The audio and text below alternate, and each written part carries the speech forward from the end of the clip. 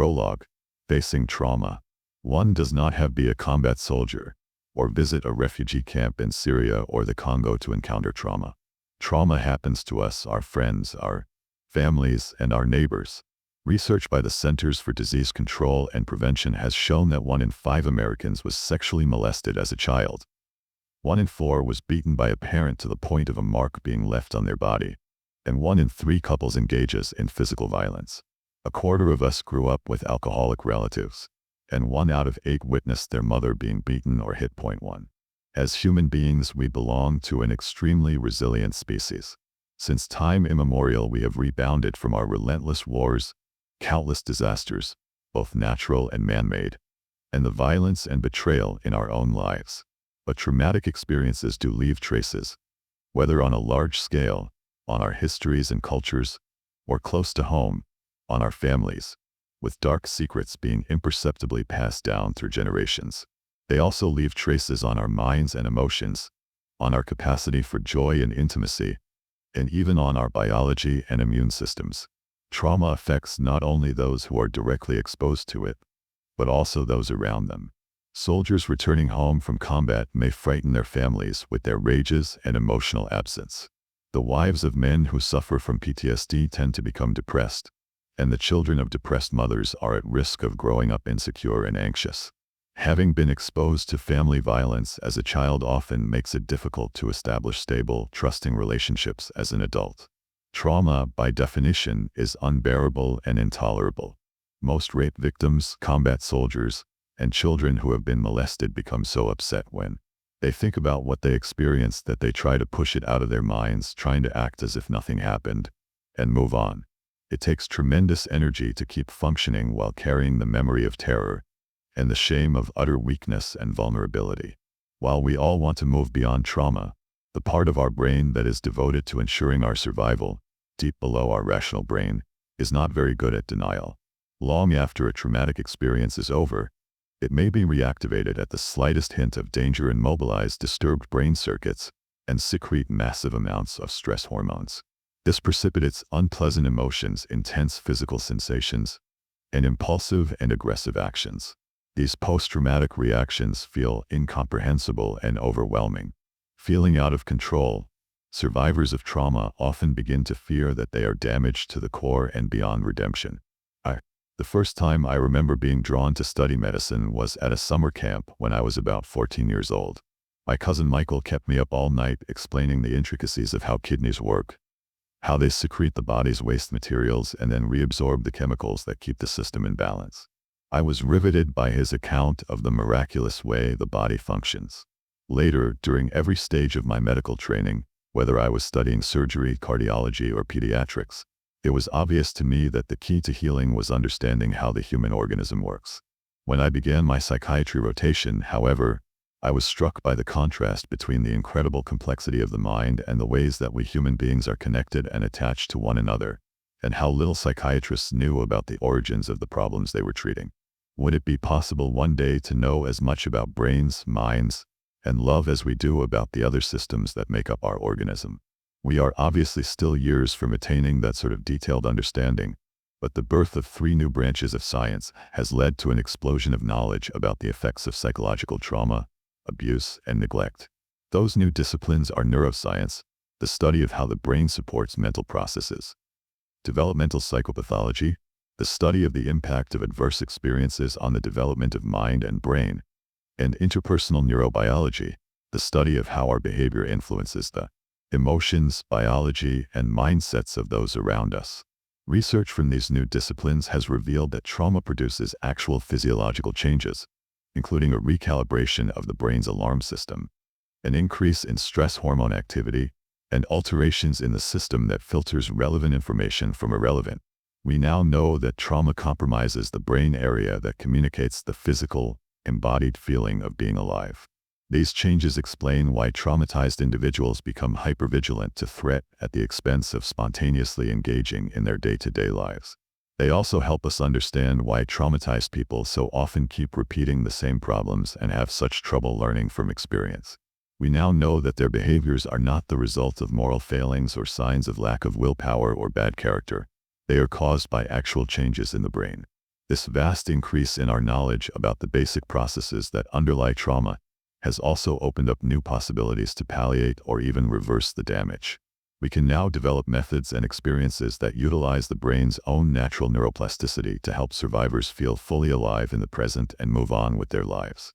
There are fundamentally three avenues. 1. Top-down, by talking, connecting with others and allowing ourselves to know and understand what is going on with us, while processing the memories of the trauma. 2. By taking medicines that shut down inappropriate alarm reactions, or by utilizing other technologies that change the way the brain organizes information. And 3. Bottom-up, by allowing the body to have experiences that deeply and viscerally contradict the helplessness, rage, or collapse that result from trauma.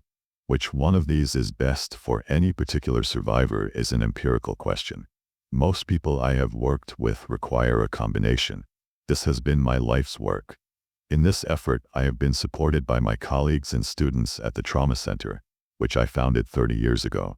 Together we have treated thousands of traumatized children and adults, victims of child abuse, natural disasters, wars, accidents, and human trafficking, people who have suffered assaults by intimates and strangers. We have a long tradition of discussing all our patients in great depth at weekly treatment team meetings and carefully tracking how well different forms of treatment work for particular individuals.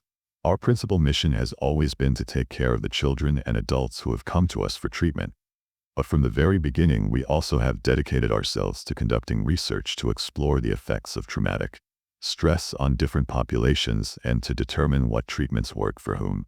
We have been supported by research grants from the National Institute of Mental Health, the National Center for Complementary and Alternative Medicine, the Centers for Disease Control, and a number of private foundations to study the efficacy of many different forms of treatment, from medications to talking, yoga, EMDR, theater, and neurofeedback. The challenge is, how can people gain control over the residues of past trauma and return to being masters of their own ship? Talking, understanding, and human connections help, and drugs can dampen hyperactive alarm systems. But we will also see that the imprints from the past can be transformed by having physical experiences that directly contradict the helplessness, rage, and collapse that are part of trauma, and thereby regaining self-mastery.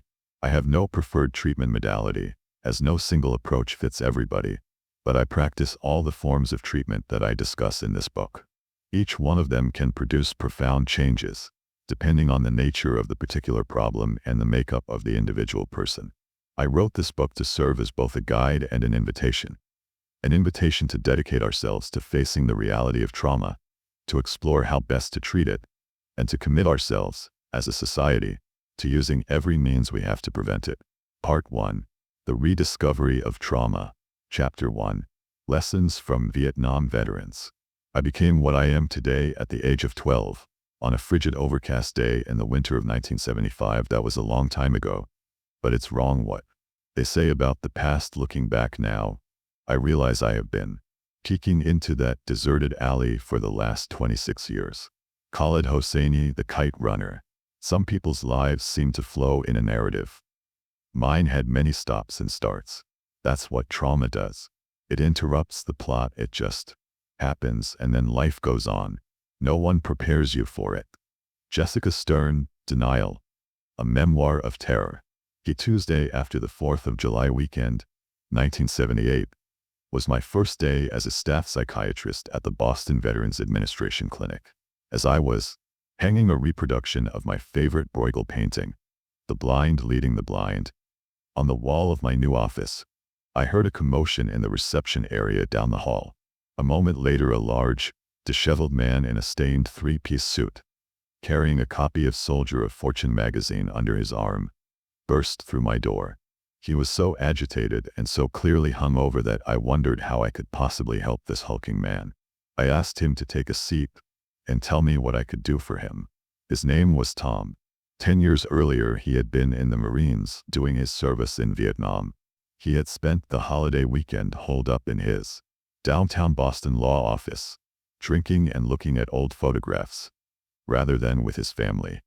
He knew from previous years' experience that the noise, the fireworks, the heat, and the picnic in his sister's backyard against the backdrop of dense early summer foliage, all of which reminded him of Vietnam, would drive him crazy.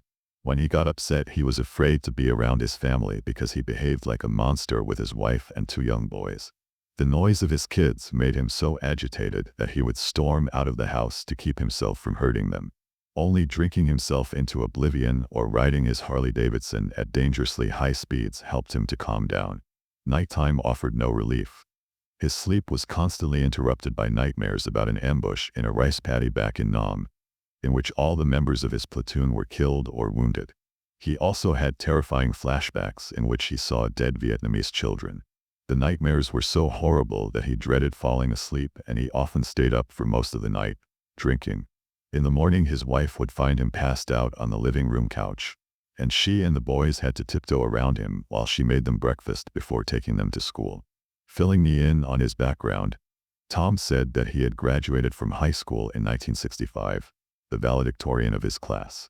In line with his family tradition of military service, he enlisted in the Marine Corps immediately after graduation. His father had served in World War II in General Patton's army, and Tom never questioned his father's expectations. Athletic, intelligent, and an obvious leader, Tom felt powerful and effective after finishing basic training. A member of a team that was prepared for just about anything. In Vietnam, he quickly became a platoon leader, in charge of 8 other Marines. Surviving slogging through the mud while being strafed by machine gun fire can leave people feeling pretty good about themselves and their comrades. At the end of his tour of duty, Tom was honorably discharged, and all he wanted was to put Vietnam behind him. Outwardly, that's exactly what he did. He attended college on the GI Bill, graduated from law school, married his high school sweetheart, and had 2 sons. Tom was upset by how difficult it was to feel any real affection for his wife, even though her letters had kept him alive in the madness of the jungle. Tom went through the motions of living a normal life, hoping that by faking it he would learn to become his old self again. He now had a thriving law practice and a picture-perfect family, but he sensed he wasn't normal. He felt dead inside. Although Tom was the first veteran I had ever encountered on a professional basis, many aspects of his story were familiar to me. I grew up in post-war Holland, playing in bombed-out buildings, the son of a man who had been such an outspoken opponent of the Nazis that he had been sent to an internment camp. My father never talked about his war experiences, but he was given to outbursts of explosive rage that stunned me as a little boy. How could the man I heard quietly going down the stairs every morning to pray and read the Bible while the rest of the family slept have such a terrifying temper? How could someone whose life was devoted to the pursuit of social justice be so filled with anger? I witnessed the same puzzling behavior in my uncle, who had been captured by the Japanese in the Dutch East Indies, now Indonesia, and sent as a slave laborer to Burma, where he worked on the famous bridge over the River Kwai. He also rarely mentioned the war, and he, too, often erupted into uncontrollable rages. As I listened to Tom, I wondered if my uncle and my father had had nightmares and flashbacks. If they, too, had felt disconnected from their loved ones and unable to find any real pleasure in their lives. Somewhere in the back of my mind there must also have been my memories of my frightened, and often frightening mother, whose own childhood trauma was sometimes alluded to and, I now believe, was frequently reenacted. She had the unnerving habit of fainting when I asked her what her life was like as a little girl and then blaming me for making her so upset. Reassured by my obvious interest, Tom settled down to tell me just how scared and confused he was. He was afraid that he was becoming just like his father, who was always angry and rarely talked with his children, except to compare them unfavorably with his comrades who had lost their lives around Christmas 1944, during the Battle of the Bulge. As the session was drawing to a close, I did what doctors typically do. I focused on the one part of Tom's story that I thought I understood, his nightmares. As a medical student, I had worked in a sleep laboratory, observing people's sleep/dream cycles, and had assisted in writing some articles about nightmares. I had also participated in some early research on the beneficial effects of the psychoactive drugs that were just coming into use in the 1970s.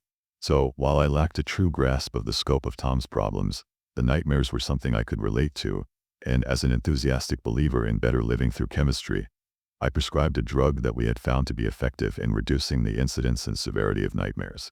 I scheduled Tom for a follow-up visit 2 weeks later. When he returned for his appointment, I eagerly asked Tom how the medicines had worked.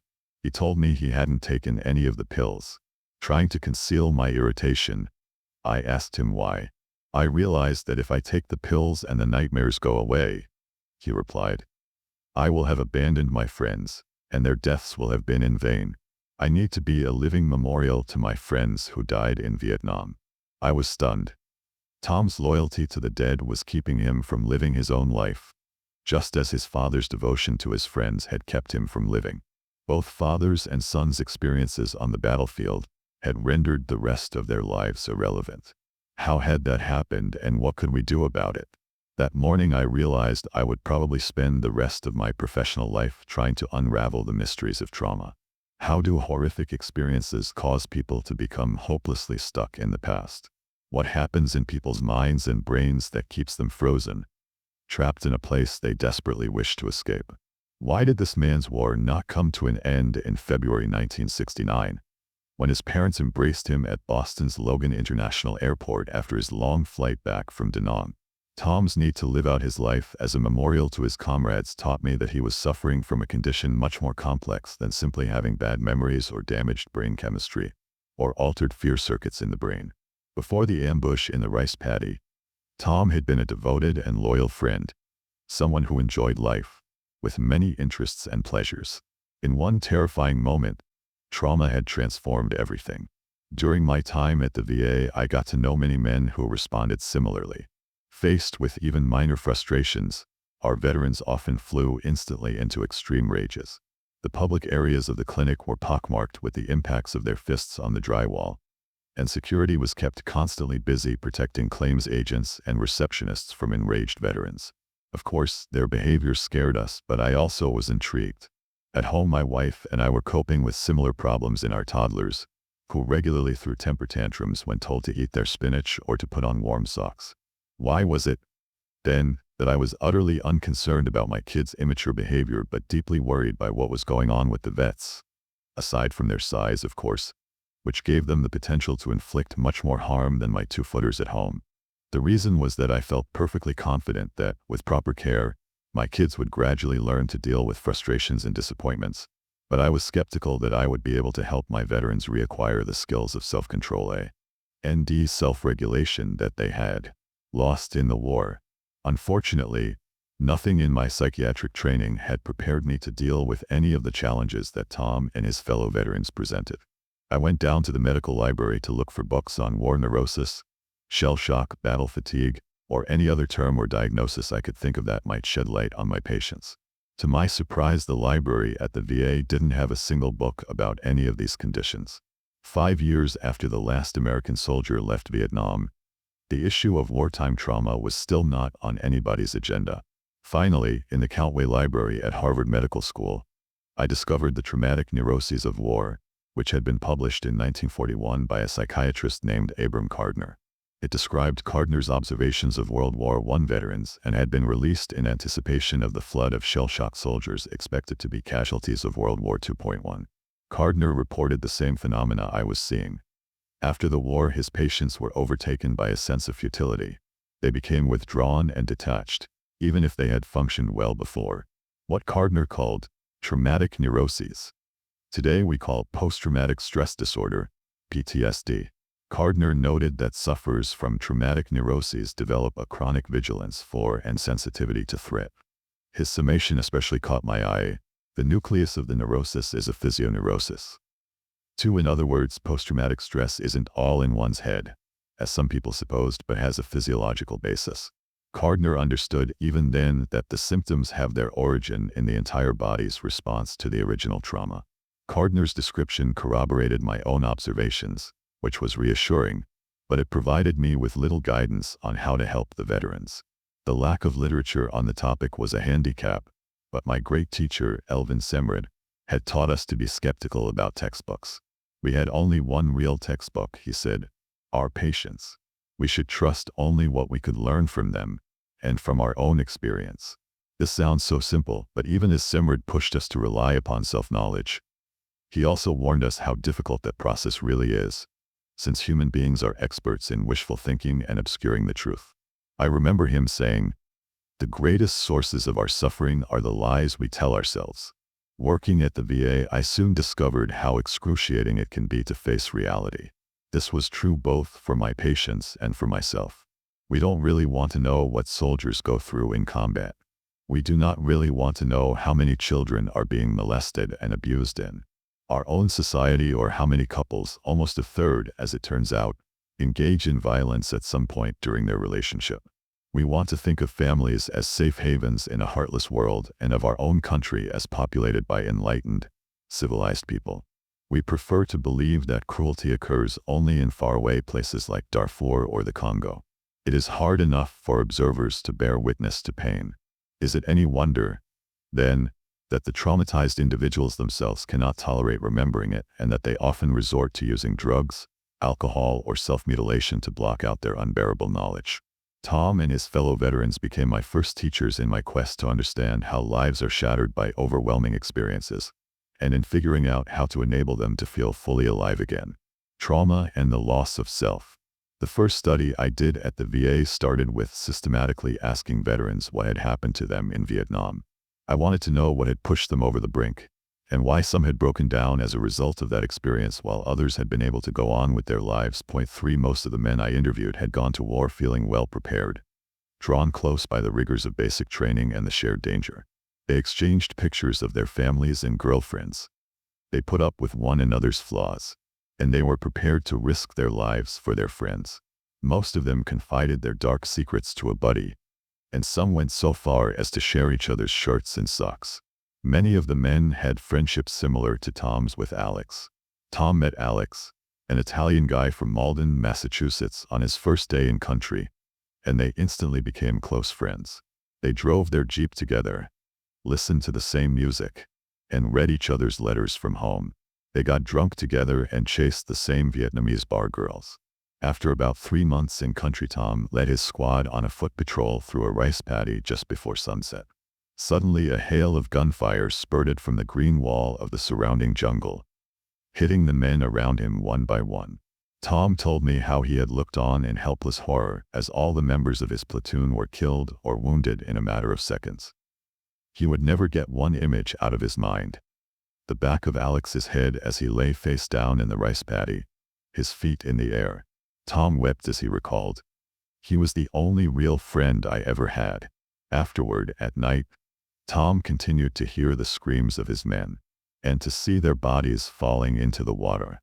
Any sounds, smells, or images that reminded him of the ambush, like the popping of firecrackers on the 4th of July, made him feel just as paralyzed, terrified, and enraged as he had the day the helicopter evacuated him from the rice paddy. Maybe even worse for Tom than the recurrent flashbacks of the ambush was the memory of what happened afterward. I could easily imagine how Tom's rage about his friend's death had led to the calamity that followed. It took him months of dealing with his paralyzing shame before he could tell me about it. Since time immemorial, veterans, like Achilles in Homer's Iliad, have responded to the death of their comrades with unspeakable acts of revenge. The day after the ambush, Tom went into a frenzy to a neighboring village, killing children, shooting an innocent farmer, and raping a Vietnamese woman. After that, it became truly impossible for him to go home again in any meaningful way. How can you face your sweetheart and tell her that you brutally raped a woman just like her? Or watch your son take his first step when you are reminded of the child you murdered?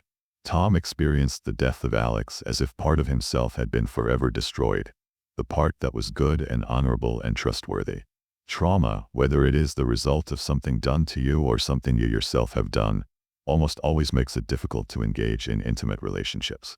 After you have experienced something so unspeakable, how do you learn to trust yourself or anyone else again? Or, conversely, how can you surrender to an intimate relationship after you have been brutally violated?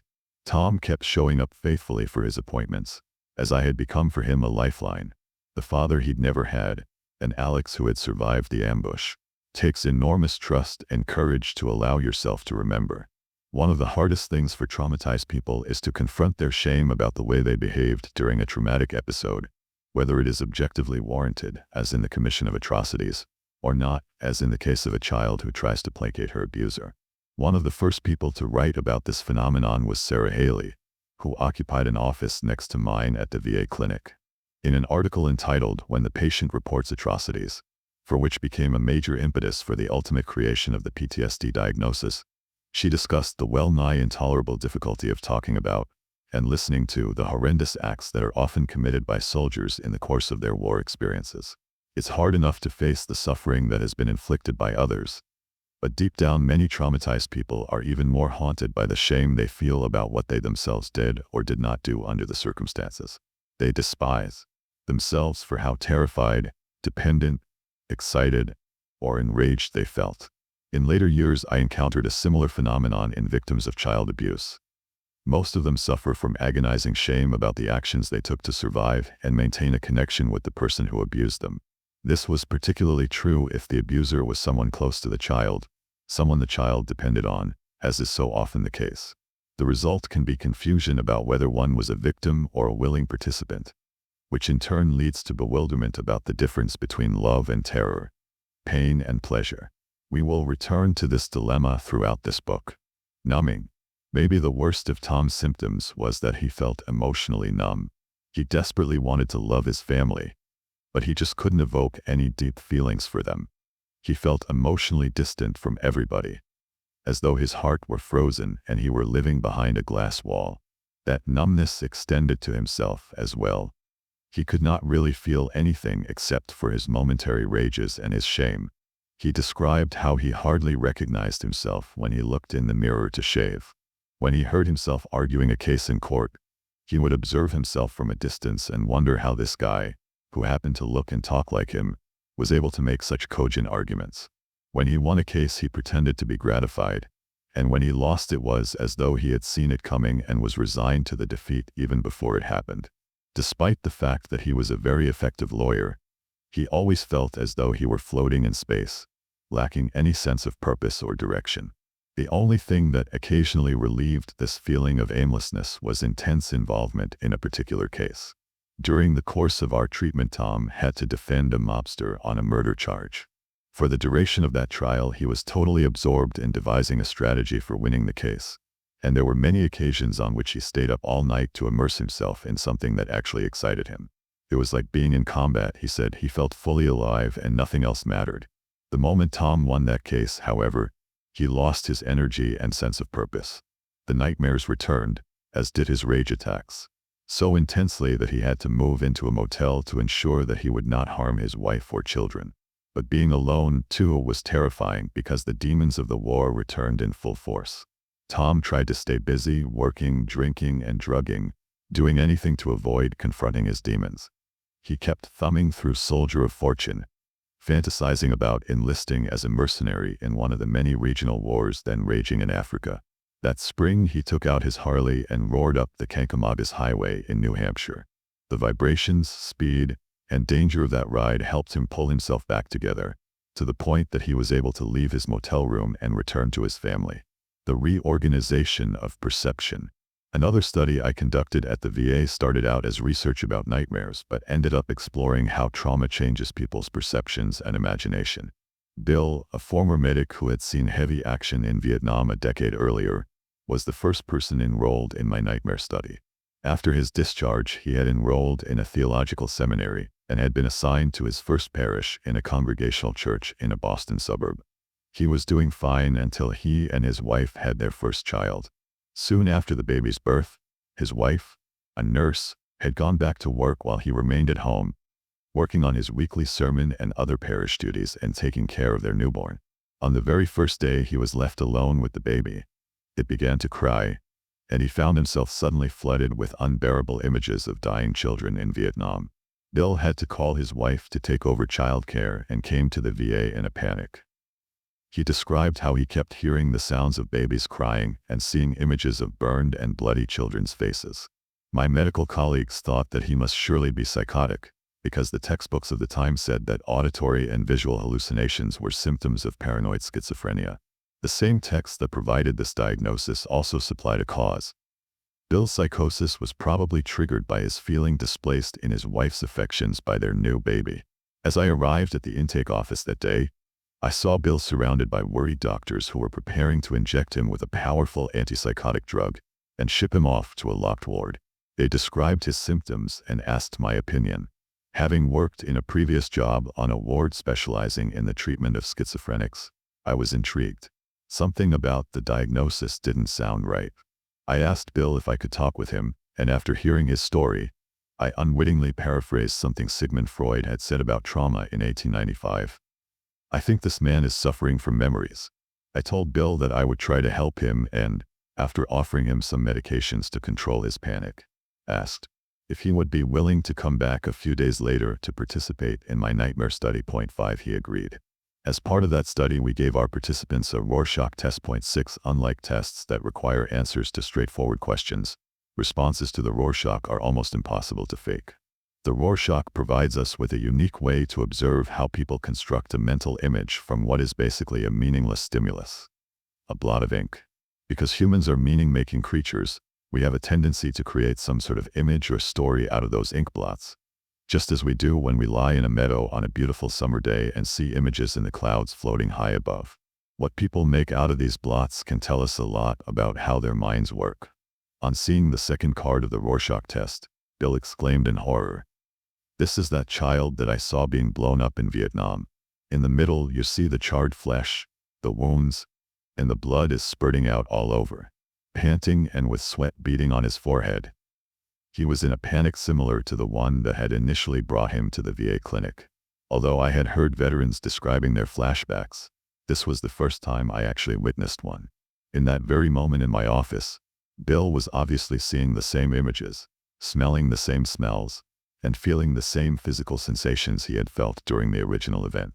10 years after helplessly holding a dying baby in his arms, Bill was reliving the trauma in response to an ink blot. Experiencing Bill's flashback firsthand in my office helped me realize the agony that regularly visited the veterans I was trying to treat, and helped me appreciate again how critical it was to find a solution.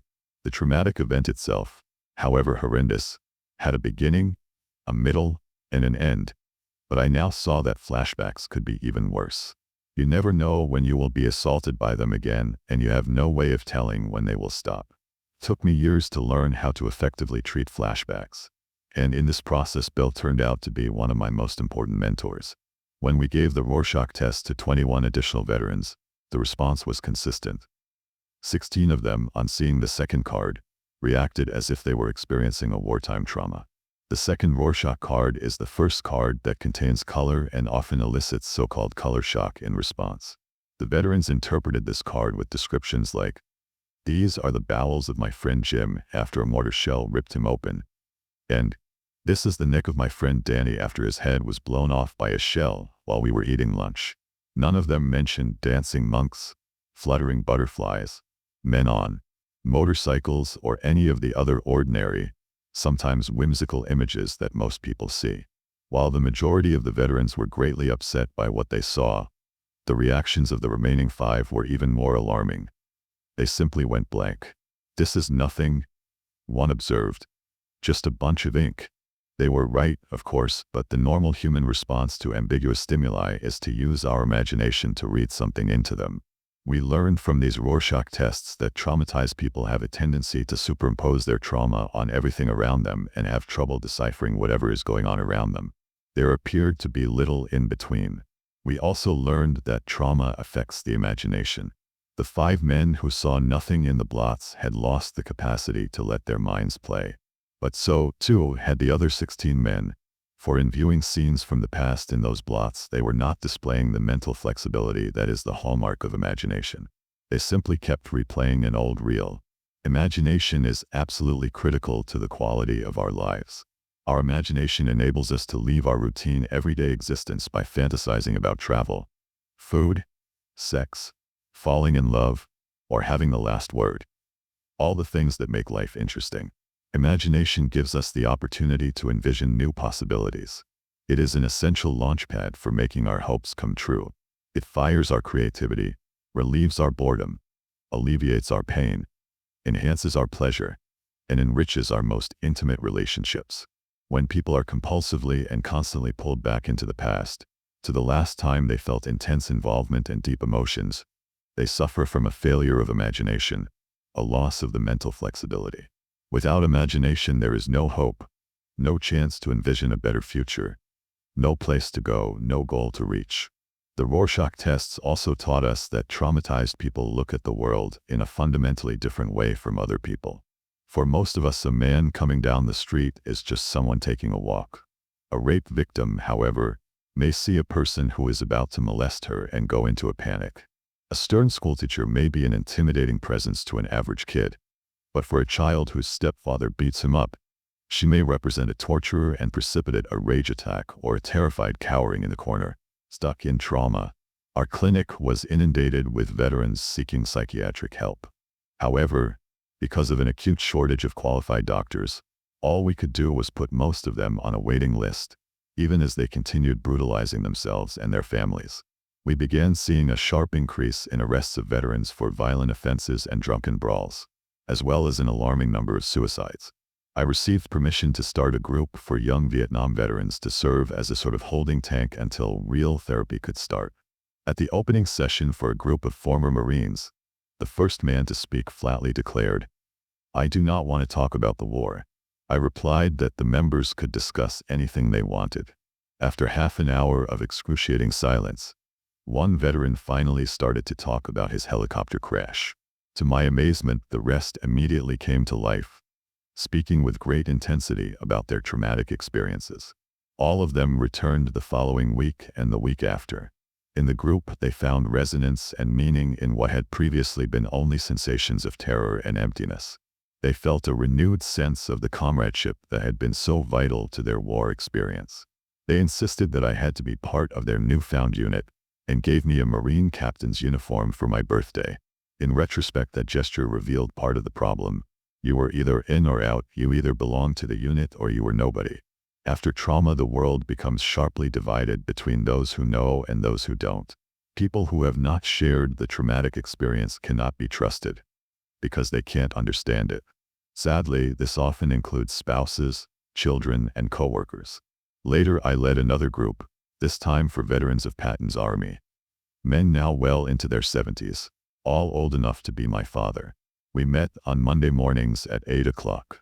In Boston, winter snowstorms occasionally paralyzed the public transit system, but to my amazement, all of them showed up even during blizzards, some of them trudging several miles through the snow to reach the VA clinic. For Christmas, they gave me a 1940s GI issue wristwatch. As had been the case with my group of Marines, I could not be their doctor unless they made me one of them. Moving as these experiences were, the limits of group therapy became clear when I urged the men to talk about the issues they confronted in their daily lives. Their relationships with their wives, children, girlfriends, and family. Dealing with their bosses and finding satisfaction in their work. Their heavy use of alcohol. Their typical response was to balk and resist and instead recount yet again how they had plunged a dagger through the heart of a German soldier in the Hurtgen forest, or how their helicopter had been shot down in the jungles of Vietnam.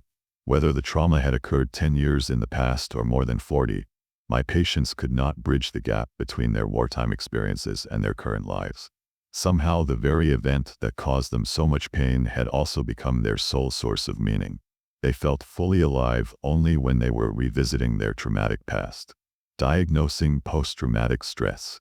In those early days at the VA, we labeled our veterans with all sorts of diagnoses: alcoholism, substance abuse, depression, mood disorder, even schizophrenia. And we tried every treatment in our textbooks. But for all our efforts, it became clear that we were actually accomplishing very little. The powerful drugs we prescribed often left the men in such a fog that they could barely function. When we encouraged them to talk about the precise details of a traumatic event, we often inadvertently triggered a full-blown flashback, rather than helping them resolve the issue. Many of them dropped out of treatment because we were not only failing to help, but also sometimes making things worse. A turning point arrived in 1980, when a group of Vietnam veterans, aided by the New York psychoanalysts Haim Shatan and Robert J. Lifton, successfully lobbied the American Psychiatric Association to create a new diagnosis: post-traumatic stress disorder, PTSD, which described a cluster of symptoms that was common, to a greater or lesser extent, to all of our veterans. Systematically identifying the symptoms and grouping them together into a disorder finally gave a name to the suffering of people who were overwhelmed by horror and helplessness. With the conceptual framework of PTSD in place, the stage was set for a radical change in our understanding of our patients. This eventually led to an explosion of research and attempts at finding effective treatments. Inspired by the possibilities presented by this new diagnosis, I proposed a study on the biology of traumatic memories to the VA. Did the memories of those suffering from PTSD differ from those of others? For most people, the memory of an unpleasant event eventually fades or is transformed into something more benign. But most of our patients were unable to make their past into a story that happened long ago. Point 7. The opening line of the grant rejection read, "It has never been shown that PTSD is relevant to the mission of the Veterans Administration." Since then, of course, the mission of the VA has become organized around the diagnosis of PTSD and brain injury, and considerable resources are dedicated to applying evidence-based treatments to traumatized war veterans. But at the time, things were different, and unwilling to keep working in an organization whose view of reality was so at odds with my own, I handed in my resignation. In 1982, I took a position at the Massachusetts Mental Health Center, the Harvard teaching hospital where I had trained to become a psychiatrist. My new responsibility was to teach a fledgling area of study: psychopharmacology, the administration of drugs to alleviate mental illness. In my new job, I was confronted on an almost daily basis with issues I thought I had left behind at the VA. My experience with combat veterans had so sensitized me to the impact of trauma that I now listened with a very different ear when depressed and anxious patients told me stories of molestation and family violence. I was particularly struck by how many female patients spoke of being sexually abused as children. This was puzzling, as the standard textbook of psychiatry at the time stated that incest was extremely rare in the United States, occurring about once in every million women. 8. Given that there were then only about 100 million women living in the United States, I wondered how 47, almost half of them, had found their way to my office in the basement of the hospital. Furthermore, the textbook said, "There is little agreement about the role of father-daughter incest as a source of serious subsequent psychopathology." My patients with incest histories were hardly free of subsequent psychopathology. They were profoundly depressed, confused, and often engaged in bizarrely self-harmful behaviors, such as cutting themselves with razor blades.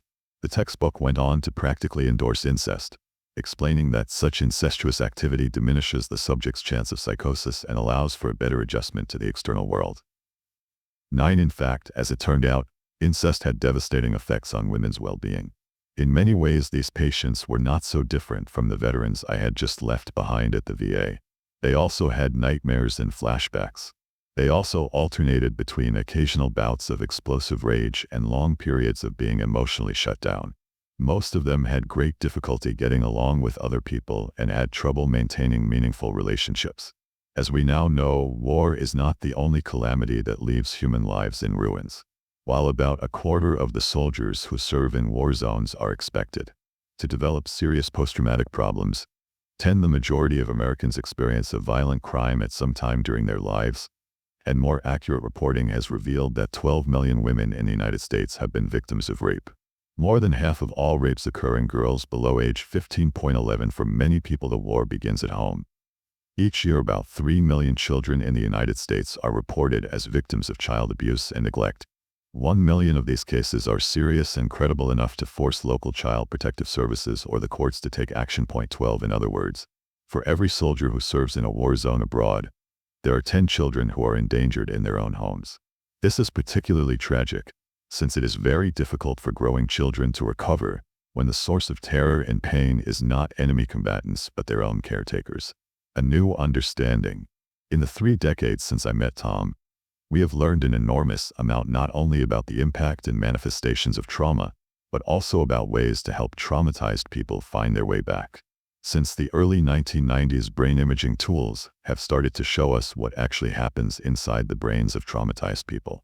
This has proven essential to understanding the damage inflicted by trauma and has guided us to formulate entirely new avenues of repair. We have also begun to understand how overwhelming experiences affect our innermost sensations and our relationship to our physical reality, the core of who we are. We have learned that trauma is not just an event that took place sometime in the past. It is also the imprint left by that experience on mind, brain, and body.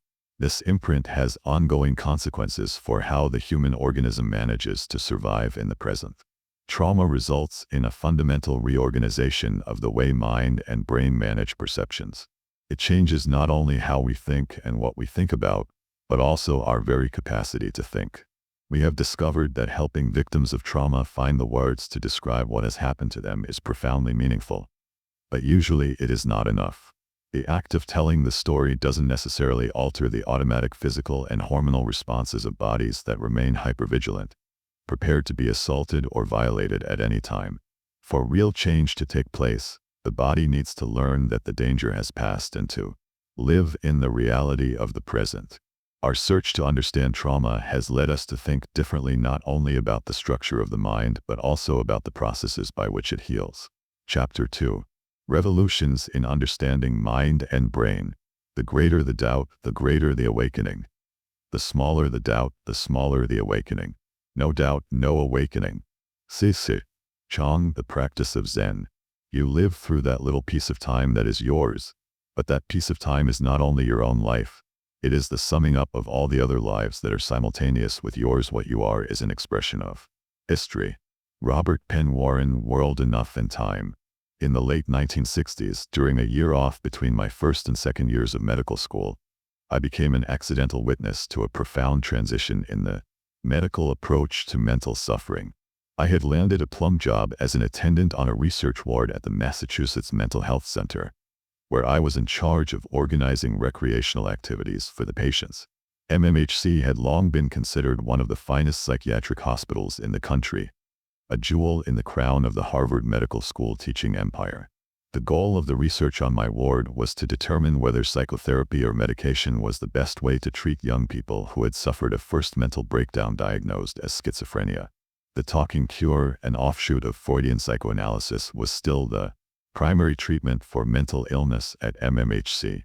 However, in the early 1950s, a group of French scientists had discovered a new compound, chlorpromazine, sold under the brand name Thorazine, that could tranquilize patients and make them less agitated and delusional. That inspired hope that drugs could be developed to treat serious mental problems such as depression, panic, anxiety, and mania, as well as to manage some of the most disturbing symptoms of schizophrenia.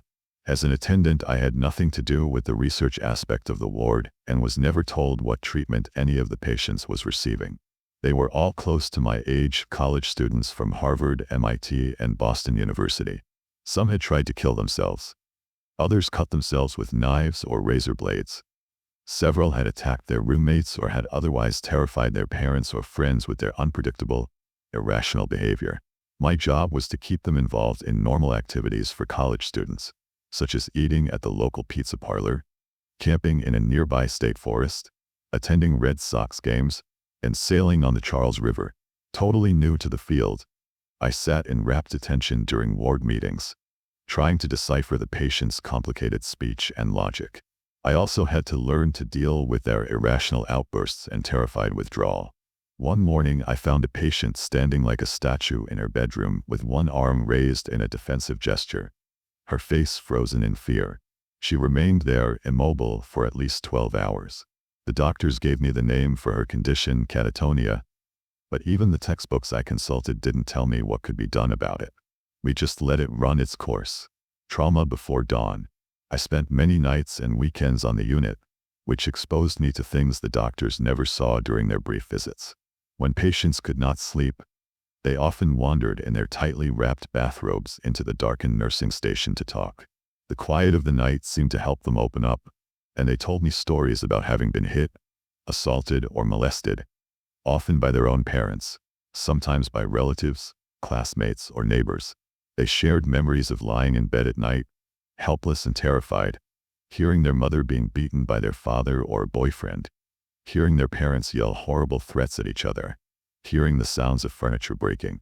Others told me about fathers who came home drunk, hearing their footsteps on the landing and how they waited for them to come in, pull them out of bed, and punish them for some imagined offense.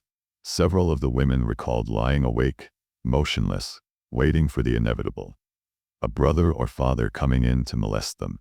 During morning rounds, the young doctors presented their cases to their supervisors, a ritual that the ward attendants were allowed to observe in silence. They rarely mentioned stories like the ones I'd heard. However, many later studies have confirmed the relevance of those midnight confessions. We now know that more than half the people who seek psychiatric care have been assaulted, abandoned, neglected, or even raped as children, or have witnessed violence in their families. Point 1. But such experiences seem to be off the table during rounds. I was often surprised by the dispassionate way patients' symptoms were discussed, and by how much time was spent on trying to manage their suicidal thoughts and self-destructive behaviors, rather than on understanding the possible causes of their despair and helplessness. I was also struck by how little attention was paid to their accomplishments and aspirations, whom they cared for, loved, or hated, what motivated and engaged them, what kept them stuck, and what made them feel at peace, the ecology of their lives. A few years later, as a young doctor, I was confronted with an especially stark example of the medical model in action. I was then moonlighting at a Catholic hospital, doing physical examinations on women who'd been admitted to receive electroshock treatment for depression. Being my curious immigrant self, I'd look up from their charts to ask them about their lives. Many of them spilled out stories about painful marriages, difficult children, and guilt over abortions. As they spoke, they visibly brightened and often thanked me effusively for listening to them. Some of them wondered if they really still needed electroshock after having gotten so much off their chests. I always felt sad at the end of these meetings, knowing that the treatments that would be administered the following morning would erase all memory of our conversation. I did not last long in that job. On my days off from the ward at MMHC, I often went to the Countway Library of Medicine to learn more about the patients I was supposed to help. One Saturday afternoon, I came across a treatise that is still revered today, Eugen Bleuler's 1911 textbook Dementia Praecox. Bleuler's observations were fascinating. Among schizophrenic body hallucinations, the sexual ones are by far the most frequent and the most important. All the raptures and joys of normal and abnormal sexual satisfaction are experienced by these patients. But even more frequently, every obscene and disgusting practice which the most extravagant fantasy can conjure up. Male patients have their semen drawn off. Painful erections are stimulated. The women patients are raped and injured in the most devilish ways in spite of the symbolic meaning of many such hallucinations. The majority of them correspond to real sensations. Point 2. This made me wonder, our patients had hallucinations. The doctors routinely asked about them and noted them as signs of how disturbed the patients were. But if the stories I'd heard in the wee hours were true, could it be that these hallucinations were in fact the fragmented memories of real experiences? Were hallucinations just the concoctions of sick brains? Could people make up physical sensations they had never experienced? Was there a clear line between creativity and pathological imagination? Between memory and imagination? These questions remain unanswered to this day, but research has shown that people who've been abused as children often feel sensations, such as abdominal pain, that have no obvious physical cause. They hear voices warning of danger or accusing them of heinous crimes. There was no question that many patients on the ward engaged in violent, bizarre, and self-destructive behaviors, particularly when they felt frustrated, thwarted, or misunderstood. They threw temper tantrums, hurled plates, smashed windows, and cut themselves with shards of glass.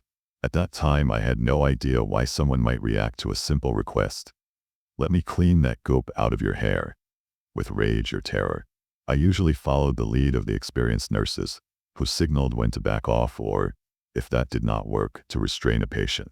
I was surprised and alarmed by the satisfaction I sometimes felt after I'd wrestled a patient to the floor so a nurse could give an injection, and I gradually realized how much of our professional training was geared to helping us stay in control in the face of terrifying and confusing realities. Sylvia was a gorgeous 19-year-old Boston University student who usually sat alone in the corner of the ward, looking frightened to death and virtually mute, but whose reputation as the girlfriend of an important Boston mafioso gave her an aura of mystery. After she refused to eat for more than a week and rapidly started to lose weight, the doctors decided to force-feed her. It took 3 of us to hold her down, another to push the rubber feeding tube down her throat, and a nurse to pour the liquid nutrients into her stomach. Later, during a midnight confession, Sylvia spoke timidly and hesitantly about her childhood sexual abuse by her brother and uncle. I realized then our display of caring must have felt to her much like a gang rape. This experience and others like it helped me formulate this rule for my students. If you do something to a patient that you would not do to your friends or children, Consider whether you are unwittingly replicating a trauma from the patient's past. In my role as recreation leader, I noticed other things. As a group, the patients were strikingly clumsy and physically uncoordinated. When we went camping, most of them stood helplessly by as I pitched the tents. We almost capsized once in a squall on the Charles River because they huddled rigidly in the lee, unable to grasp that they needed to shift position to balance the boat. In volleyball games, the staff members invariably were much better coordinated than the patients. Another characteristic they shared was that even their most relaxed conversations seemed stilted, lacking the natural flow of gestures and facial expressions that are typical among friends. The relevance of these observations became clear only after I'd met the body-based therapists Peter Levine and Pat Ogden. In the later chapters, I'll have a lot to say about how trauma is held in people's bodies. Making sense of suffering.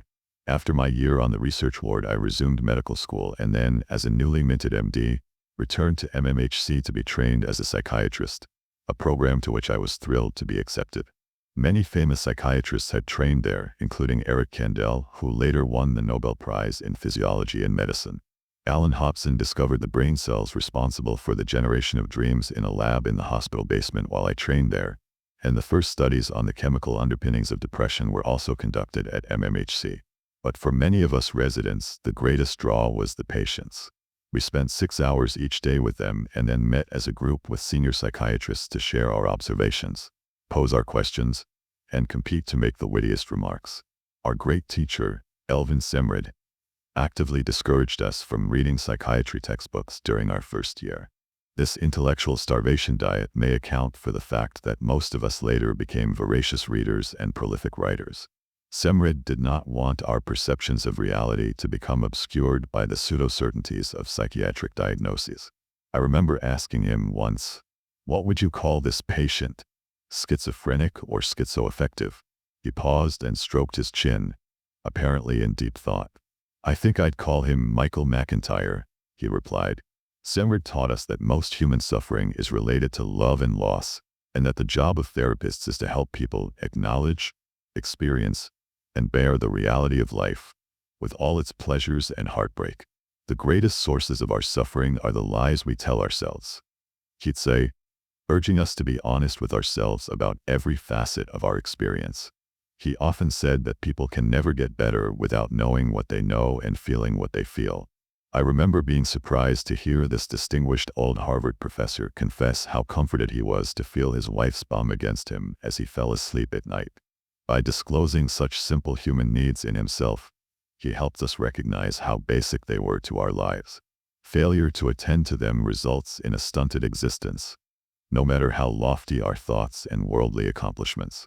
Healing, he told us, depends on experiential knowledge. You can be fully in charge of your life only if you can acknowledge the reality of your body in all its visceral dimensions. Our profession, however, was moving in a different direction. In 1968, the American Journal of Psychiatry had published the results of the study from the ward where I'd been an attendant. They showed unequivocally that schizophrenic patients who received drugs alone had a better outcome than those who talked 3 times a week with the best therapists in Boston. Point 3. This study was one of many milestones on a road that gradually changed how medicine and psychiatry approached psychological problems.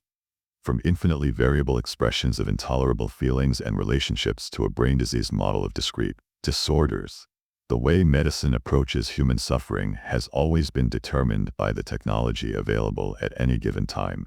Before the Enlightenment, aberrations in behavior were ascribed to God, sin, magic, witches, and evil spirits. It was only in the 19th century that scientists in France and Germany began to investigate behavior as an adaptation to the complexities of the world. Now a new paradigm was emerging. Anger, lust, pride, greed, avarice, and sloth, as well as all the other problems we humans have always struggled to manage, were recast as disorders that could be fixed by the administration of appropriate chemicals. Point 4. Many psychiatrists were relieved and delighted to become real scientists, just like their med school classmates who had laboratories, animal experiments, expensive equipment, and complicated diagnostic tests, and set aside the woolly-headed theories of philosophers like Freud and Jung. A major textbook of psychiatry went so far as to state, "The cause of mental illness is now considered an aberration of the brain, a chemical imbalance." 5. Like my colleagues, I eagerly embraced the pharmacological revolution. In 1973, I became the first chief resident in psychopharmacology at MMHC. I may also have been the first psychiatrist in Boston to administer lithium to a manic depressive patient. I'd read about John Cade's work with lithium in Australia, and I received permission from a hospital committee to try it. On lithium, a woman who had been manic every May for the past 35 years, and suicidally depressed every November, stopped cycling and remained stable for the 3 years she was under my care. I was also part of the first U.S. research team to test the antipsychotic Clozaril on chronic patients who were warehoused in the back wards of the old insane asylums. 6. Some of their responses were miraculous. People who had spent much of their lives locked in their own separate, terrifying realities were now able to return to their families and communities. Patients mired in darkness and despair started to respond to the beauty of human contact and the pleasures of work and play. These amazing results made us optimistic that we could finally conquer human misery. Antipsychotic drugs were a major factor in reducing the number of people living in mental hospitals in the United States, from over 500,000 in 1955 to fewer than 100,000 in 1996.7 for people today who did not know the world before the advent of these treatments. The change is almost unimaginable. As a first-year medical student, I visited Kankakee State Hospital in Illinois and saw a burly ward attendant hose down dozens of filthy, naked, incoherent patients in an unfurnished day room supplied with gutters for the runoff water. This memory now seems more like a nightmare than like something I witnessed with my own eyes. My first job after finishing my residency in 1974 was as the second-to-last director of a once venerable institution, the Boston State Hospital, which had formerly housed thousands of patients and been spread over hundreds of acres with dozens of buildings, including greenhouses, gardens, and workshops, most of them by then in ruins. During my time there, patients were gradually dispersed into the community, the blanket term for the anonymous shelters and nursing homes where most of them ended up. Ironically, the hospital was started as an asylum, a word meaning sanctuary, that gradually took on a sinister connotation. It actually did offer a sheltered community where everybody knew the patients' names and idiosyncrasies. In 1979, shortly after I went to work at the VA, the Boston State Hospital's gates were permanently locked, and it became a ghost town. During my time at Boston State, I continued to work in the MMHC psychopharmacology lab, which was now focusing on another direction for research. In the 1960s, scientists at the National Institutes of Health had begun to develop techniques for isolating and measuring hormones and neurotransmitters in blood and the brain. Neurotransmitters are chemical messengers that carry information from neuron to neuron, enabling us to engage effectively with the world. Now that scientists were finding evidence that abnormal levels of norepinephrine were associated with depression and of dopamine with schizophrenia, there was hope that we could develop drugs that target specific brain abnormalities. That hope was never fully realized, but our efforts to measure how drugs could affect mental symptoms led to another profound change in the profession. Researchers' need for a precise and systematic way to communicate their findings resulted in the development of the so-called research diagnostic criteria, to which I contributed as a lowly research assistant. These eventually became the basis for the first systematic system to diagnose psychiatric problems, the American Psychiatric Association's Diagnostic and Statistical Manual of Mental Disorders, DSM, which is commonly referred to as the Bible of Psychiatry. The foreword to the landmark 1980 DSM-3 was appropriately modest and acknowledged that this diagnostic system was imprecise. So imprecise that it never should be used for forensic or insurance purposes. 8. As we will see, that modesty was tragically short-lived. Inescapable shock. Preoccupied with so many lingering questions about traumatic stress, I became intrigued with the idea that the nascent field of neuroscience could provide some answers and started to attend the meetings of the American College of Neuropsychopharmacology, ACNP. In 1984, the ACNP offered many fascinating lectures about drug development, but it was not until a few hours before my scheduled flight back to Boston that I heard a presentation by Stephen Meyer of the University of Colorado, who had collaborated with Martin Seligman of the University of Pennsylvania. His topic was learned helplessness in animals. Meyer and Seligman had repeatedly administered painful electric shocks to dogs who were trapped in locked cages. They called this condition inescapable shock. 9. Being a dog lover, I realized that I could never have done such research myself, but I was curious about how this cruelty would affect the animals. After administering several courses of electric shock, The researchers opened the doors of the cages and then shocked the dogs again. A group of control dogs who had never been shocked before immediately ran away, but the dogs who had earlier been subjected to inescapable shock made no attempt to flee. Even when the door was wide open, they just lay there, whimpering and defecating. The mere opportunity to escape does not necessarily make traumatized animals, or people, take the road to freedom. Like Meyer and Seligman's dogs, many traumatized people simply give up. Rather than risk experimenting with new options, they stay stuck in the fear they know. I was riveted by Meyer's account. What they had done to these poor dogs was exactly what had happened to my traumatized human patients. They, too, had been exposed to somebody or something who had inflicted terrible harm on them, harm they had no way of escaping. I made a rapid mental review of the patients I had treated. Almost all had in some way been trapped or immobilized, unable to take action to stave off the inevitable. Their fight/flight response had been thwarted, and the result was either extreme agitation or collapse. Meyer and Seligman also found that traumatized dogs secreted much larger amounts of stress hormones than was normal. This supported what we were beginning to learn about the biological underpinnings of traumatic stress. A group of young researchers, among them Steve Southwick and John Crystal at Yale, Arya Shalev at Hadassah Medical School in Jerusalem, Frank Putnam at the National Institute of Mental Health, NIM, and Roger Pittman later at Harvard, were all finding that traumatized people keep secreting large amounts of stress hormones long after the actual danger has passed. And Rachel Yehuda at Mount Sinai in New York confronted us with her seemingly paradoxical findings that the levels of the stress hormone cortisol are low in PTSD. Her discoveries only started to make sense when her research clarified that cortisol puts an end to the stress response by sending an all-safe signal, and that, in PTSD, the body's stress hormones do, in fact, not return to baseline after the threat has passed. Ideally, our stress hormone system should provide a lightning-fast response to threat, but then quickly return us to equilibrium. In PTSD patients, however, the stress hormone system fails at this balancing act. Fight/flight/freeze signals continue after the danger is over and, as in the case of the dogs, do not return to normal. Instead, the continued secretion of stress hormones is expressed as agitation and panic and, in the long term, wreaks havoc with their health. I missed my plane that day because I had to talk with Steve Meyer. His workshop offered clues not only about the underlying problems of my patients but also potential keys to their resolution. For example, he and Seligman had found that the only way to teach the traumatized dogs to get off the electric grids when the doors were open was to repeatedly drag them out of their cages so they could physically experience how they could get away. I wondered if we also could help my patients with their fundamental orientation that there was nothing they could do to defend themselves.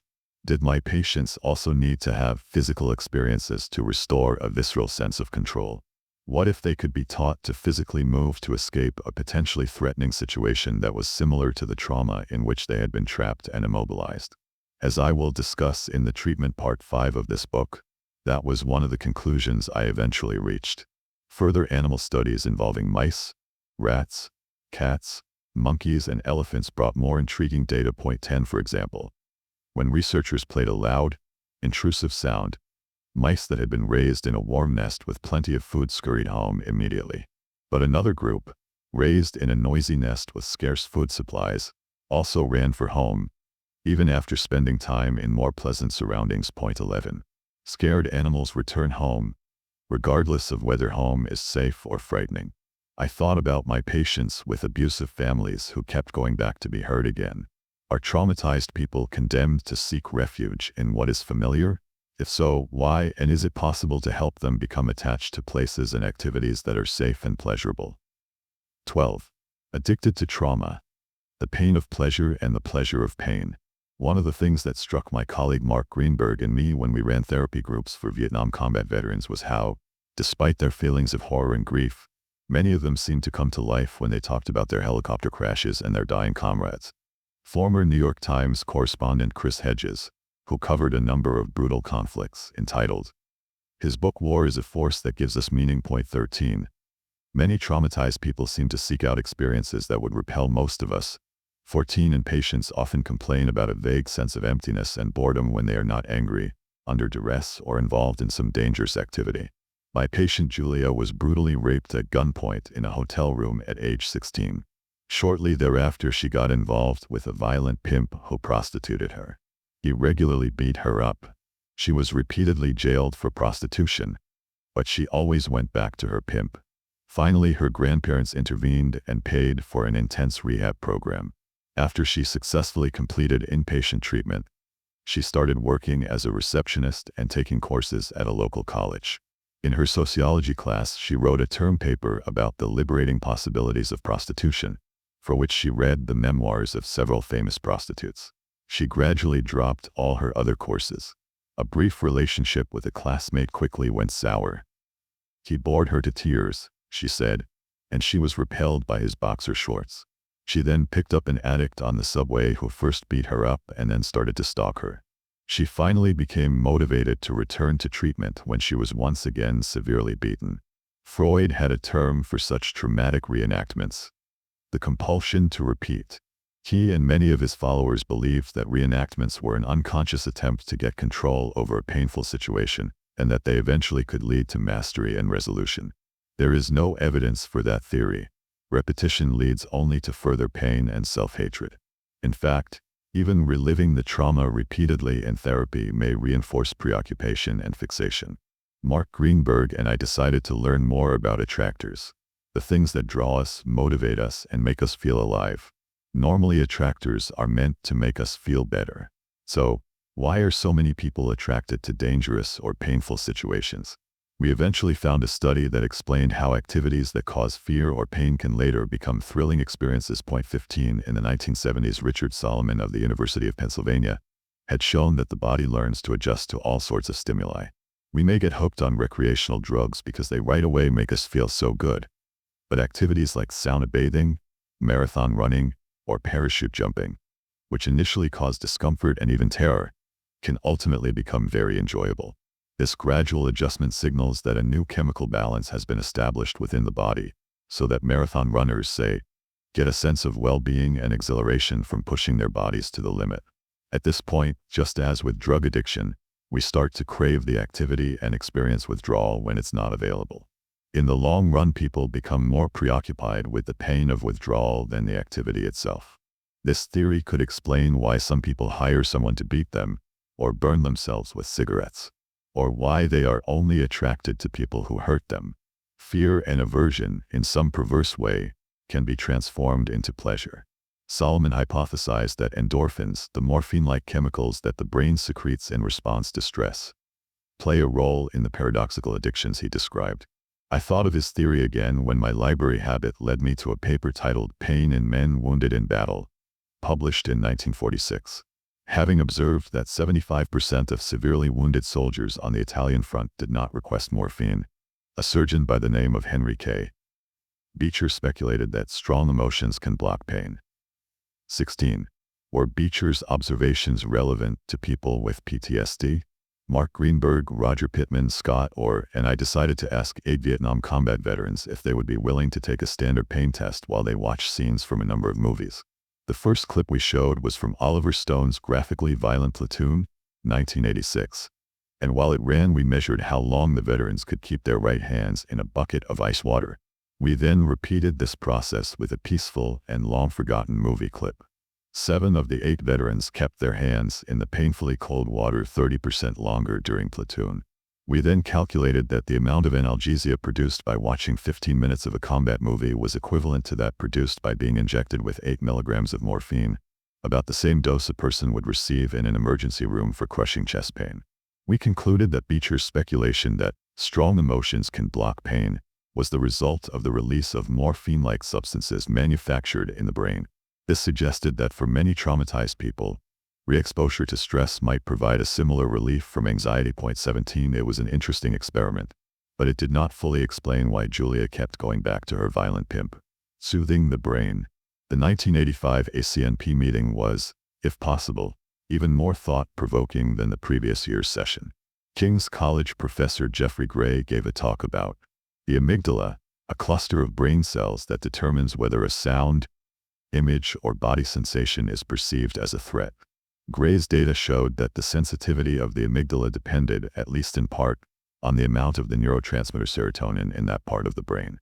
Animals with low serotonin levels were hyperreactive to stressful stimuli like loud sounds, while higher levels of serotonin dampen their fear system, making them less likely to become aggressive or frozen in response to potential threats. Point 18. That struck me as an important finding. My patients were always blowing up in response to small provocations and felt devastated by the slightest rejection. I became fascinated by the possible role of serotonin in PTSD. Other researchers had shown that dominant male monkeys had much higher levels of brain serotonin than lower-ranking animals, but that their serotonin levels dropped when they were prevented from maintaining eye contact with the monkeys they had once lorded over.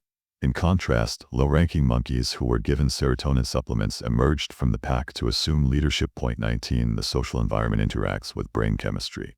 Manipulating a monkey into a lower position in the dominance hierarchy made his serotonin drop, while chemically enhancing serotonin elevated the rank of former subordinates. The implications for traumatized people were obvious. Like grazed low serotonin animals, they were hyperreactive, and their ability to cope socially was often compromised. If we could find ways to increase brain serotonin levels, perhaps we could address both problems simultaneously. At that same 1985 meeting, I learned that drug companies were developing 2 new products to do precisely that. But since neither was yet available, I experimented briefly with the health food store supplement L-tryptophan, which is a chemical precursor of serotonin in the body. The results were disappointing. One of the drugs under investigation never made it to the market. The other was fluoxetine, which, under the brand name Prozac, became one of the most successful psychoactive drugs ever created. On Monday, February 8, 1988, Prozac was released by the drug company Eli Lilly. The first patient I saw that day was a young woman with a horrendous history of childhood abuse who was now struggling with bulimia. She basically spent much of her life binging and purging. I gave her a prescription for this brand new drug, and when she returned on Thursday, she said, "I've had a very different last few days. I ate when I was hungry, and the rest of the time I did my schoolwork." This was one of the most dramatic statements I had ever heard in my office. On Friday, I saw another patient to whom I'd given Prozac the previous Monday. She was a chronically depressed mother of 2 school-aged children, preoccupied with her failures as a mother and wife and overwhelmed by demands from the parents who had badly mistreated her as a child. After 4 days on Prozac, she asked me if she could skip her appointment the following Monday, which was President's Day. "After all," she explained, "I've never taken my kids skiing. My husband always does, and they are off that day. It would really be nice for them to have some good memories of us having fun together." This was a patient who had always struggled merely to get through the day. After her appointment, I called someone I knew at Eli Lilly and said, "You have a drug that helps people to be in the present instead of being locked in the past." Lilly later gave me a small grant to study the effects of Prozac on PTSD in 64 people, 22 women and 42 men, the first study of the effects of this new class of drugs on PTSD. Our trauma clinic team enrolled 33 non-veterans, and my collaborators, former colleagues at the VA, enrolled 31 combat veterans. For 8 weeks, half of each group received Prozac and the other half a placebo. The study was blinded. Neither we nor the patients knew which substance they were taking, so that our preconceptions could not skew our assessments. Everyone in the study, even those who had received the placebo, improved at least to some degree. Most treatment studies of PTSD find a significant placebo effect. People who screw up their courage to participate in a study for which they aren't paid, in which they're repeatedly poked with needles, and in which they have only a 50-50 chance of getting an active drug are intrinsically motivated to solve their problem. Maybe their reward is only the attention paid to them, the opportunity to respond to questions about how they feel and think. But maybe the mother's kisses that soothe her child's scrapes are just a placebo as well. Prozac worked significantly better than the placebo for the patients from the trauma clinic. They slept more soundly. They had more control over their emotions and were less preoccupied with the past than those who received a sugar pill. 20. Surprisingly, however, the Prozac had no effect at all on the combat veterans at the VA. Their PTSD symptoms were unchanged. These results have held true for most subsequent pharmacological studies on veterans. While a few have shown modest improvements, most have not benefited at all. I have never been able to explain this, and I cannot accept the most common explanation: that receiving a pension or disability benefits prevents people from getting better. After all, the amygdala knows nothing of pensions, it just detects threats. Nonetheless, medications such as Prozac and related drugs like Zoloft, Celexa, Cymbalta, and Paxil have made a substantial contribution to the treatment of trauma-related disorders. In our Prozac study, we used the Rorschach test to measure how traumatized people perceive their surroundings. These data gave us an important clue to how this class of drugs, formerly known as selective serotonin reuptake inhibitors, or SSRIs, might work. Before taking Prozac, these patients' emotions controlled their reactions. I think of a Dutch patient, for example, not in the Prozac study, who came to see me for treatment for a childhood rape and who was convinced that I would rape her as soon as she heard my Dutch accent. Prozac made a radical difference. It gave PTSD patients a sense of perspective 21 and helped them to gain considerable control over their impulses. Jeffrey Gray must have been right. When their serotonin levels rose, many of my patients became less reactive. The triumph of pharmacology. It did not take long for pharmacology to revolutionize psychiatry. Drugs gave doctors a greater sense of efficacy and provided a tool beyond talk therapy. Drugs also produced income and profits. Grants from the pharmaceutical industry provided us with laboratories filled with energetic graduate students and sophisticated instruments. Psychiatry departments, which had always been located in the basements of hospitals, started to move up, both in terms of location and prestige. One symbol of this change occurred at MMHC, where in the early 1990s the hospital swimming pool was paved over to make space for a laboratory, and the indoor basketball court was carved up into cubicles for the new medication clinic. For decades, doctors and patients had democratically shared the pleasures of splashing in the pool and passing balls down the court. I'd spent hours in the gym with patients back when I was a ward attendant. It was the one place where we all could restore a sense of physical well-being, an island in the midst of the misery we faced every day. Now it had become a place for patients to get fixed. The drug revolution that started out with so much promise may, in the end, have done as much harm as good. The theory that mental illness is caused primarily by chemical imbalances in the brain that can be corrected by specific drugs has become broadly accepted by the media and the public as well as by the medical profession. Point 22. In many places, drugs have displaced therapy and enabled patients to suppress their problems without addressing the underlying issues. Antidepressants can make all the difference in the world in helping with day-to-day functioning. And if it comes to a choice between taking a sleeping pill and drinking yourself into a stupor every night to get a few hours of sleep, there is no question which is preferable.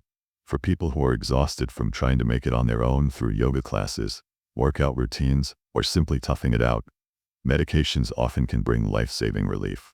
The SSRIs can be very helpful in making traumatized people less enslaved by their emotions, but they should only be considered adjuncts in their overall treatment. Point 23. After conducting numerous studies of medications for PTSD, I have come to realize that psychiatric medications have a serious downside, as they may deflect attention from dealing with the underlying issues. The brain disease model takes control over people's fate out of their own hands and puts doctors and insurance companies in charge of fixing their problems. Over the past 3 decades, psychiatric medications have become a mainstay in our culture, with dubious consequences. Consider the case of antidepressants. If they were indeed as effective as we have been led to believe, depression should by now have become a minor issue in our society. Instead, even as antidepressant use continues to increase, it has not made a dent in hospital admissions for depression. The number of people treated for depression has tripled over the past 2 decades, and 1 in 10 Americans now take antidepressants. Point 24. The new generation of antipsychotics, such as Abilify, Risperdal, Zyprexa, and Seroquel, are the top-selling drugs in the United States. In 2012, the public spent $1,526,228,000 on Abilify, more than on any other medication. Number 3 was Cymbalta, an antidepressant that sold well over $1 billion worth of pills. 25. Even though it has never been shown to be superior to older antidepressants like Prozac, for which much cheaper generics are available. Medicaid, the government health program for the poor, spends more on antipsychotics than on any other class of drugs. Point 26. In 2008, the most recent year for which complete data are available, it funded $3.6 billion for antipsychotic medications, up from $1.65 billion in 1999. The number of people under the age of 20 receiving Medicaid-funded prescriptions for antipsychotic drugs tripled between 1999 and 2008. On November 4, 2013, Johnson & Johnson agreed to pay more than $2.2 billion in criminal and civil fines to settle accusations that it had improperly promoted the antipsychotic drug Risperdal to older adults, children, and people with developmental disabilities. 27 But nobody is holding the doctors who prescribed them accountable. 500,000 children in the United States currently take antipsychotic drugs. Children from low-income families are 4 times as likely as privately insured children to receive antipsychotic medicines. These medications often are used to make abused and neglected children more tractable. In 2008, 19,045 children age 5 and under were prescribed antipsychotics through Medicaid. 28 study, based on Medicaid data in 13 states, found that 12.4% of children in foster care received antipsychotics, compared with 1.4% of Medicaid-eligible children in general. 29 These medications make children more manageable and less aggressive, but they also interfere with motivation, play, and curiosity, which are indispensable for maturing into a well-functioning and contributing member of society. Children who take them are also at risk of becoming morbidly obese and developing diabetes. Meanwhile, drug overdoses involving a combination of psychiatric and pain medications continue to rise. 30. Because drugs have become so profitable, major medical journals rarely publish studies on non-drug treatments of mental health problems. 31 Practitioners who explore treatments are typically marginalized as alternative. Studies of non-drug treatments are rarely funded unless they involve so-called manualized protocols, where patients and therapists go through narrowly prescribed sequences that allow little fine-tuning to individual patients' needs. Mainstream medicine is firmly committed to a better life through chemistry, and the fact that we can actually change our own physiology and inner equilibrium by means other than drugs is rarely considered. Adaptation or disease. The brain disease model overlooks 4 fundamental truths. 1. Our capacity to destroy one another is matched by our capacity to heal one another. Restoring relationships and community is central to restoring well-being. 2. Language gives us the power to change ourselves and others by communicating our experiences, helping us to define what we know, and finding a common sense of meaning. 3. We have the ability to regulate our own physiology, including some of the so-called involuntary functions of the body and brain, through such basic activities as breathing, moving, and touching. And 4. We can change social conditions to create environments in which children and adults can feel safe and where they can thrive. When we ignore these quintessential dimensions of humanity, we deprive people of ways to heal from trauma and restore their autonomy. Being a patient, rather than a participant in one's healing process, separates suffering people from their community and alienates them from an inner sense of self. Given the limitations of drugs, I started to wonder if we could find more natural ways to help people deal with their post-traumatic responses. Chapter 3. Looking into the brain. The neuroscience revolution. If we could look through the skull into the brain of a consciously thinking person, and if the place of optimal excitability were luminous, then we should see playing over the cerebral surface a bright spot with fantastic, waving borders constantly fluctuating in size and form, and surrounded by darkness more or less deep, covering the rest of the hemisphere. Ivan Pavlov. You observe a lot by watching. Yogi Berra.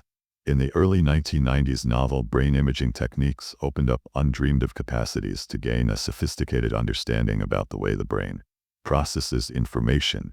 Gigantic multimillion-dollar machines based on advanced physics and computer technology rapidly made neuroscience into one of the most popular areas for research.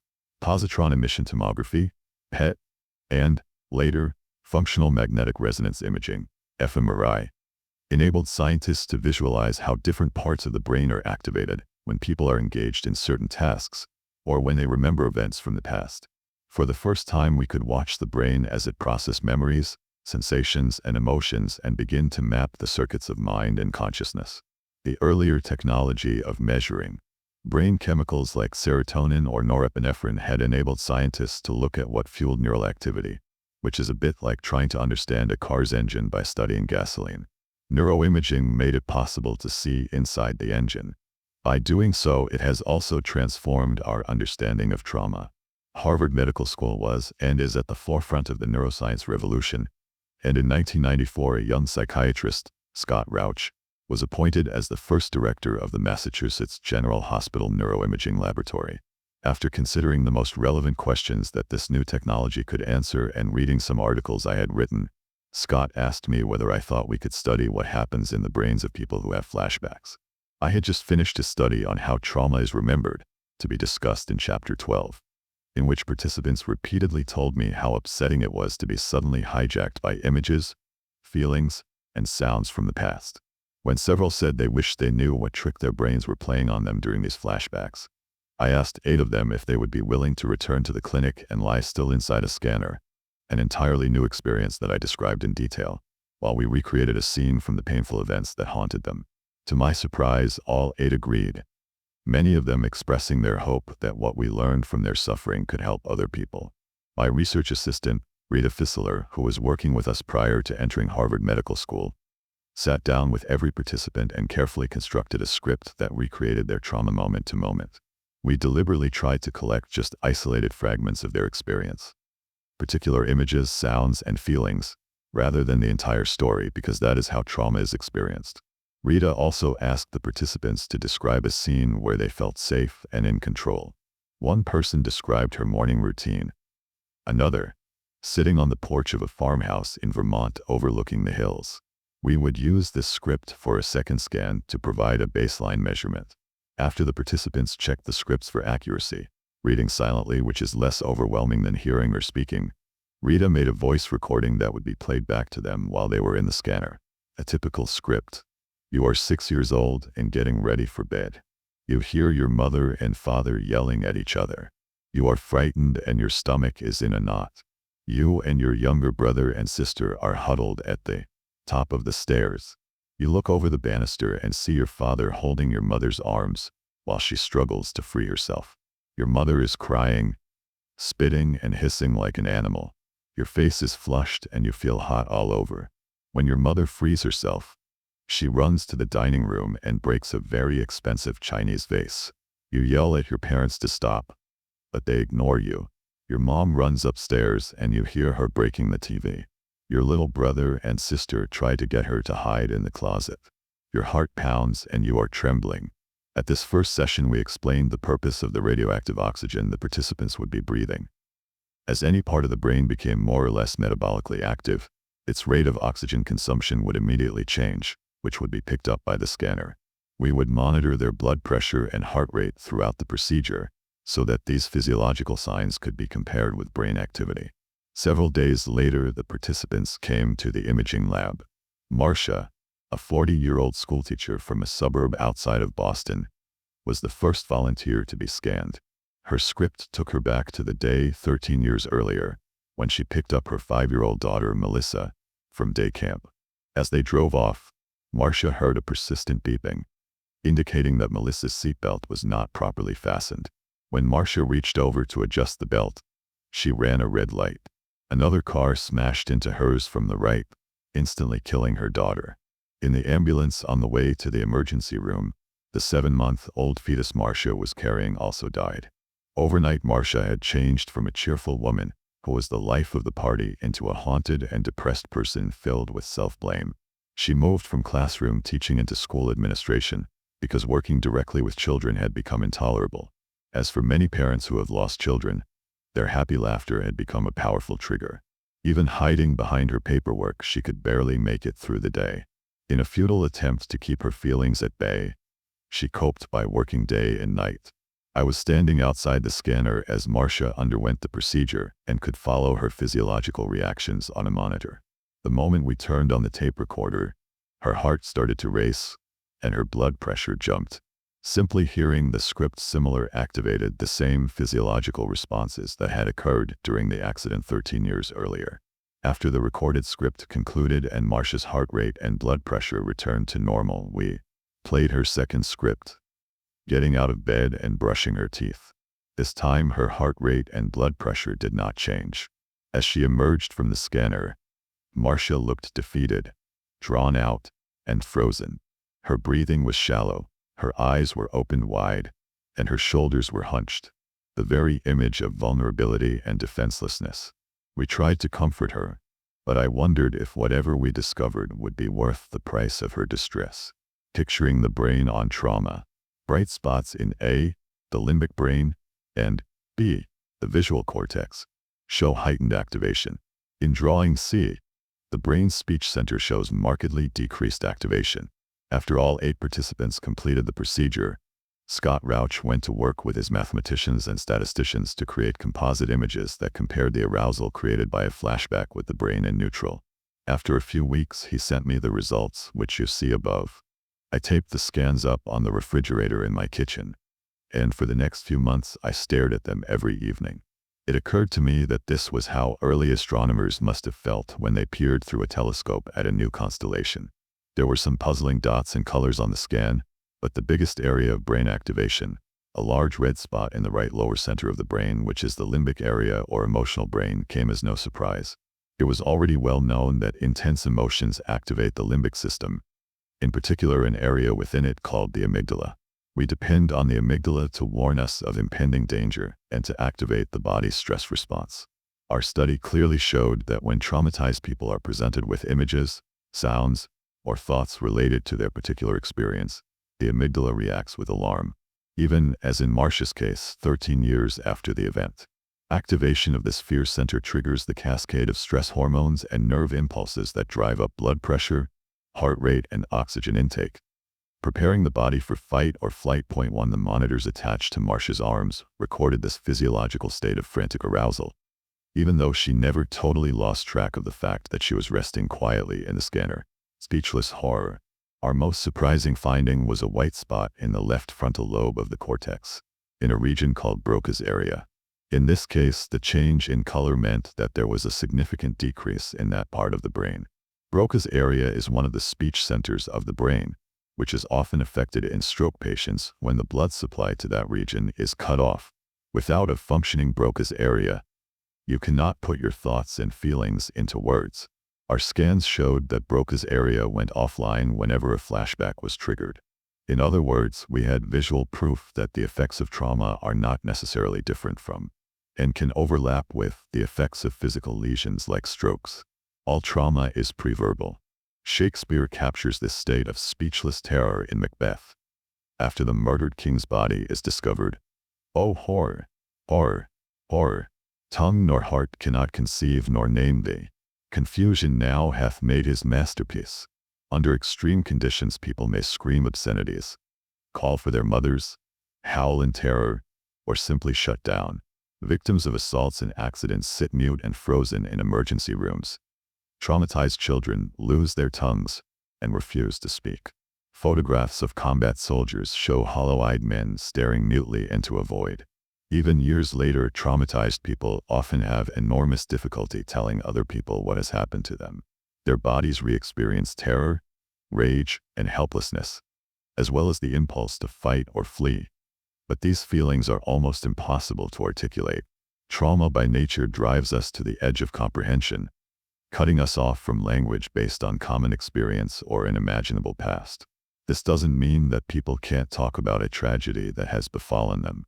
Sooner or later, most survivors, like the veterans in Chapter 1, come up with what many of them call their cover story that offers some explanation for their symptoms and behavior for public consumption. These stories, however, rarely capture the inner truth of the experience. It is enormously difficult to organize one's traumatic experiences into a coherent account, a narrative with a beginning, a middle, and an end. Even a seasoned reporter like the famed CBS correspondent Ed Murrow struggled to convey the atrocities he saw when the Nazi concentration camp Buchenwald was liberated in 1945. "I pray you believe what I have said. I reported what I saw and heard, but only part of it. For most of it I have no words. When words fail, haunting images capture the experience and return as nightmares and flashbacks." In contrast to the deactivation of Broca's area, another region, Brodmann's Area 19, lit up in our participants. This is a region in the visual cortex that registers images when they first enter the brain. We were surprised to see brain activation in this area so long after the original experience of the trauma. Under ordinary conditions, raw images registered in Area 19 are rapidly diffused to other brain areas that interpret the meaning of what has been seen. Once again, we were witnessing a brain region rekindled as if the trauma were actually occurring. As we will see in Chapter 12, which discusses memory, other unprocessed sense fragments of trauma, like sounds and smells and physical sensations, are also registered separately from the story itself. Similar sensations often trigger a flashback that brings them back into consciousness, apparently unmodified by the passage of time. Shifting to one side of the brain, the scans also revealed that during flashbacks, our subjects' brains lit up only on the right side. Today, there's a huge body of scientific and popular literature about the difference between the right and left brains. Back in the early 90s, I had heard that some people had begun to divide the world between left-brainers, rational, logical people, and right-brainers, the intuitive, artistic ones, but I hadn't paid much attention to this idea. However, our scans clearly showed that images of past trauma activate the right hemisphere of the brain and deactivate the left. We now know that the two halves of the brain do speak different languages. The right is intuitive, emotional, visual, spatial, and tactual, and the left is linguistic, sequential, and analytical. While the left half of the brain does all the talking, the right half of the brain carries the music of experience. It communicates through facial expressions and body language and by making the sounds of love and sorrow, by singing, swearing, crying, dancing, or mimicking. The right brain is the first to develop in the womb, and it carries the nonverbal communication between mothers and infants. We know the left hemisphere has come online when children start to understand language and learn how to speak. This enables them to name things, compare them, understand their interrelations, and begin to communicate their own unique, subjective experiences to others. The left and right sides of the brain also process the imprints of the past in dramatically different ways. Point 2. The left brain remembers facts, statistics, and the vocabulary of events. We call on it to explain our experiences and put them in order. The right brain stores memories of sound, touch, smell, and the emotions they evoke. It reacts automatically to voices, facial features, and gestures and places experienced in the past. What it recalls feels like intuitive truth, the way things are. Even as we enumerate a loved one's virtues to a friend, our feelings may be more deeply stirred by how her face recalls the aunt we loved at age 4.3. Under ordinary circumstances, the two sides of the brain work together more or less smoothly, even in people who might be said to favor one side over the other. However, having one side or the other shut down, even temporarily, or having one side cut off entirely, as sometimes happened in early brain surgery, is disabling. Deactivation of the left hemisphere has a direct impact on the capacity to organize experience into logical sequences and to translate our shifting feelings and perceptions into words. Broca's area, which blacks out during flashbacks, is on the left side. Without sequencing, we can't identify cause and effect, grasp the long-term effects of our actions, or create coherent plans for the future. People who are very upset sometimes say they are losing their minds. In technical terms, they are experiencing the loss of executive functioning. When something reminds traumatized people of the past, their right brain reacts as if the traumatic event were happening in the present. But because their left brain is not working very well, they may not be aware that they are re-experiencing and reenacting the past. They are just furious, terrified, enraged, ashamed, or frozen. After the emotional storm passes, they may look for something or somebody to blame for it. They behaved the way they did because you were 10 minutes late, or because you burned the potatoes, or because you never listened to me. Of course, most of us have done this from time to time, but when we cool down, we hopefully can admit our mistake. Trauma interferes with this kind of awareness, and, over time, our research demonstrated, stuck in fight or flight, what had happened to Marcia in the scanner gradually started to make sense. 13 years after her tragedy, we had activated the sensations, the sounds and images from the accident, that were still stored in her memory. When these sensations came to the surface, they activated her alarm system, which caused her to react as if she were back in the hospital being told that her daughter had died. The passage of 13 years was erased. Her sharply increased heart rate and blood pressure readings reflected her physiological state of frantic alarm. Adrenaline is one of the hormones that are critical to help us fight back or flee in the face of danger. Increased adrenaline was responsible for our participants' dramatic rise in heart rate and blood pressure while listening to their trauma narrative. Under normal conditions, people react to a threat with a temporary increase in their stress hormones. As soon as the threat is over, the hormones dissipate and the body returns to normal. The stress hormones of traumatized people, in contrast, take much longer to return to baseline and spike quickly and disproportionately in response to mildly stressful stimuli.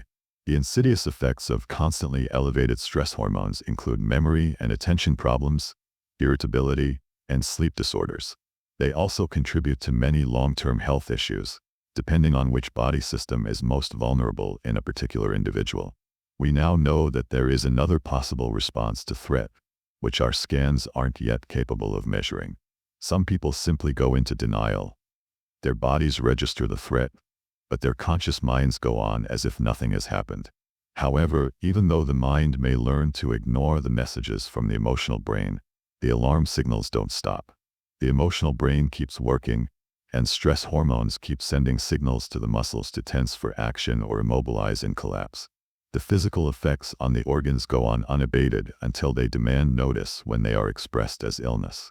Medications, drugs, and alcohol can also temporarily dull or obliterate unbearable sensations and feelings. But the body continues to keep the score.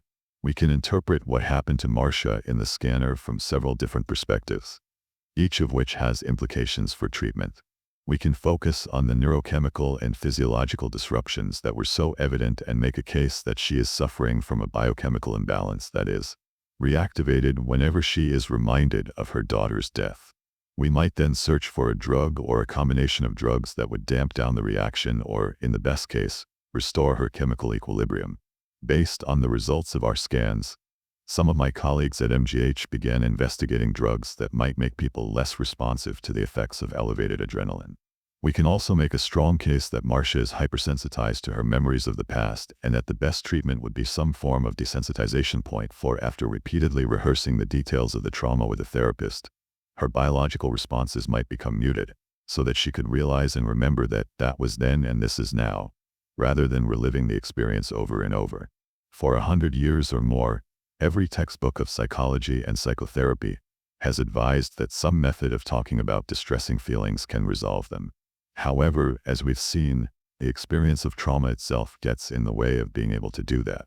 No matter how much insight and understanding we develop, the rational brain is basically impotent to talk the emotional brain out of its own reality. I am continually impressed by how difficult it is for people who have gone through the unspeakable to convey the essence of their experience.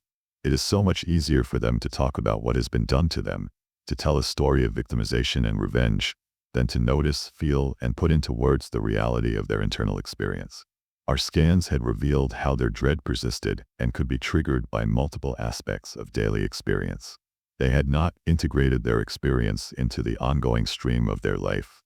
They continued to be there and did not know how to be here, fully alive in the present. 3 years after being a participant in our study, Marcia came to see me as a patient. I successfully treated her with EMDR, the subject of Chapter 15. Part 2. This is your brain on trauma. Chapter 4. Running for your life. The anatomy of survival. Prior to the advent of brain, there was no color and no sound in the universe, nor was there any flavor or aroma and probably little sense and no feeling or emotion. Before brains, the universe was also free of pain and anxiety. Roger Sperry 1. On September 11, 2001, 5-year-old Noam Saul witnessed the first passenger plane slam into the World Trade Center from the windows of his first-grade classroom at PS 234, less than 1,500 feet away. He and his classmates ran with their teacher down the stairs to the lobby, where most of them were reunited with parents who had dropped them off at school just moments earlier. Noam, his older brother, and their dad were 3 of the tens of thousands of people who ran for their lives through the rubble, ash, and smoke of Lower Manhattan that morning. 10 days later, I visited his family, who are friends of mine, and that evening his parents and I went for a walk in the eerie darkness through the still smoking pit where Tower 1 once stood, making our way among the rescue crews who were working around the clock under the blazing Klieg lights. When we returned home, Noam was still awake, and he showed me a picture that he had drawn at 9 a.m. on September 12th.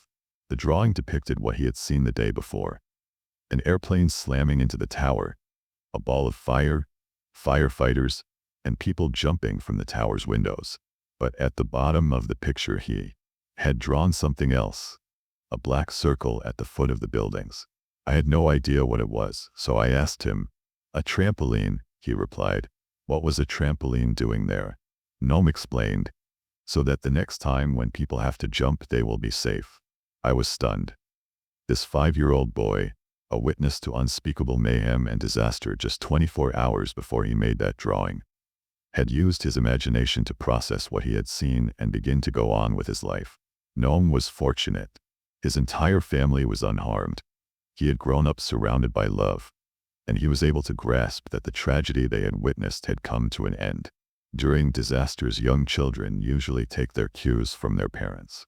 As long as their caregivers remain calm and responsive to their needs, they often survive terrible incidents without serious psychological scars. 5-year-old Gnome's drawing made after he witnessed the World Trade Center attack on September 11th. He reproduced the image that haunted so many survivors, people jumping to escape from the inferno, but with a life-saving addition, a trampoline at the bottom of the collapsing building. But Gnome's experience allows us to see and outline two critical aspects of the adaptive response to threat that is basic to human survival. At the time the disaster occurred, he was able to take an active role by running away from it, thus becoming an agent in his own rescue. And once he had reached the safety of home, the alarm bells in his brain and body quieted. This freed his mind to make some sense of what had happened and even to imagine a creative alternative to what he had seen. A life-saving trampoline. In contrast to Gnome, traumatized people become stopped in their growth because they can't integrate new experiences into their lives. I was very moved when the veterans of Patton's army gave me a World War II Army issue watch for Christmas. But it was a sad memento of the year their lives had effectively stopped. 1944. Being traumatized means continuing to organize your life as if the trauma were still going on, unchanged and immutable, as every new encounter or event is contaminated by the past. Trauma affects the entire human organism, body, mind, and brain. In PTSD, the body continues to defend against a threat that belongs to the past. Healing from PTSD means being able to terminate this continued stress mobilization and restoring the entire organism to safety. After trauma, the world is experienced with a different nervous system. The survivor's energy now becomes focused on suppressing inner chaos, at the expense of spontaneous involvement in their lives. These attempts to maintain control over unbearable physiological reactions can result in a whole range of physical symptoms, including fibromyalgia, chronic fatigue, and other autoimmune diseases. This explains why it is critical for trauma treatment to engage the entire organism, body, mind, and brain, organized to survive. This illustration on page 53 shows the whole body response to threat. When the brain's alarm system is turned on, it automatically triggers pre-programmed physical escape plans in the oldest parts of the brain. As in other animals, the nerves and chemicals that make up our basic brain structure have a direct connection with our body. When the old brain takes over, it partially shuts down the higher brain, our conscious mind, and propels the body to run, hide, fight, or, on occasion, freeze. By the time we are fully aware of our situation, our body may already be on the move. If the fight/flight/freeze response is successful and we escape the danger, we recover our internal equilibrium and gradually regain our senses. AP Photo/Paul Hawthorne, IllinoisPhoto.com. Effective action versus immobilization. Effective action, the result of fight/flight, ends the threat. Immobilization keeps the body in a state of inescapable shock and learned helplessness. Faced with danger, people automatically secrete stress hormones to fuel resistance and escape. Brain and body are programmed to run for home, where safety can be restored and stress hormones can come to rest. In these strapped-down men who are being evacuated far from home after Hurricane Katrina's stress hormone levels remain elevated and are turned against the survivors, stimulating ongoing fear, depression, rage, and physical disease. If for some reason the normal response is blocked, for example when people are held down, trapped, or otherwise prevented from taking effective action, be it in a war zone, a car accident, domestic violence, or a rape, the brain keeps secreting stress chemicals, and the brain's electrical circuits continue to fire in vain. Too long after the actual event has passed, The brain may keep sending signals to the body to escape a threat that no longer exists. Since at least 1889, when the French psychologist Pierre Janet published the first scientific account of traumatic stress, it has been recognized that trauma survivors are prone to continue the action, or rather the futile attempted action, which began when the thing happened. Being able to move and do something to protect oneself is a critical factor in determining whether or not a horrible experience will leave long-lasting scars. In this chapter, I'm going to go deeper into the brain's response to trauma. The more neuroscience discovers about the brain, the more we realize that it is a vast network of interconnected parts organized to help us survive and flourish.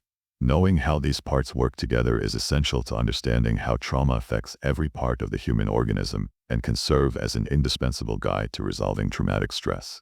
The brain from bottom to top. The most important job of the brain is to ensure our survival, even under the most miserable conditions. Everything else is secondary. In order to do that, brains need to 1. Generate internal signals that register what our bodies need, such as food, rest, protection, sex, and shelter. 2. Create a map of the world to point us where to go to satisfy those needs. 3. Generate the necessary energy and actions to get us there. 4. Warn us of dangers and opportunities along the way. And 5. Adjust our actions based on the requirements of the moment. 4. And since we human beings are mammals, creatures that can only survive and thrive in groups, all of these imperatives require coordination and collaboration.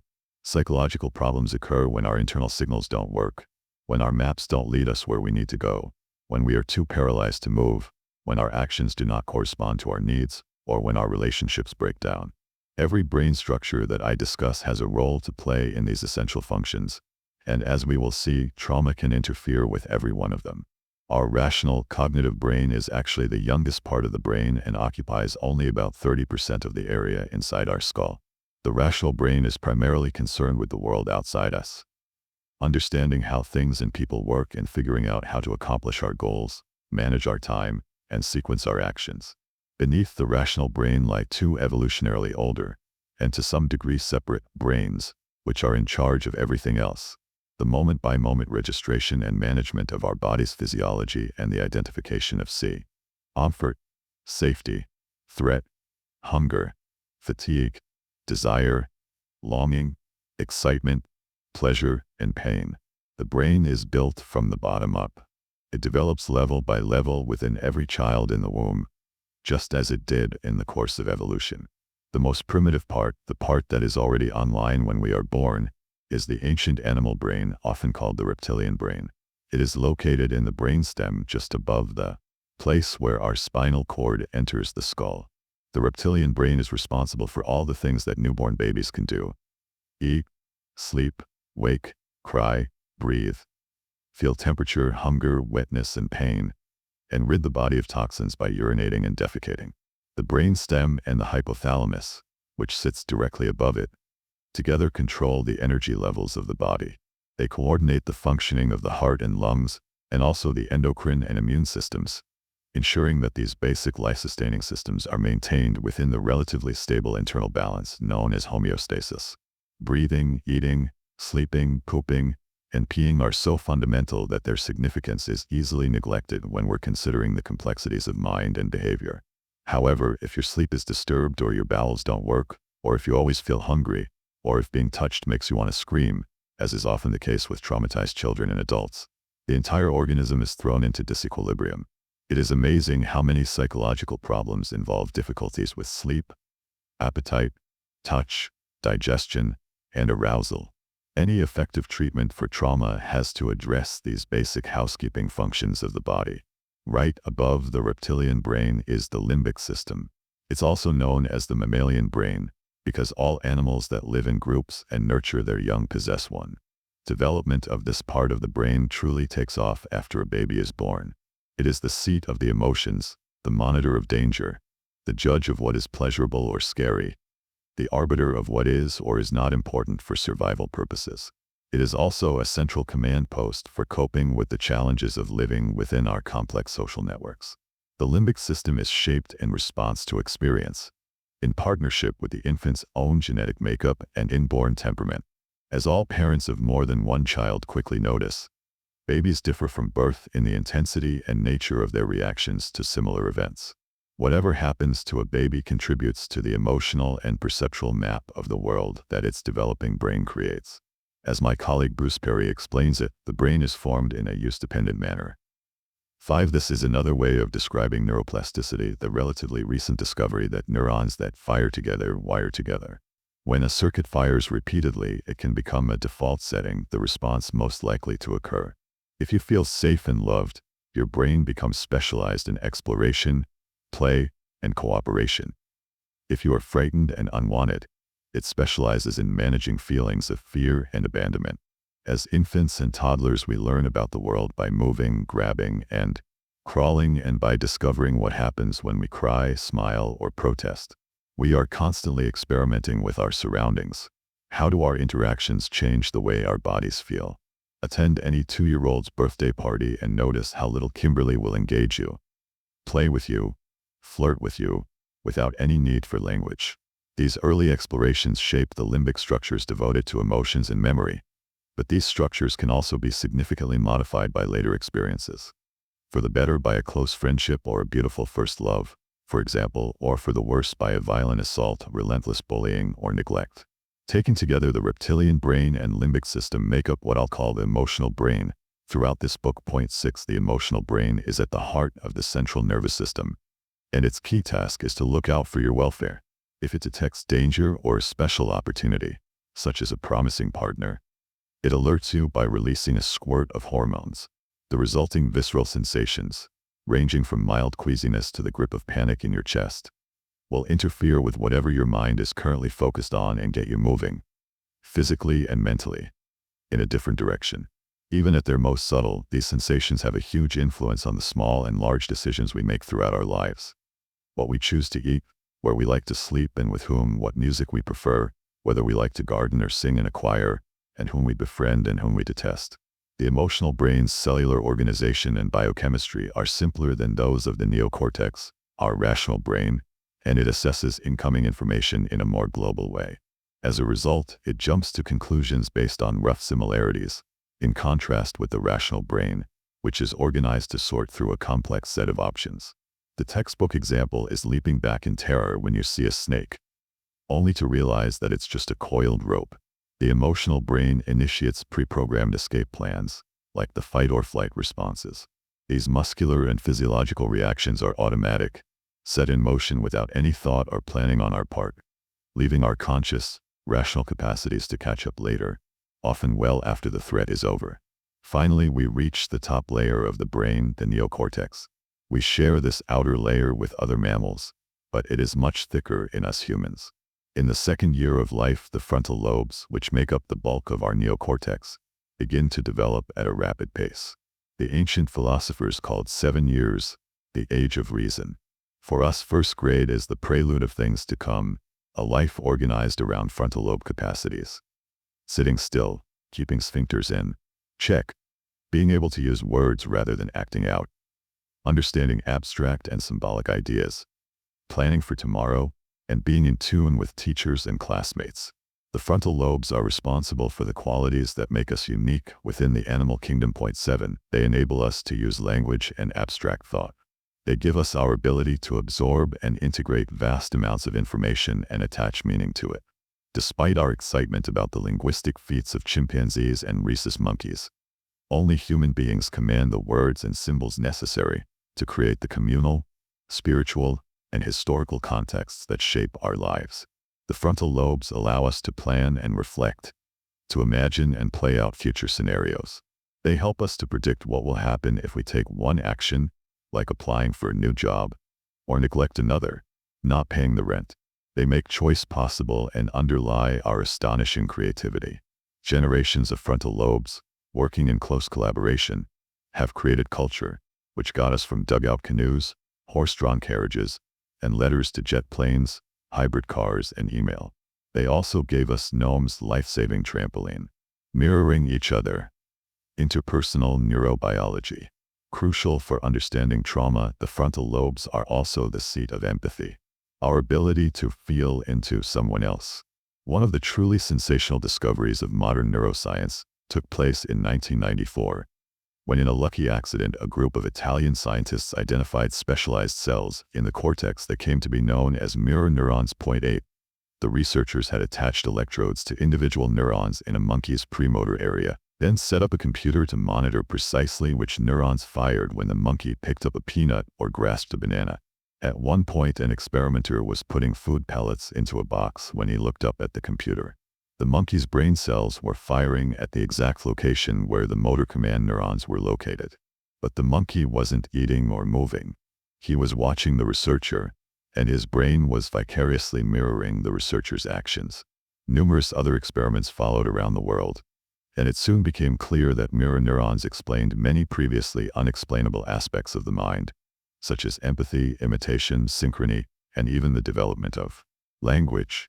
One writer compared mirror neurons to neural Wi-Fi 9. We pick up not only another person's movement, but her emotional state and intentions as well. When people are in sync with each other, they tend to stand or sit similar ways, and their voices take on the same rhythms. But our mirror neurons also make us vulnerable to others' negativity, so that we respond to their anger with fury or are dragged down by their depression. I'll have more to say about mirror neurons later in this book, because trauma almost invariably involves not being seen, not being mirrored, and not being taken into account. Treatment needs to reactivate the capacity to safely mirror and be mirrored by others, but also to resist being hijacked by others' negative emotions. The triune three-part brain. The brain develops from the bottom up. The reptilian brain develops in the womb and organizes basic life-sustaining functions. It is highly responsive to threat throughout our entire lifespan. The limbic system is organized mainly during the first 6 years of life, but continues to evolve in a use-dependent manner. Trauma can have a major impact of its functioning throughout life. The prefrontal cortex develops last, and also is affected by trauma exposure, including being unable to filter out irrelevant information. Throughout life, it is vulnerable to go offline in response to threat. As anybody who has worked with brain-damaged people or taken care of demented parents has learned the hard way, well-functioning frontal lobes are crucial for harmonious relationships with our fellow humans. Realizing that other people can think and feel differently from us is a huge developmental step for 2- and 3-year-olds. They learn to understand others' motives, so they can adapt and stay safe in groups that have different perceptions, expectations, and values. Without flexible, active frontal lobes, people become creatures of habit, and their relationships become superficial and routine. Invention and innovation, discovery and wonder, all are lacking. Our frontal lobes can also sometimes, but not always, stop us from doing things that will embarrass us or hurt others. We don't have to eat every time we're hungry, kiss anybody who rouses our desires, or blow up every time we're angry. But it is exactly on that edge between impulse and acceptable behavior where most of our troubles begin. The more intense the visceral sensory input from the emotional brain, the less capacity the rational brain has to put a damper on it. Identifying danger. The cook and the smoke detector. Danger is a normal part of life, and the brain is in charge of detecting it and organizing our response. Sensory information about the outside world arrives through our eyes, nose, ears, and skin. These sensations converge in the thalamus, an area inside the limbic system that acts as the cook within the brain. The thalamus stirs all the input from our perceptions into a fully blended autobiographical soup, an integrated, coherent experience of "this is what is happening to me." 10. The sensations are then passed on in 2 directions, down to the amygdala, 2 small almond-shaped structures that lie deeper in the limbic unconscious brain, and up to the frontal lobes where they reach our conscious awareness. The neuroscientist Joseph Ledoux calls the pathway to the amygdala the low road, which is extremely fast, and that to the frontal cortex the high road, which takes several milliseconds longer in the midst of an overwhelmingly threatening experience. However, processing by the thalamus can break down. Sights, sounds, smells, and touch are encoded as isolated, dissociated fragments, and normal memory processing disintegrates. Time freezes so that the present danger feels like it will last forever. The central function of the amygdala, which I call the brain smoke detector, is to identify whether incoming input is relevant for our survival. 11. It does so quickly and automatically, with the help of feedback from the hippocampus, a nearby structure that relates the new input to past experiences. If the amygdala senses a threat, a potential collision with an oncoming vehicle, a person on the street who looks threatening, it sends an instant message down to the hypothalamus and the brainstem, recruiting the stress hormone system and the autonomic nervous system, ANS, to orchestrate a whole body response. Because the amygdala processes the information it receives from the thalamus faster than the frontal lobes do, it decides whether incoming information is a threat to our survival even before we are consciously aware of the danger. By the time we realize what is happening, our body may already be on the move. The emotional brain has first dibs on interpreting incoming information. Sensory information about the environment and body state received by the eyes, ears, touch, kinesthetic sense, etc., converges on the thalamus, where it is processed, and then passed on to the amygdala to interpret its emotional significance. This occurs with lightning speed. If a threat is detected, the amygdala sends messages to the hypothalamus to secrete stress hormones to defend against that threat. The neuroscientist Joseph Ledoux calls this the low road. The second neural pathway, the high road, runs from the thalamus via the hippocampus and anterior cingulate to the prefrontal cortex, the rational brain, for a conscious and much more refined interpretation. This takes several microseconds longer. If the interpretation of threat by the amygdala is too intense, and/or the filtering system from the higher areas of the brain are too weak, as often happens in PTSD, people lose control over automatic emergency responses like prolonged startle or aggressive outbursts. The amygdala's danger signals trigger the release of powerful stress hormones, including cortisol and adrenaline, which increase heart rate, blood pressure, and rate of breathing, preparing us to fight back or run away. Once the danger is past, the body returns to its normal state fairly quickly. But when recovery is blocked, the body is triggered to defend itself, which makes people feel agitated and aroused. While the smoke detector is usually pretty good at picking up danger clues, trauma increases the risk of misinterpreting whether a particular situation is dangerous or safe. You can get along with other people only if you can accurately gauge whether their intentions are benign or dangerous. Even a slight misreading can lead to painful misunderstandings in relationships at home and at work. Functioning effectively in a complex work environment or a household filled with rambunctious kids requires the ability to quickly assess how people are feeling and continuously adjusting your behavior accordingly. Faulty alarm systems lead to blow-ups or shutdowns in response to innocuous comments or facial expressions. Controlling the stress response. The watchtower. If the amygdala is the smoke detector in the brain, think of the frontal lobes and specifically the medial prefrontal cortex, MPFC, 12 located directly above our eyes, as the watchtower, offering a view of the scene from on high. Is that smoke you smell the sign that your house is on fire and you need to get out fast? Or is it coming from the stake you put over too high a flame? The amygdala doesn't make such judgments. It just gets you ready to fight back or escape, even before the frontal lobes get a chance to weigh in with their assessment. As long as you are not too upset, your frontal lobes can restore your balance by helping you realize that you are responding to a false alarm and abort the stress response. Ordinarily, the executive capacities of the prefrontal cortex enable people to observe what is going on, predict what will happen if they take a certain action, and make a conscious choice. Being able to hover calmly and objectively over our thoughts, feelings, and emotions, an ability I'll call mindfulness throughout this book, and then take our time to respond allows the executive brain to inhibit, organize, and modulate the hardwired automatic reactions pre-programmed into the emotional brain. This capacity is crucial for preserving our relationships with our fellow human beings. As long as our frontal lobes are working properly, we're unlikely to lose our temper every time a waiter is late with our order or an insurance company agent puts us on hold. Our watchtower also tells us that other people's anger and threats are a function of their emotional state. When that system breaks down, we become like conditioned animals. The moment we detect danger, we automatically go into fight or flight mode. Top down or bottom up. Structures in the emotional brain decide what we perceive as dangerous or safe. There are two ways of changing the threat detection system. From the top down via modulating messages from the medial prefrontal cortex, not just prefrontal cortex, or from the bottom up via the reptilian brain through breathing, movement, and touch. In PTSD, the critical balance between the amygdala, smoke detector, and the MPFC, watchtower, shifts radically, which makes it much harder to control emotions and impulses. Neuroimaging studies of human beings in highly emotional states reveal that intense fear, sadness, and anger all increase the activation of subcortical brain regions involved in emotions and significantly reduce the activity in various areas in the frontal lobe, particularly the MPFC. When that occurs, the inhibitory capacities of the frontal lobe break down, and people take leave of their senses. They may startle in response to any loud sound, become enraged by small frustrations, or freeze when somebody touches them. Point 13. Effectively dealing with stress depends upon achieving a balance between the smoke detector and the watchtower. If you want to manage your emotions better, your brain gives you two options. You can learn to regulate them from the top down or from the bottom up. Knowing the difference between top-down and bottom-up regulation is central for understanding and treating traumatic stress. Top-down regulation involves strengthening the capacity of the watchtower to monitor your body's sensations.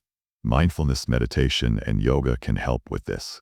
Bottom-up regulation involves recalibrating the autonomic nervous system, which, as we have seen, originates in the brainstem. We can access the ANS through breath, movement, or touch. Breathing is one of the few body functions under both conscious and autonomic control. In Part 5 of this book, we'll explore specific techniques for increasing both top-down and bottom-up regulation. The rider and the horse. For now, I want to emphasize that emotion is not opposed to reason.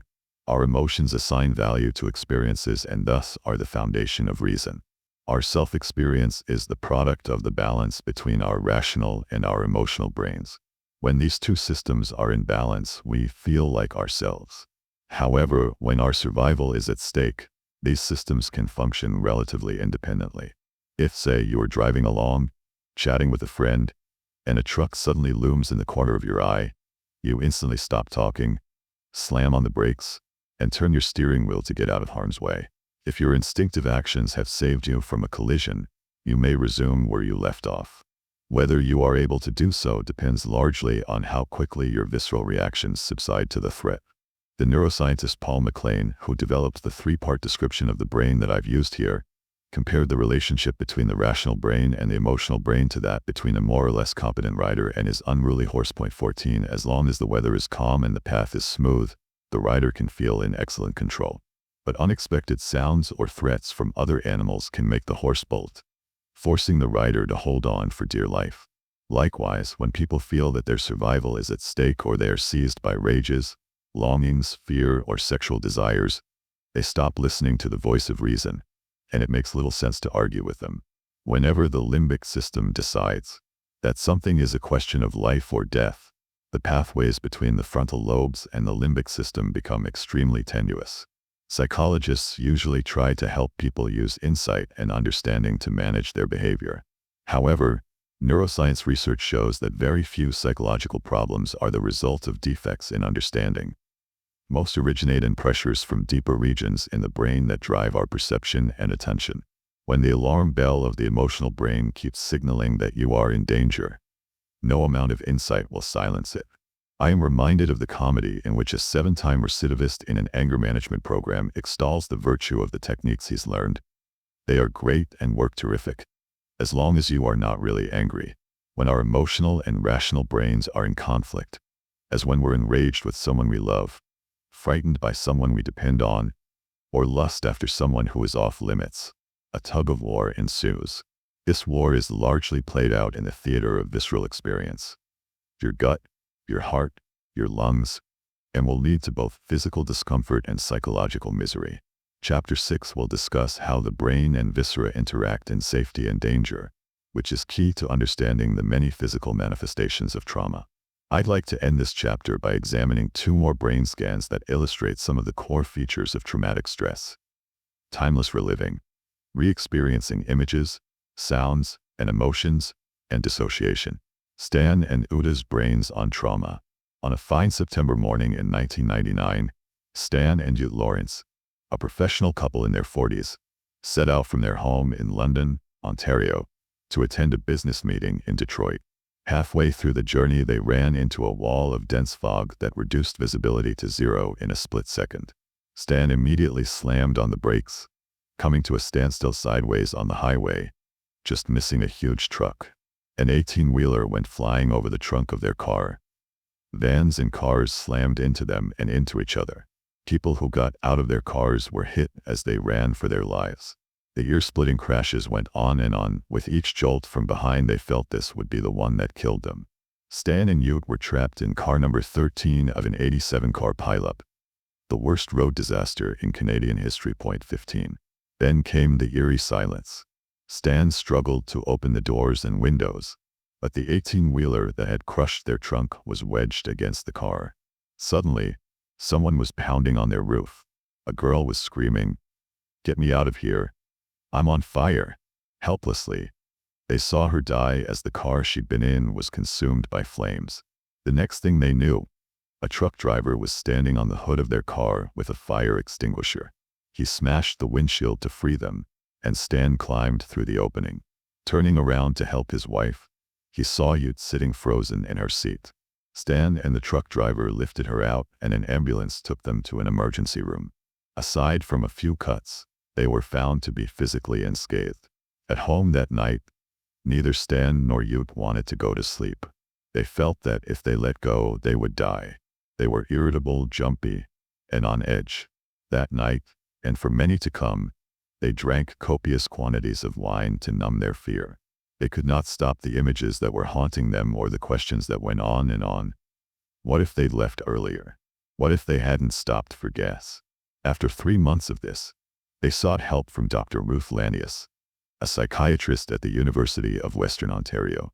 Dr. Lanius, who had been my student at the trauma center a few years earlier, told Stan and Ute she wanted to visualize their brains with an fMRI scan before beginning treatment. The fMRI measures neural activity by tracking changes in blood flow in the brain, and unlike the PET scan, it does not require exposure to radiation. Dr. Lanius used the same kind of script-driven imagery we had used at Harvard, capturing the images, sounds, smells, and other sensations Stan and Ute had experienced while they were trapped in the car. Stan went first and immediately went into a flashback, just as Marcia had in our Harvard study. He came out of the scanner sweating, with his heart racing and his blood pressure sky high. "This was just the way I felt during the accident," he reported. "I was sure I was going to die, and there was nothing I could do to save myself." Instead of remembering the accident as something that had happened 3 months earlier, Stan was reliving it. Dissociation and reliving. Dissociation is the essence of trauma. The overwhelming experience is split off and fragmented, so that the emotions, sounds, images, thoughts, and physical sensations related to the trauma take on a life of their own. The sensory fragments of memory intrude into the present, where they are literally relived. As long as the trauma is not resolved, the stress hormones that the body secretes to protect itself keep circulating, and the defensive movements and emotional responses keep getting replayed. Unlike Stan, however, many people may not be aware of the connection between their crazy feelings and reactions and the traumatic events that are being replayed. They have no idea why they respond to some minor irritation as if they were about to be annihilated. Flashbacks and reliving are in some ways worse than the trauma itself. A traumatic event has a beginning and an end. At some point it is over. But for people with PTSD, a flashback can occur at any time, whether they are awake or asleep. There is no way of knowing when it's going to occur again or how long it will last. People who suffer from flashbacks often organize their lives around trying to protect against them. They may compulsively go to the gym to pump iron, but finding that they are never strong enough, numb themselves with drugs, or try to cultivate an illusory sense of control in highly dangerous situations, like motorcycle racing, bungee jumping, or working as an ambulance driver. Constantly fighting unseen dangers is exhausting and leaves them fatigued, depressed, and weary. If elements of the trauma are replayed again and again, the accompanying stress hormones engrave those memories ever more deeply in the mind. Ordinary, day-to-day events become less and less compelling. Not being able to deeply take in what is going on around them makes it impossible to feel fully alive. It becomes harder to feel the joys and aggravations of ordinary life, harder to concentrate on the tasks at hand. Not being fully alive in the present keeps them more firmly imprisoned in the past. Triggered responses manifest in various ways. Veterans may react to the slightest cue, like hitting a bump in the road or seeing a kid playing in the street, as if they were in a war zone. They startle easily and become enraged or numb. Victims of childhood sexual abuse may anesthetize their sexuality and then feel intensely ashamed if they become excited by sensations or images that recall their molestation, even when those sensations are the natural pleasures associated with particular body parts. If trauma survivors are forced to discuss their experiences, one person's blood pressure may increase while another responds with the beginnings of a migraine headache. Still others may shut down emotionally and not feel any obvious changes. However, in the lab we have no problem detecting their racing hearts and the stress hormones churning through their bodies. These reactions are irrational and largely outside people's control. Intense and barely controllable urges and emotions make people feel crazy and makes them feel they don't belong to the human race. Feeling numb during birthday parties for your kids or in response to the death of loved ones makes people feel like monsters. As a result, shame becomes the dominant emotion and hiding the truth the central preoccupation. They are rarely in touch with the origins of their alienation. That is where therapy comes in, is the beginning of bringing the emotions that were generated by trauma being able to feel, the capacity to observe oneself online. However, the bottom line is that the threat perception system of the brain has changed, and people's physical reactions are dictated by the imprint of the past. The trauma that started out there is now played out on the battlefield of their own bodies, usually without a conscious connection between what happened back then and what is going on right now inside. The challenge is not so much learning to accept the terrible things that have happened, but learning how to gain mastery over one's internal sensations and emotions. Sensing, naming, and identifying what is going on inside is the first step to recovery. The smoke detector goes on overdrive. Stan's brain scan shows his flashback in action. This is what reliving trauma looks like in the brain. The brightly lit area in the lower right-hand corner, the blanked-out lower left side, and the 4 symmetrical white holes around the center. You may recognize the lit-up amygdala and the offline left brain from the Harvard study discussed in Chapter 3. Stan's amygdala made no distinction between past and present. It activated just as if the car crash were happening in the scanner, triggering powerful stress hormones and nervous system responses. These were responsible for his sweating and trembling, his racing heart and elevated blood pressure. Entirely normal and potentially life-saving responses if a truck has just smashed into your car. Imaging a flashback with fMRI. Notice how much more activity appears on the right side than on the left. It's important to have an efficient smoke detector. You don't want to get caught unawares by a raging fire, but if you go into a frenzy every time you smell smoke, it becomes intensely disruptive. Yes, you need to detect whether somebody is getting upset with you, but if your amygdala goes into overdrive, you may become chronically scared that people hate you, or you may feel like they are out to get you. The timekeeper collapses. Both Stan and Ute had become hypersensitive and irritable after the accident, suggesting that their prefrontal cortex was struggling to maintain control in the face of stress. Stan's flashback precipitated a more extreme reaction. The 2 white areas in the front of the brain on top in the picture are the right and left dorsolateral prefrontal cortex. When those areas are deactivated, people lose their sense of time and become trapped in the moment, without a sense of past, present, or future. Point 16. 2 brain systems are relevant for the mental processing of trauma. Those dealing with emotional intensity and context. Emotional intensity is defined by the smoke alarm, the amygdala, and its counterweight, the watchtower, the medial prefrontal cortex.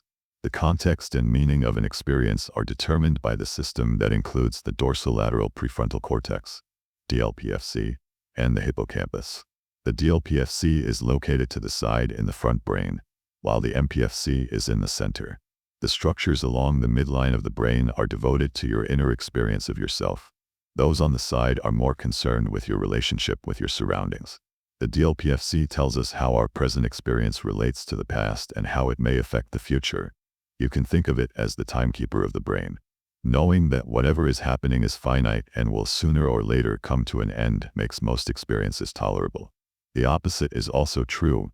Situations become intolerable if they feel interminable. Most of us know from sad personal experience that terrible grief is typically accompanied by the sense that this wretched state will last forever, and that we will never get over our loss. Trauma is the ultimate experience of, this will last forever. Stan's scan reveals why people can recover from trauma only when the brain structures that were knocked out during the original experience, which is why the event registered in the brain as trauma in the first place, are fully online. Visiting the past in therapy should be done while people are, biologically speaking, firmly rooted in the present and feeling as calm, safe, and grounded as possible. Grounded means that you can feel your butt in your chair, see the light coming through the window, feel the tension in your calves, and hear the wind stirring the tree outside. Being anchored in the present while revisiting the trauma opens the possibility of deeply knowing that the terrible events belong to the past. For that to happen, the brain's watchtower, cook, and timekeeper need to be online. Therapy won't work as long as people keep being pulled back into the past. The thalamus shuts down. Look again at the scan of Stan's flashback and you can see 2 more white holes in the lower half of the brain. These are his right and left thalamus, blanked out during the flashback as they were during the original trauma. As I've said, the thalamus functions as a cook, a relay station that collects sensations from the ears, eyes, and skin, and integrates them into the soup that is our autobiographical memory. Breakdown of the thalamus explains why trauma is primarily remembered not as a story, a narrative with a beginning, middle, and end, but as isolated sensory imprints. Images, sounds, and physical sensations that are accompanied by intense emotions, usually terror and helplessness. Point 17. In normal circumstances, the thalamus also acts as a filter or gatekeeper. This makes it a central component of attention, concentration, and new learning, all of which are compromised by trauma. As you sit here reading, you may hear music in the background or traffic rumbling by, or feel a faint gnawing in your stomach telling you it's time for a snack. If you are able to stay focused on this page, your thalamus is helping you distinguish between sensory information that is relevant and information that you can safely ignore. In Chapter 19 on neurofeedback, I'll discuss some of the tests we use to measure how well this gating system works, as well as ways to strengthen it. People with PTSD have their floodgates wide open.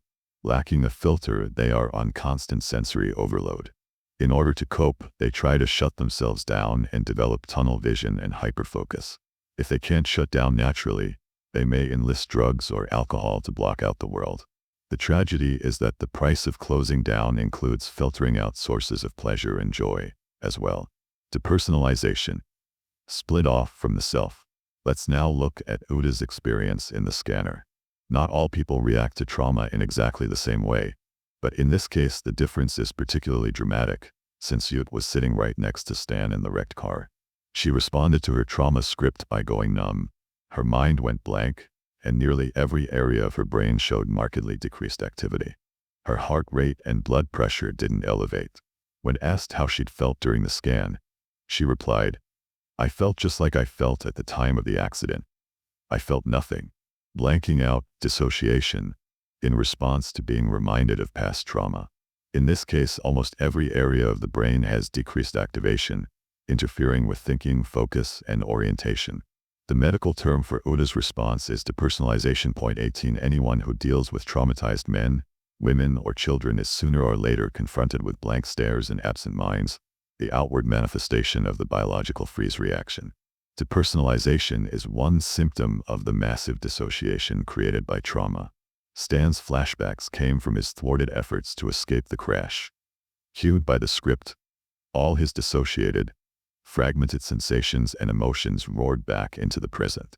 But instead of struggling to escape, Ud had dissociated her fear and felt nothing. I see depersonalization regularly in my office when patients tell me horrendous stories without any feeling. All the energy drains out of the room, and I have to make a valiant effort to keep paying attention. A lifeless patient forces you to work much harder to keep the therapy alive, and I often used to pray for the hour to be over quickly. After seeing Uda's scan, I started to take a very different approach toward blanked-out patients. With nearly every part of their brains tuned out, they obviously cannot think, feel deeply, remember, or make sense out of what is going on. Conventional talk therapy in those circumstances is virtually useless. In Uda's case, it was possible to guess why she responded so differently from Stan. She was utilizing a survival strategy her brain had learned in childhood to cope with her mother's harsh treatment. Uda's father died when she was 9 years old, and her mother subsequently was often nasty and demeaning to her. At some point Ute discovered that she could blank out her mind when her mother yelled at her. 35 years later, when she was trapped in her demolished car, Uda's brain automatically went into the same survival mode. She made herself disappear. The challenge for people like Ute is to become alert and engaged. A difficult but unavoidable task if they want to recapture their lives. Ute herself did recover. She wrote a book about her experiences and started a successful journal called Mental Fitness. This is where a bottom-up approach to therapy becomes essential. The aim is actually to change the patient's physiology, his or her relationship to bodily sensations. At the trauma center, we work with such basic measures as heart rate and breathing patterns. We help patients evoke and notice bodily sensations by tapping acupressure 19 points. Rhythmic interactions with other people are also effective. Tossing a beach ball back and forth, bouncing on a Pilates ball, drumming, or dancing to music. Numbing is the other side of the coin in PTSD. Many untreated trauma survivors start out like Stan, with explosive flashbacks, then numb out later in life. While reliving trauma is dramatic, frightening, and potentially self-destructive, over time a lack of presence can be even more damaging. This is a particular problem with traumatized children. The acting out kids tend to get attention. The blanked out ones don't bother anybody and are left to lose their future bit by bit. Learning to live in the present. The challenge of trauma treatment is not only dealing with the past, but even more, enhancing the quality of day-to-day experience. One reason that traumatic memories become dominant in PTSD is that it's so difficult to feel truly alive right now. When you can't be fully here, you go to the places where you did feel alive, even if those places are filled with horror and misery. Many treatment approaches for traumatic stress focus on desensitizing patients to their past, with the expectation that re-exposure to their traumas will reduce emotional outbursts and flashbacks. I believe that this is based on a misunderstanding of what happens in traumatic stress. We must most of all help our patients to live fully and securely in the present. In order to do that, we need to help bring those brain structures that deserted them when they were overwhelmed by trauma back. Desensitization may make you less reactive, but if you cannot feel satisfaction in ordinary, everyday things like taking a walk, cooking a meal, or playing with your kids, life will pass you by. Chapter 5. Body-brain connections. Life is about rhythm. We vibrate. Our hearts are pumping blood. We are a rhythm machine, that's what we are. Mickey Hart. Toward the end of his career in 1872, Charles Darwin published The Expression of the Emotions in Man and Animals. 1 Until recently, most scientific discussion of Darwin's theories has focused on the origin of species, 1859, and the descent of man, 1871.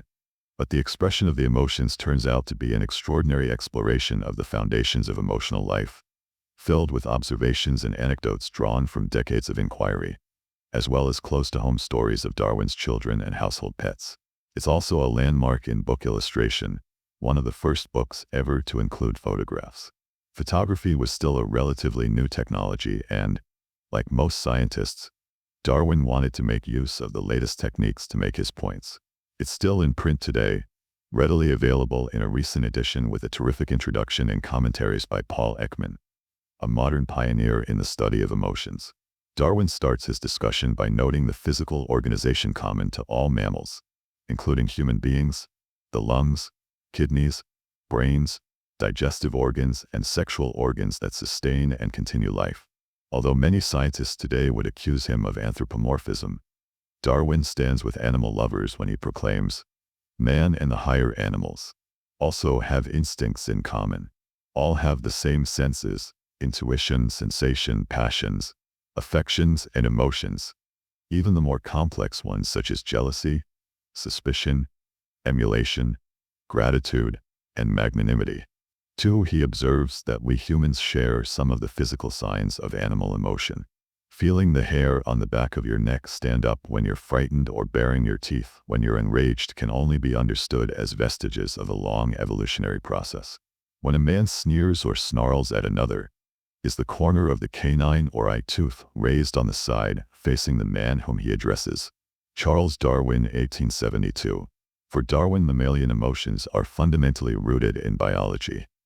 They are the indispensable source of motivation to initiate action. Emotions, from the Latin emovere, to move out, give shape and direction to whatever we do, and their primary expression is through the muscles of the face and body. These facial and physical movements communicate our mental state and intention to others. Angry expressions and threatening postures caution them to back off. Sadness attracts care and attention. Fear signals helplessness or alerts us to danger. We instinctively read the dynamic between two people simply from their tension or relaxation, their postures and tone of voice, their changing facial expressions. Watch a movie in a language you don't know, and you can still guess the quality of the relationship between the characters. We often can read other mammals, monkeys, dogs, horses, in the same way. Darwin goes on to observe that the fundamental purpose of emotions is to initiate movement that will restore the organism to safety and physical equilibrium. Here is his comment on the origin of what today we would call PTSD. Behaviors to avoid or escape from danger have clearly evolved to render each organism competitive in terms of survival. But inappropriately prolonged escape or avoidance behavior would put the animal at a disadvantage, and that successful species preservation demands reproduction, which, in turn, depends upon feeding, shelter, and mating activities, all of which are reciprocals of avoidance and escape. Point 3. In other words, if an organism is stuck in survival mode, its energies are focused on fighting off unseen enemies, which leaves no room for nurture, care, and love. For us humans, it means that as long as the mind is defending itself against invisible assaults, our closest bonds are threatened, along with our ability to imagine, plan, play, learn, and pay attention to other people's needs. Darwin also wrote about body-brain connections that we are still exploring today. Intense emotions involve not only the mind but also the gut and the heart. Heart, guts, and brain communicate intimately via the pneumogastric nerve, the critical nerve involved in the expression and management of emotions in both humans and animals. When the mind is strongly excited, it instantly affects the state of the viscera, so that under excitement there will be much mutual action and reaction between these, the two most important organs of the body. For the first time I encountered this passage, I reread it with growing excitement. Of course, we experience our most devastating emotions as gut-wrenching feelings and heartbreak. As long as we register emotions primarily in our heads, we can remain pretty much in control, but feeling as if our chest is caving in or we've been punched in the gut is unbearable. We'll do anything to make these awful visceral sensations go away, whether it is clinging desperately to another human being, rendering ourselves insensible with drugs or alcohol, or taking a knife to the skin to replace overwhelming emotions with definable sensations. How many mental health problems, from drug addiction to self-injurious behavior, start as attempts to cope with the unbearable physical pain of our emotions? If Darwin was right, the solution requires finding ways to help people alter the inner sensory landscape of their bodies. Until recently, this bidirectional communication between body and mind was largely ignored by Western science, even as it had long been central to traditional healing practices in many other parts of the world, notably in India and China. Today, it is transforming our understanding of trauma and recovery.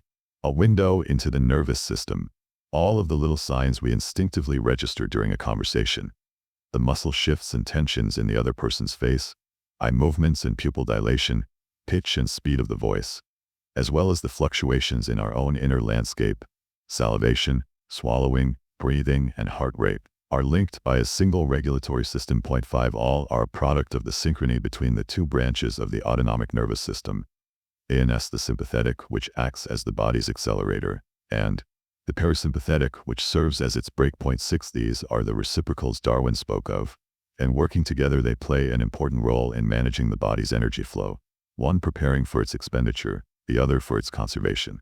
The sympathetic nervous system, SNS, is responsible for arousal, including the fight or flight response, Darwin's escape or avoidance behavior. Almost 2,000 years ago, the Roman physician Galen gave it the name sympathetic because he observed that it functioned with the emotions, sympathos. The SNS moves blood to the muscles for quick action, partly by triggering the adrenal glands to squirt out adrenaline, which speeds up the heart rate and increases blood pressure. The second branch of the ANS is the parasympathetic, against emotions nervous system, PNS, which promotes self-preservative functions like digestion and wound healing. It triggers the release of acetylcholine to put a brake on arousal, slowing the heart down, relaxing muscles, and returning breathing to normal. As Darwin pointed out, feeding, shelter, and mating activities depend on the PNS. There is a simple way to experience these two systems for yourself. Whenever you take a deep breath, you activate the SNS. The resulting burst of adrenaline speeds up your heart, which explains why many athletes take a few short, deep breaths before starting competition. Exhaling, in turn, activates the PNS, which slows down the heart. If you take a yoga or a meditation class, your instructor will probably urge you to pay particular attention to the exhalation, since deep, long breaths out help calm you down. As we breathe, we continually speed up and slow down the heart, and because of that, the interval between two successive heartbeats is never precisely the same. A measurement called heart rate variability, HRV, can be used to test the flexibility of the system, and good HRV, the more fluctuation the better, is a sign that the brake and accelerator in your arousal system are both functioning properly and in balance.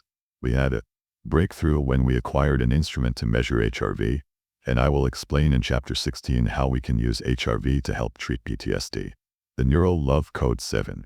In 1994, Stephen Porges, who was a researcher at the University of Maryland at the time we started our investigation of HRV, and who is now at the University of North Carolina, introduced the polyvagal theory, which built on Darwin's observations and added another 140 years of scientific discoveries to those early insights.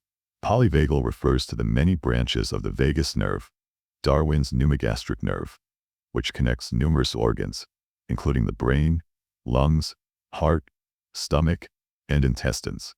The polyvagal theory provided us with a more sophisticated understanding of the biology of safety and danger, one based on the subtle interplay between the visceral experiences of our own bodies and the voices and faces of the people around us. It explained why a kind face or a soothing tone of voice can dramatically alter the way we feel. It clarified why knowing that we are seen and heard by the important people in our lives can make us feel calm and safe, and why being ignored or dismissed can precipitate rage reactions or mental collapse.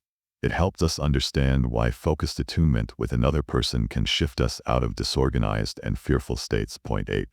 In short, Porges's theory made us look beyond the effects of fight or flight and put social relationships front and center in our understanding of trauma. It also suggested new approaches to healing that focus on strengthening the body system for regulating arousal. Human beings are astoundingly attuned to subtle emotional shifts in the people and animals around them. Slight changes in the tension of the brow, wrinkles around the eyes, curvature of the lips, and angle of the neck quickly signal to us how comfortable, suspicious, relaxed, or frightened someone is. Point 9. Our mirror neurons register their inner experience, and our own bodies make internal adjustments to whatever we notice. Just so, the muscles of our own faces give others clues about how calm or excited we feel, whether our heart is racing or quiet, and whether we're ready to pounce on them or run away. When the message we receive from another person is, "You're safe with me," we relax. If we're lucky in our relationships, we also feel nourished, supported, and restored as we look into the face and eyes of the other. Our culture teaches us to focus on personal uniqueness, but at a deeper level, we barely exist as individual organisms. Our brains are built to help us function as members of a tribe. We are part of that tribe even when we are by ourselves, whether listening to music that other people created, watching a basketball game on television, our own muscles tensing as the players run and jump, or preparing a spreadsheet for a sales meeting, anticipating the boss's reactions. Most of our energy is devoted to connecting with others. If we look beyond the list of specific symptoms that entail formal psychiatric diagnoses, we find that almost all mental suffering involves either trouble in creating workable and satisfying relationships or difficulties in regulating arousal, as in the case of habitually becoming enraged, shut down, overexcited, or disorganized. Usually it's a combination of both. The standard medical focus on trying to discover the right drug to treat a particular disorder tends to distract us from grappling with how our problems interfere with our functioning as members of our tribe. Safety and reciprocity. A few years ago, I heard Jerome Kagan, a distinguished emeritus professor of child psychology at Harvard, say to the Dalai Lama that for every act of cruelty in this world, there are hundreds of small acts of kindness and connection. His conclusion: to be benevolent rather than malevolent is probably a true feature of our species. Being able to feel safe with other people is probably the single most important aspect of mental health. Safe connections are fundamental to meaningful and satisfying lives. Numerous studies of disaster response around the globe have shown that social support is the most powerful protection against becoming overwhelmed by stress and trauma. Social support is not the same as merely being in the presence of others. The critical issue is reciprocity. Being truly heard and seen by the people around us, feeling that we are held in someone else's mind and heart. For our physiology to calm down, heal, and grow, we need a visceral feeling of safety. No doctor can write a prescription for friendship and love. These are complex and hard-earned capacities. You don't need a history of trauma to feel self-conscious and even panicked at a party with strangers. But trauma can turn the whole world into a gathering of aliens. Many traumatized people find themselves chronically out of sync with the people around them. Some find comfort in groups where they can replay their combat experiences, rape, or torture with others who have similar backgrounds or experiences. Focusing on a shared history of trauma and victimization alleviates their searing sense of isolation, but usually at the price of having to deny their individual differences. Members can belong only if they conform to the common code. Isolating oneself into a narrowly defined victim group promotes a view of others as irrelevant at best and dangerous at worst, which eventually only leads to further alienation. Gangs, extremist political parties, and religious cults may provide solace, but they rarely foster the mental flexibility needed to be fully open to what life has to offer, and as such cannot liberate their members from their traumas. Well-functioning people are able to accept individual differences and acknowledge the humanity of others. In the past 2 decades, it has become widely recognized that when adults or children are too skittish or shut down to derive comfort from human beings, relationships with other mammals can help. Dogs and horses and even dolphins offer less complicated companionship while providing the necessary sense of safety. Dogs and horses, in particular, are now extensively used to treat some groups of trauma patients. Point 10. 3 levels of safety. After trauma, the world is experienced with a different nervous system that has an altered perception of risk and safety. Porges coined the word neuroception to describe the capacity to evaluate relative danger and safety in one's environment. When we try to help people with faulty neuroception, the great challenge is finding ways to reset their physiology so that their survival mechanisms stop working against them. This means helping them to respond appropriately to danger, but even more, to recover the capacity to experience safety, relaxation, and true reciprocity. I have extensively interviewed and treated 6 people who survived plane crashes. 2 reported having lost consciousness during the incident. Even though they were not physically injured, they collapsed mentally. 2 went into a panic and stayed frantic until well after we had started treatment. 2 remained calm and resourceful and helped evacuate fellow passengers from the burning wreckage. I found a similar range of responses in survivors of rape, car crashes, and torture. In the previous chapter, we saw the radically different reactions of Stan and Ute as they relived the highway disaster they'd experienced side by side. What accounts for this spectrum of responses? Focused, collapsed, or frantic? Porges's theory provides an explanation. The autonomic nervous system regulates 3 fundamental physiological states. The level of safety determines which one of these is activated at any particular time. Whenever we feel threatened, we instinctively turn to the first level, social engagement.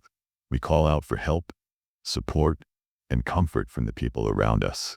But if no one comes to our aid, or we're in immediate danger, the organism reverts to a more primitive way to survive: fight or flight. We fight off our attacker or we run to a safe place. However, if this fails, we can't get away, we're held down or trapped. The organism tries to preserve itself by shutting down and expending as little energy as possible. We are then in a state of freeze or collapse. This is where the many-branched vagus nerve comes in, and I'll describe its anatomy briefly because it's central to understanding how people deal with trauma. The social engagement system depends on nerves that have their origin in the brainstem regulatory centers, primarily the vagus, also known as the 10th cranial nerve, together with adjoining nerves that activate the muscles of the face, throat, middle ear, and voice box or larynx. When the ventral vagal complex, VVC, runs the show, we smile when others smile at us. We nod our heads when we agree, and we frown when friends tell us of their misfortunes. When the VVC is engaged, it also sends signals down to our heart and lungs, slowing down our heart rate and increasing the depth of breathing. As a result, we feel calm and relaxed, centered, or pleasurably aroused. The many-branched vagus. The vagus nerve, which Darwin called the pneumogastric nerve, registers heartbreak and gut-wrenching feelings. When a person becomes upset, the throat gets dry, the voice becomes tense, the heart speeds up, and respiration becomes rapid and shallow. Courtesy of Ned Kalin, MD. 3 responses to threat. 1. The social engagement system. An alarmed monkey signals danger and calls for help. VVC. 2. Fight or flight. Teeth bared, the face of rage and terror. Sinus. 3. Collapse. The body signals defeat and withdraws. DVC. Any threat to our safety or social connections triggers changes in the areas innervated by the VVC. When something distressing happens, we automatically signal our upset in our facial expressions and tone of voice. Changes meant to beckon others to come to our assistance. Point 11. However, if no one responds to our call for help, the threat increases, and the older limbic brain jumps in. The sympathetic nervous system takes over, mobilizing muscles, heart, and lungs for fight or flight. Point 12. Our voice becomes faster and more strident, and our heart starts pumping faster. If a dog is in the room, she will stir and growl, because she can smell the activation of our sweat glands. Finally, if there's no way out, and there's nothing we can do to stave off the inevitable, we will activate the ultimate emergency system, the dorsal vagal complex, DVC.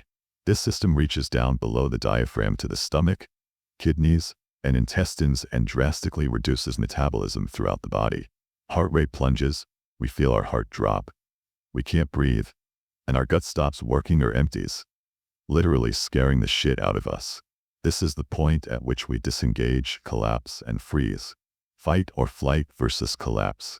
As we saw in Stan's and Uda's brain scans, trauma is expressed not only as fight or flight but also as shutting down and failing to engage in the present. A different level of brain activity is involved for each response. The mammalian fight or flight system, which is protective and keeps us from shutting down, and the reptilian brain, which produces the collapse response. You can see the difference between these two systems at any big pet store. Kittens, puppies, mice and gerbils constantly play around, and when they're tired they huddle together, skin to skin, in a pile. In contrast, the snakes and lizards lie motionless in the corners of their cages, unresponsive to the environment. Point 13. This sort of immobilization, generated by the reptilian brain, characterizes many chronically traumatized people, as opposed to the mammalian panic and rage that make more recent trauma survivors so frightened and frightening. Almost everyone knows what that quintessential fight/flight response, road rage, feels like. A sudden threat precipitates an intense impulse to move and attack. Danger turns off our social engagement system, decreases our responsiveness to the human voice, and increases our sensitivity to threatening sounds. Yet for many people, panic and rage are preferable to the opposite, shutting down and becoming dead to the world. Activating fight/flight at least makes them feel energized. That is why so many abused and traumatized people feel fully alive in the face of actual danger, while they go numb in situations that are more complex but objectively safe, like birthday parties or family dinners.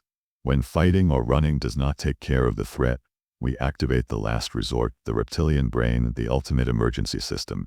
This system is most likely to engage when we are physically immobilized, as when we are pinned down by an attacker or when a child has no escape from a terrifying caregiver. Collapse and disengagement are controlled by the DVC, an evolutionarily ancient part of the parasympathetic nervous system that is associated with digestive symptoms like diarrhea and nausea. It also slows down the heart and induces shallow breathing. Once this system takes over, other people and we ourselves cease to matter. Awareness is shut down, and we may no longer even register physical pain. How we become human. In Porges's grand theory, the VVC evolved in mammals to support an increasingly complex social life. All mammals, including human beings, band together to mate, nurture their young, defend against common enemies, and coordinate hunting and food acquisition. The more efficiently the VVC synchronizes the activity of the sympathetic and parasympathetic nervous systems, the better the physiology of each individual will be attuned to that of other members of the tribe. Thinking about the VVC in this way illuminates how parents naturally help their kids to regulate themselves. Newborn babies are not very social. They sleep most of the time and wake up when they're hungry or wet. After having been fed, they may spend a little time looking around, fussing or staring, but they will soon be asleep again, following their own internal rhythms. Early in life, they are pretty much at the mercy of the alternating tides of their sympathetic and parasympathetic nervous systems, and their reptilian brain runs most of the show. But day by day, as we coo and smile and cluck at them, we stimulate the growth of synchronicity in the developing VVC. These interactions help to bring our baby's emotional arousal systems into sync with their surroundings. The VVC controls sucking, swallowing, facial expression, and the sounds produced by the larynx. When these functions are stimulated in an infant, they are accompanied by a sense of pleasure and safety, which helps create the foundation for all future social behavior. Point 14. As my friend Ed Tronick taught me a long time ago, the brain is a cultural organ. Experience shapes the brain. Being in tune with other members of our species via the VVC is enormously rewarding. What begins as the attuned play of mother and child continues with the rhythmicity of a good basketball game, the synchrony of tango dancing, and the harmony of choral singing or playing a piece of jazz or chamber music, all of which foster a deep sense of pleasure and connection. We can speak of trauma when that system fails. When you beg for your life, but the assailant ignores your pleas. When you are a terrified child lying in bed, hearing your mother scream as her boyfriend beats her up. When you see your buddy trapped under a piece of metal that you're not strong enough to lift. When you want to push away the priest who is abusing you, but you're afraid you'll be punished. Immobilization is at the root of most traumas. When that occurs, the DVC is likely to take over. Your heart slows down, your breathing becomes shallow, and zombie-like, you lose touch with yourself and your surroundings. You dissociate, faint, and collapse. Defend or relax. Steve Porges helped me realize that the natural state of mammals is to be somewhat on guard. However, in order to feel emotionally close to another human being, our defensive system must temporarily shut down. In order to play, mate, and nurture our young, the brain needs to turn off its natural vigilance. Many traumatized individuals are too hypervigilant to enjoy the ordinary pleasures that life has to offer, while others are too numb to absorb new experiences, or to be alert to signs of real danger. When the smoke detectors of the brain malfunction, people no longer run when they should be trying to escape or fight back when they should be defending themselves. The landmark ACE, Adverse Childhood Experiences, study, which I'll discuss in more detail in Chapter 9, showed that women who had an early history of abuse and neglect were 7 times more likely to be raped in adulthood. Women who, as children, had witnessed their mothers being assaulted by their partners had a vastly increased chance to fall victim to domestic violence. Point 15. Many people feel safe as long as they can limit their social contact to superficial conversations, but actual physical contact can trigger intense reactions. However, as Porges points out, achieving any sort of deep intimacy, a close embrace, sleeping with a mate, and sex, requires allowing oneself to experience immobilization without fear. Point 16. It is especially challenging for traumatized people to discern when they are actually safe and to be able to activate their defenses when they are in danger. This requires having experiences that can restore the sense of physical safety, a topic to which we'll return many times in the chapters that follow. New approaches to treatment. If we understand that traumatized children and adults get stuck in fight/flight or in chronic shutdown, how do we help them to deactivate these defensive maneuvers that once ensured their survival? Some gifted people who work with trauma survivors know how to do this intuitively. Steve Gross used to run the play program at the trauma center. Steve often walked around the clinic with a brightly colored beach ball, and when he saw angry or frozen kids in the waiting room, he would flash them a big smile. The kids rarely responded. Then, a little later, he would return and accidentally drop his ball close to where a kid was sitting. As Steve leaned over to pick it up, he'd nudge it gently toward the kid, who'd usually give a half-hearted push in return. Gradually, Steve got it back and forth going, and before long you'd see smiles on both faces. From simple, rhythmically attuned movements, Steve had created a small, safe place where the social engagement system could begin to reemerge. In the same way, severely traumatized people may get more out of simply helping to arrange chairs before a meeting or joining others in tapping out a musical rhythm on the chair seats than they would from sitting in those same chairs and discussing the failures in their life. One thing is certain: yelling at someone who is already out of control can only lead to further dysregulation. Just as your dog cowers if you shout and wags his tail when you speak in a high sing-song, we humans respond to harsh voices with fear, anger, or shut down, and to playful tones by opening up and relaxing. We simply cannot help but respond to these indicators of safety or danger. Sadly, our educational system, as well as many of the methods that profess to treat trauma, tend to bypass this emotional engagement system and focus instead on recruiting the cognitive capacities of the mind. Despite the well-documented effects of anger, fear, and anxiety on the ability to reason, many programs continue to ignore the need to engage the safety system of the brain before trying to promote new ways of thinking. The last things that should be cut from school schedules are chorus, physical education, recess, and anything else involving movement, play, and joyful engagement. When children are oppositional, defensive, numbed out, or enraged, it's also important to recognize that such bad behavior may repeat action patterns that were established to survive serious threats, even if they are intensely upsetting or off-putting.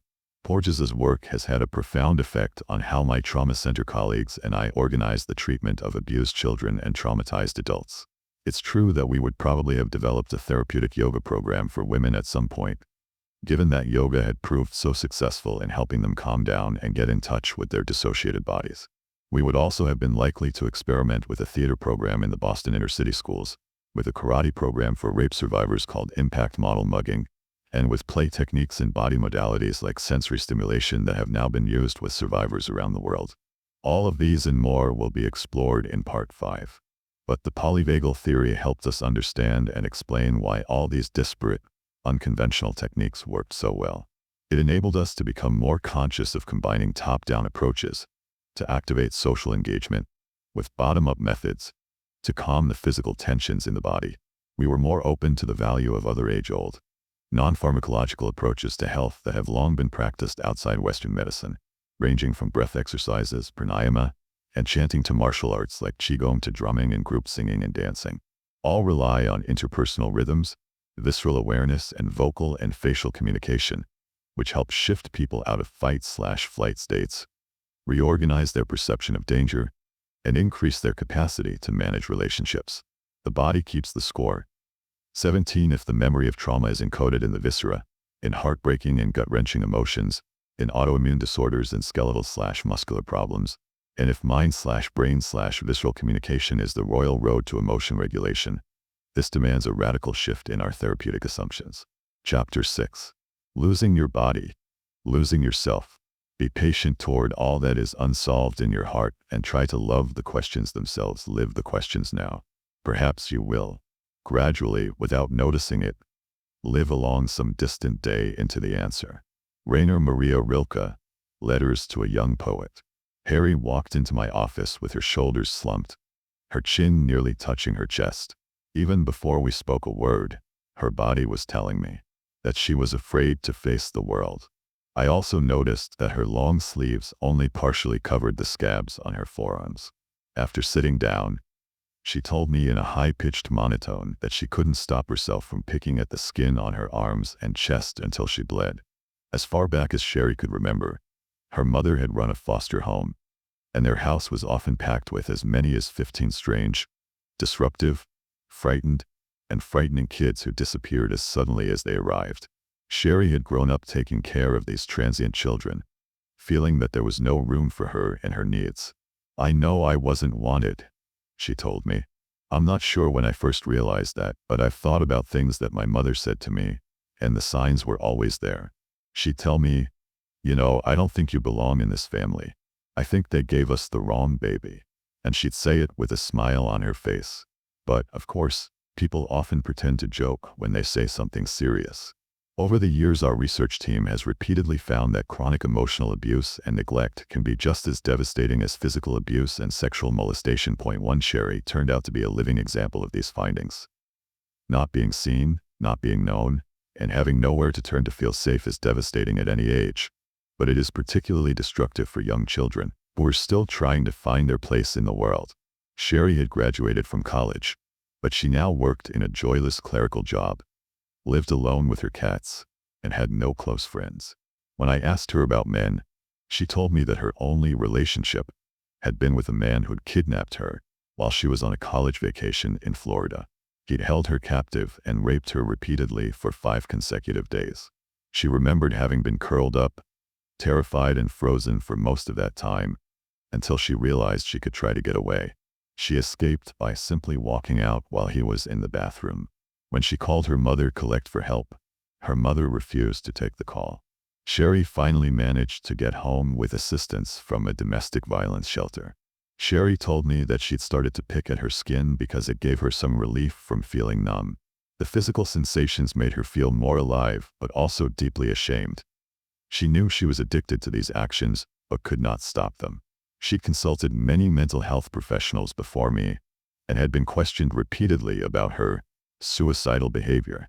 She'd also been subjected to involuntary hospitalization by a psychiatrist who refused to treat her unless she could promise that she would never pick at herself again. However, in my experience, patients who cut themselves or pick at their skin like Sherry are seldom suicidal but are trying to make themselves feel better in the only way they know. This is a difficult concept for many people to understand. As I discussed in the previous chapter, the most common response to distress is to seek out people we like and trust to help us and give us the courage to go on. We may also calm down by engaging in a physical activity like biking or going to the gym. We start learning these ways of regulating our feelings from the first moment someone feeds us when we're hungry, covers us when we're cold, or rocks us when we're hurt or scared. But if no one has ever looked at you with loving eyes or broken out in a smile when she sees you, if no one has rushed to help you, but instead said, "Stop crying, or I'll give you something to cry about," then you need to discover other ways of taking care of yourself. You are likely to experiment with anything drugs, alcohol, binge eating, or cutting that offers some kind of relief. While Sherry dutifully came to every appointment and answered my questions with great sincerity, I did not feel we were making the sort of vital connection that is necessary for therapy to work. Struck by how frozen and uptight she was, I suggested that she see Liz, a massage therapist I had worked with previously. During their first meeting, Liz positioned Sherry on the massage table, then moved to the end of the table and gently held Sherry's feet. Lying there with her eyes closed, Sherry suddenly yelled in a panic, "Where are you?" Somehow Sherry had lost track of Liz, even though Liz was right there, with her hands on Sherry's feet. Sherry was one of the first patients who taught me about the extreme disconnection from the body that so many people with histories of trauma and neglect experience. I discovered that my professional training, with its focus on understanding and insight, had largely ignored the relevance of the living, breathing body, the foundation of ourselves. Sherry knew that picking her skin was a destructive thing to do, and that it was related to her mother's neglect. But understanding the source of the impulse made no difference in helping her control it. Losing your body. Once I was alerted to this, I was amazed to discover how many of my patients told me they could not feel whole areas of their bodies. Sometimes I'd ask them to close their eyes and tell me what I had put into their outstretched hands. Whether it was a car key, a quarter, or a can opener, they often could not even guess what they were holding. Their sensory perceptions simply weren't working. I talked this over with my friend Alexander McFarlane in Australia, who had observed the same phenomenon. In his laboratory in Adelaide, he had studied the question, how do we know without looking at it that we're holding a car key? Recognizing an object in the palm of your hand requires sensing its shape, weight, temperature, texture, and position. Each of those distinct sensory experiences is transmitted to a different part of the brain, which then needs to integrate them into a single perception. McFarlane found that people with PTSD often have trouble putting the picture together. Point 2. When our senses become muffled, we no longer feel fully alive. In an article called, "What is an Emotion?" 1884, William James, the father of American psychology, reported a striking case of sensory insensibility in a woman he interviewed. "I have no human sensations," she told him. "I am surrounded by all that can render life happy and agreeable. Still, to me, the faculty of enjoyment and of feeling is wanting each of my senses. Each part of my proper self is as it were separated from me and can no longer afford me any feeling. This impossibility seems to depend upon a void which I feel in the front of my head, and to be due to the diminution of the sensibility over the whole surface of my body, for it seems to me that I never actually reach the objects which I touch. All this would be a small matter enough, but for its frightful result, which is that of the impossibility of any other kind of feeling and of any sort of enjoyment, although I experience a need and desire of them that render my life an incomprehensible torture. This response to trauma raises an important question. How can traumatized people learn to integrate ordinary sensory experiences so that they can live with the natural flow of feeling and feel secure and complete in their bodies? How do we know we're alive? Most early neuroimaging studies of traumatized people were like those we've seen in Chapter 3. They focused on how subjects reacted to specific reminders of the trauma. Then, in 2004, my colleague Ruth Lanius, who scanned Stan and Newt Lawrence's brains, posed a new question.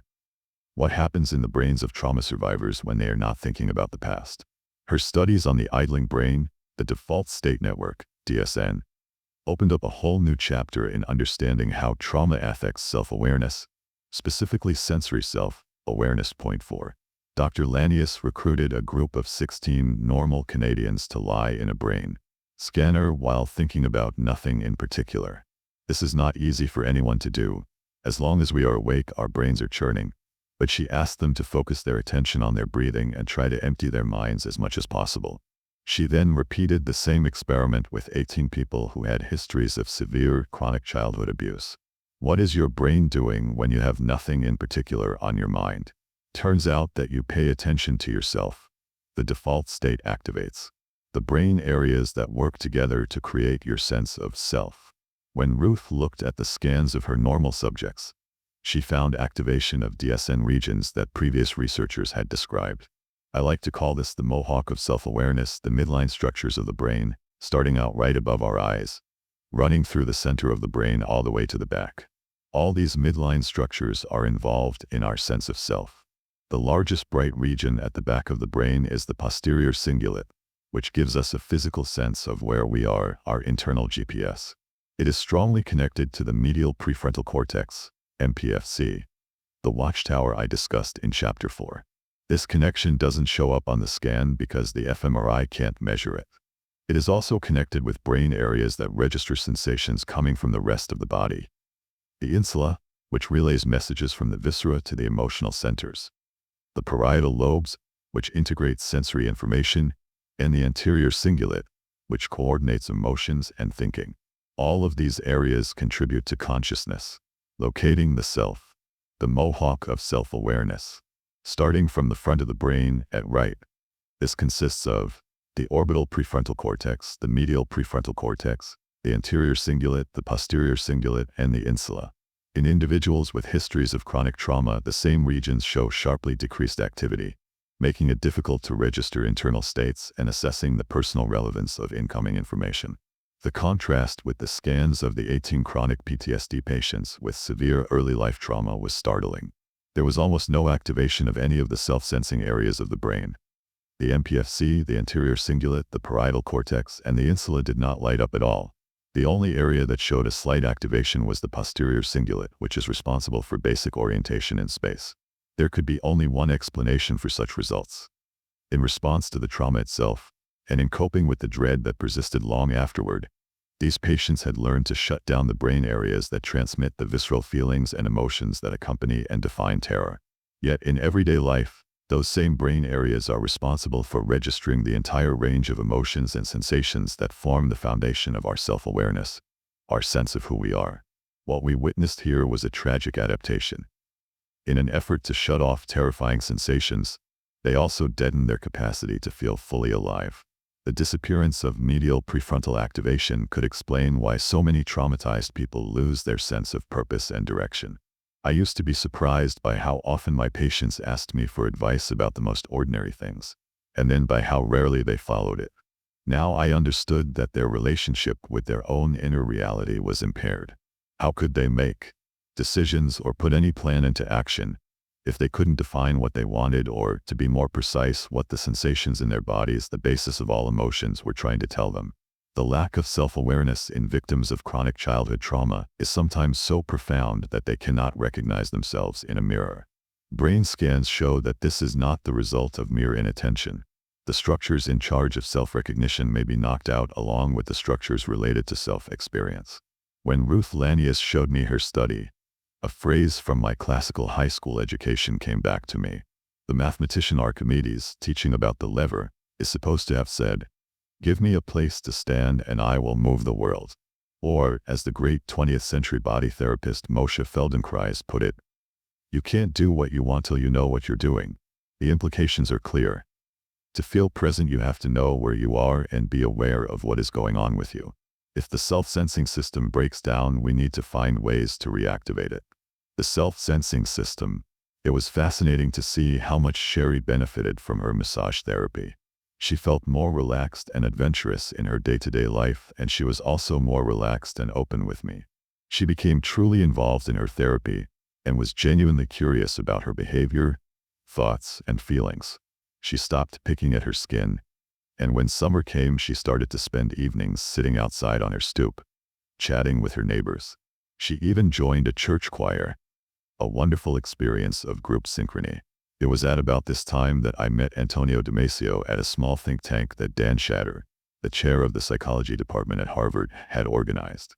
In a series of brilliant scientific articles and books, Damasio clarified the relationship among body states, emotions, and survival. A neurologist who has treated hundreds of people with various forms of brain damage, he became fascinated with consciousness and with identifying the areas of the brain necessary for knowing what you feel. He has devoted his career to mapping out what is responsible for our experience of self. The Feeling of What Happens is, for me, his most important book. In reading it was a revelation. 5 Damasio starts by pointing out the deep divide between our sense of self and the sensory life of our bodies. As he poetically explains, sometimes we use our minds not to discover facts, but to hide them. One of the things the screen hides most, effectively, is the body, our own body, by which I mean the ins of it, its interiors. Like a veil thrown over the skin to secure its modesty, the screen partially removes from the mind the inner states of the body, those that constitute the flow of life as it wanders in the journey of each day. 6. He goes on to describe how this screen can work in our favor by enabling us to attend to pressing problems in the outside world. Yet it has a cost. It tends to prevent us from sensing the possible origin and nature of what we call self. 7. Building on the century-old work of William James, Damasio argues that the core of our self-awareness rests on the physical sensations that convey the inner states of the body. Primordial feelings provide a direct experience of one's own living body, wordless, unadorned, and connected to nothing but sheer existence. These primordial feelings reflect the current state of the body along varied dimensions, along the scale that ranges from pleasure to pain, and they originate at the level of the brainstem rather than the cerebral cortex. All feelings of emotion are complex musical variations on primordial feelings. 8. Our sensory world takes shape even before we are born. In the womb, we feel amniotic fluid against our skin. We hear the faint sounds of rushing blood and a digestive tract at work. We pitch and roll with our mother's movements. After birth, physical sensation defines our relationship to ourselves and to our surroundings. We start off being our wetness, hunger, satiation, and sleepiness. A cacophony of incomprehensible sounds and images presses in on our pristine nervous system. Even after we acquire consciousness and language, our bodily sensing system provides crucial feedback on our moment-to-moment condition. Its constant hum communicates changes in our viscera and in the muscles of our face, torso, and extremities that signal pain and comfort, as well as urges such as hunger and sexual arousal. What is taking place around us also affects our physical sensations. Seeing someone we recognize, hearing particular sounds, a piece of music, a siren, or sensing a shift in temperature all change our focus of attention and, without our being aware of it, prime our subsequent thoughts and actions. As we have seen, the job of the brain is to constantly monitor and evaluate what is going on within and around us. These evaluations are transmitted by chemical messages in the bloodstream and electrical messages in our nerves, causing subtle or dramatic changes throughout the body and brain. These shifts usually occur entirely without conscious input or awareness. The subcortical regions of the brain are astoundingly efficient in regulating our breathing, heartbeat, digestion, hormone secretion, and immune system. However, these systems can become overwhelmed if we are challenged by an ongoing threat, or even the perception of threat. This accounts for the wide array of physical problems researchers have documented in traumatized people. Yet our conscious self also plays a vital role in maintaining our inner equilibrium. We need to register and act on our physical sensations to keep our bodies safe. Realizing we're cold compels us to put on a sweater. Feeling hungry or spacey tells us our blood sugar is low and spurs us to get a snack. The pressure of a full bladder sends us to the bathroom. Damasio points out that all of the brain structures that register background feelings are located near areas that control basic housekeeping functions, such as breathing, appetite, elimination, and sleep-wake cycles. This is because the consequences of having emotion and attention are entirely related to the fundamental business of managing life within the organism. It is not possible to manage life and maintain homeostatic balance without data on the current state of the organism's body. 9. Damasio calls these housekeeping areas of the brain the proto-self, because they create the wordless knowledge that underlies our conscious sense of self, the self under threat. In 2000, Damasio and his colleagues published an article in the world's foremost scientific publication, Science, which reported that reliving a strong negative emotion causes significant changes in the brain areas that receive nerve signals from the muscles, gut, and skin areas that are crucial for regulating basic bodily functions. The team's brain scans showed that recalling an emotional event from the past causes us to actually re-experience the visceral sensations felt during the original event. Each type of emotion produced a characteristic pattern, distinct from the others. For example, a particular part of the brainstem was active in sadness and anger, but not in happiness or fear. 10. All of these brain regions are below the limbic system, to which emotions are traditionally assigned, yet we acknowledge their involvement every time we use one of the common expressions that links strong emotions with the body. You make me sick. It made my skin crawl. I was all choked up. My heart sank. He makes me bristle. The elementary self system in the brain stem and limbic system is massively activated when people are faced with the threat of annihilation, which results in an overwhelming sense of fear and terror accompanied by intense physiological arousal. To people who are reliving a trauma, nothing makes sense. They are trapped in a life or death situation, a state of paralyzing fear or blind rage. Mind and body are constantly aroused, as if they are in imminent danger. They startle in response to the slightest noises and are frustrated by small irritations. Their sleep is chronically disturbed, and food often loses its sensual pleasures. This in turn can trigger desperate attempts to shut those feelings down by freezing and dissociation. Point 11. How do people regain control when their animal brains are stuck in a fight for survival? If what goes on deep inside our animal brains dictates how we feel, and if our body sensations are orchestrated by subcortical, subconscious brain structures, how much control over them can we actually have? Agency. Owning your life. Agency is the technical term for the feeling of being in charge of your life. Knowing where you stand, knowing that you have a say in what happens to you, knowing that you have some ability to shape your circumstances. The veterans who put their fists through drywall at the VA were trying to assert their agency, to make something happen. But they ended up feeling even more out of control, and many of these once confident men were trapped in a cycle between frantic activity and immobility. Agency starts with what scientists call interoception, our awareness of our subtle sensory, body-based feelings. The greater that awareness, the greater our potential to control our lives. Knowing what we feel is the first step to knowing why we feel that way. If we are aware of the constant changes in our inner and outer environment, we can mobilize to manage them. But we can't do this unless our watchtower, the MPFC, learns to observe what is going on inside us. This is why mindfulness practice, which strengthens the MPFC, is a cornerstone of recovery from trauma. Point 12. After I saw the wonderful movie March of the Penguins, I found myself thinking about some of my patients. The penguins are stoic and endearing, and it's tragic to learn how, from time immemorial, they have trudged 70 miles inland from the sea, endured indescribable hardships to reach their breeding grounds, lost numerous viable eggs to exposure, and then, almost starving, dragged themselves back to the ocean. If penguins had our frontal lobes, they would have used their little flippers to build igloos, devised a better division of labor, and reorganized their food supplies. Many of my patients have survived trauma through tremendous courage and persistence, only to get into the same kinds of trouble over and over again.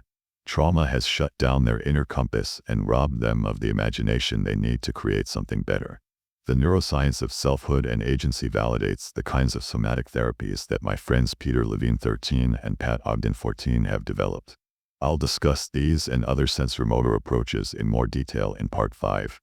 But in essence, their aim is threefold: to draw out the sensory information that is blocked and frozen by trauma, to help patients befriend, rather than suppress, the energies released by that inner experience, to complete the self-preserving physical actions that were thwarted when they were trapped, restrained, or immobilized by terror. Our gut feelings signal what is safe, life-sustaining, or threatening, even if we cannot quite explain why we feel a particular way.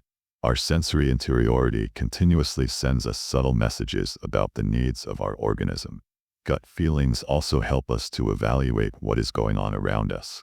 They warn us that the guy who is approaching feels creepy, but they also convey that a room with Western exposure surrounded by daylilies makes us feel serene.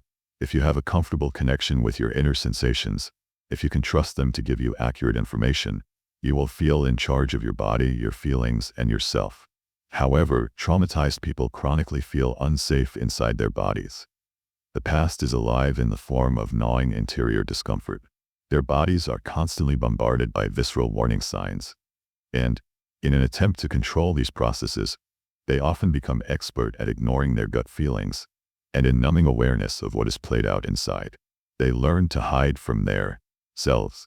The more people try to push away and ignore internal warning signs, the more likely they are to take over and leave them bewildered, confused, and ashamed. People who cannot comfortably notice what is going on inside become vulnerable to respond to any sensory shift, either by shutting down or by going into a panic. They develop a fear of fear itself. We now know that panic symptoms are maintained largely because the individual develops a fear of the bodily sensations associated with panic attacks. The attack may be triggered by something he or she knows is irrational, but fear of the sensations keeps them escalating into a full-body emergency. Scared stiff and frozen in fear, collapsing and going numb, describe precisely what terror and trauma feel like. They are its visceral foundation. The experience of fear derives from primitive responses to threat where escape is thwarted in some way. People's lives will be held hostage to fear until that visceral experience changes.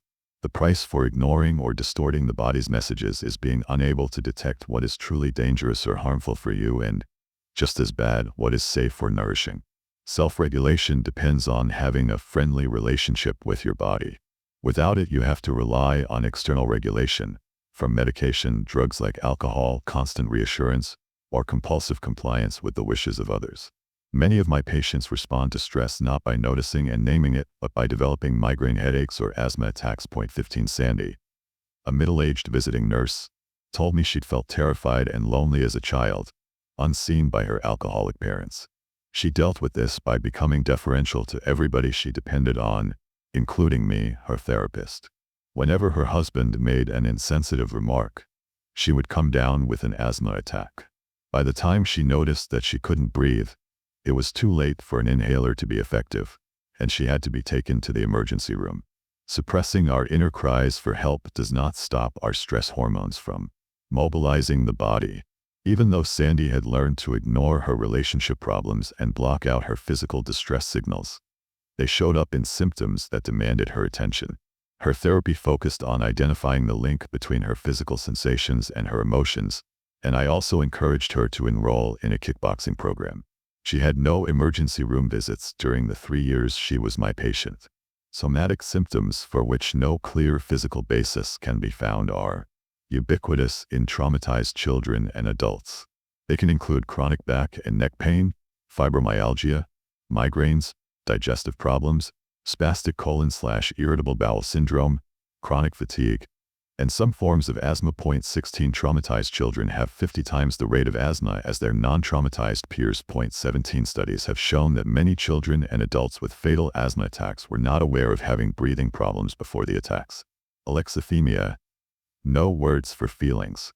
I had a widowed aunt with a painful trauma history who became an honorary grandmother to our children.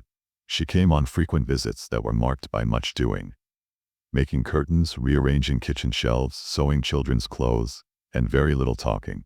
She was always eager to please, but it was difficult to figure out what she enjoyed. After several days of exchanging pleasantries, conversation would come to a halt, and I'd have to work hard to fill the long silences. On the last day of her visits, I'd drive her to the airport, where she'd give me a stiff goodbye hug while tears streamed down her face. Without a trace of irony, she'd then complain that the cold wind at Logan International Airport made her eyes water. Her body felt the sadness that her mind couldn't register. She was leaving our young family, her closest living relatives. Psychiatrists call this phenomenon alexithymia, Greek for not having words for feelings. Many traumatized children and adults simply cannot describe what they are feeling because they cannot identify what their physical sensations mean. They may look furious but deny that they are angry. They may appear terrified but say that they are fine. Not being able to discern what is going on inside their bodies causes them to be out of touch with their needs, and they have trouble taking care of themselves, whether it involves eating the right amount at the right time or getting the sleep they need. Like my aunt, alexithymics substitute the language of action for that of emotion. When asked, "How would you feel if you saw a truck coming at you at 80 miles per hour?" most people would say, "I'd be terrified," or "I'd be frozen with fear." An alexithymic might reply, "How would I feel? I don't know, I'd get out of the way." 18. They tend to register emotions as physical problems rather than as signals that something deserves their attention. Instead of feeling angry or sad, they experience muscle pain, bowel irregularities, or other symptoms for which no cause can be found. About 3/4 of patients with anorexia nervosa, and more than half of all patients with bulimia, are bewildered by their emotional feelings and have great difficulty describing them. 19. When researchers showed pictures of angry or distressed faces to people with alexithymia, they could not figure out what those people were feeling. 20. One of the first people who taught me about alexithymia was the psychiatrist Henry Crystal, who worked with more than 1,000 Holocaust survivors in his effort to understand massive psychic trauma. 21. Crystal, himself a concentration camp survivor, found that many of his patients were professionally successful, but their intimate relationships were bleak and distant. Suppressing their feelings had made it possible to attend to the business of the world, but at a price. They learned to shut down their once overwhelming emotions, and, as a result, they no longer recognized what they were feeling. Few of them had any interest in therapy. Paul Fruin at the University of Western Ontario did a series of brain scans of people with PTSD who suffered from alexithymia. One of the participants told him, "I don't know what I feel. It's like my head and body aren't connected. I'm living in a tunnel of fog. No matter what happens, it's the same reaction: numbness, nothing. Having a bubble bath and being burned or raped is the same feeling. My brain doesn't feel." Fruin and his colleague Ruth Lanius found that the more people were out of touch with their feelings, the less activity they had in the self-sensing areas of the brain. 22. Because traumatized people often have trouble sensing what is going on in their bodies, they lack a nuanced response to frustration. They either react to stress by becoming spaced out or with excessive anger. Whatever their response, they often can't tell what is upsetting them. This failure to be in touch with their bodies contributes to their well-documented lack of self-protection and high rates of revictimization. 23, and also to their remarkable difficulties feeling pleasure, sensuality, and having a sense of meaning. People with alexithymia can get better only by learning to recognize the relationship between their physical sensations and their emotions, much as colorblind people can only enter the world of color by learning to distinguish and appreciate shades of gray. Like my aunt and Henry Crystal's patients, they usually are reluctant to do that. Most seem to have made an unconscious decision that it is better to keep visiting doctors and treating ailments that don't heal than to do the painful work of facing the demons of the past. Depersonalization. One step further down on the ladder to self-oblivion is depersonalization, losing your sense of yourself. Uda's brain scan in Chapter 4 is, in its very blankness, a vivid illustration of depersonalization. Depersonalization is common during traumatic experiences. I was once mugged late at night in a park close to my home and, floating above the scene, saw myself lying in the snow with a small head wound, surrounded by 3 knife-wielding teenagers. I dissociated the pain of their stab wounds on my hands and did not feel the slightest fear as I calmly negotiated for the return of my emptied wallet. I did not develop PTSD, partly, I think, because I was intensely curious about having an experience I had studied so closely in others, and partly because I had the delusion that I would be able to make a drawing of my muggers to show to the police. Of course, they were never caught, but my fantasy of revenge must have given me a satisfying sense of agency. Traumatized people are not so fortunate and feel separated from their bodies. One particularly good description of depersonalization comes from the German psychoanalyst Paul Schilder. Writing in Berlin in 1928:24, to the depersonalized individual the world appears strange, peculiar, foreign, dreamlike. Objects appear at times strangely diminished in size, at times flat. Sounds appear to come from a distance, the emotions likewise undergo marked alteration. Patients complain that they are capable of experiencing neither pain nor pleasure. They have become strangers to themselves. I was fascinated to learn that a group of neuroscientists at the University of Geneva 25 had induced similar out-of-body experiences by delivering mild electric current to a specific spot in the brain, the temporal parietal junction. In one patient, this produced a sensation that she was hanging from the ceiling, looking down at her body. In another, it induced an eerie feeling that someone was standing behind her. This research confirms what our patients tell us, that the self can be detached from the body and live a phantom existence on its own. Similarly, Lanius and Fruin, as well as a group of researchers at the University of Groningen in the Netherlands, 26 did brain scans on people who dissociated their terror and found that the fear centers of the brain simply shut down as they recalled the event. Befriending the body.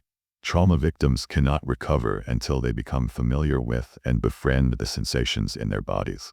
Being frightened means that you live in a body that is always on guard. Angry people live in angry bodies. The bodies of child abuse victims are tense and defensive until they find a way to relax and feel safe. In order to change, people need to become aware of their sensations and the way that their bodies interact with the world around them. Physical self-awareness is the first step in releasing the tyranny of the past. How can people open up to and explore their internal world of sensations and emotions? In my practice, I begin the process by helping my patients to first notice and then describe the feelings in their bodies. Not emotions such as anger or anxiety or fear, but the physical sensations beneath the emotions. Pressure, heat, muscular tension, tingling, caving in, feeling hollow, and so on. I also work on identifying the sensations associated with relaxation or pleasure. I help them become aware of their breath, their gestures and movements. I ask them to pay attention to subtle shifts in their bodies, such as tightness in their chests or gnawing in their bellies, when they talk about negative events that they claim did not bother them. Noticing sensations for the first time can be quite distressing, and it may precipitate flashbacks in which people curl up or assume defensive postures. These are somatic reenactments of the undigested trauma and most likely represent the postures they assumed when the trauma occurred. Images and physical sensations may deluge patients at this point, and the therapist must be familiar with ways to stem torrents of sensation and emotion to prevent them from becoming re-traumatized by accessing the past.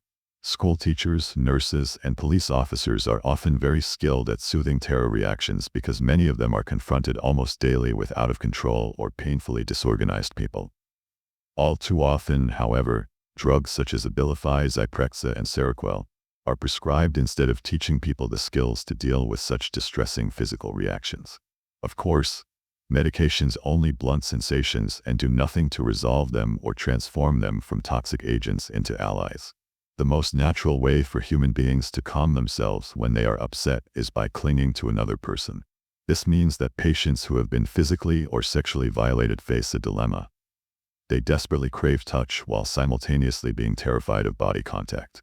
The mind needs to be re-educated to feel physical sensations, and the body needs to be helped to tolerate and enjoy the comforts of touch. Individuals who lack emotional awareness are able, with practice, to connect their physical sensations to psychological events. Then they can slowly reconnect with themselves. Point 27. Connecting with yourself. Connecting with others. I'll end this chapter with one final study that demonstrates the cost of losing your body. After Ruth Lanius and her group scanned the idling brain, they focused on another question from everyday life. What happens in chronically traumatized people when they make face-to-face contact? Many patients who come to my office are unable to make eye contact. I immediately know how distressed they are by their difficulty meeting my gaze.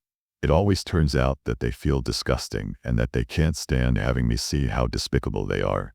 It never occurred to me that these intense feelings of shame would be reflected in abnormal brain activation. Ruth Lanius once again showed that mind and brain are indistinguishable. What happens in one is registered in the other. Ruth bought an expensive device that presents a video character to a person lying in a scanner. In this case, the cartoon resembled a kindly Richard Gere. The figure can approach either head-on, looking directly at the person, or at a 45-degree angle with an averted gaze. This made it possible to compare the effects of direct eye contact on brain activation with those of an averted gaze. 28. The most striking difference between normal controls and survivors of chronic trauma was in activation of the prefrontal cortex in response to a direct eye gaze. The prefrontal cortex, PFC, normally helps us to assess the person coming toward us, and our mirror neurons help to pick up his intentions. However, the subjects with PTSD did not activate any part of their frontal lobe, which means they could not muster any curiosity about the stranger. They just reacted with intense activation deep inside their emotional brains, in the primitive areas known as the periaqueductal gray, which generates startle, hypervigilance, cowering, and other self-protective behaviors. There was no activation of any part of the brain involved in social engagement.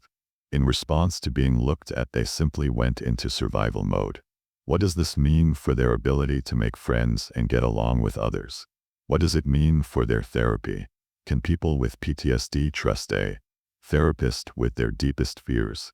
To have genuine relationships, you have to be able to experience others as separate individuals, each with his or her particular motivations and intentions.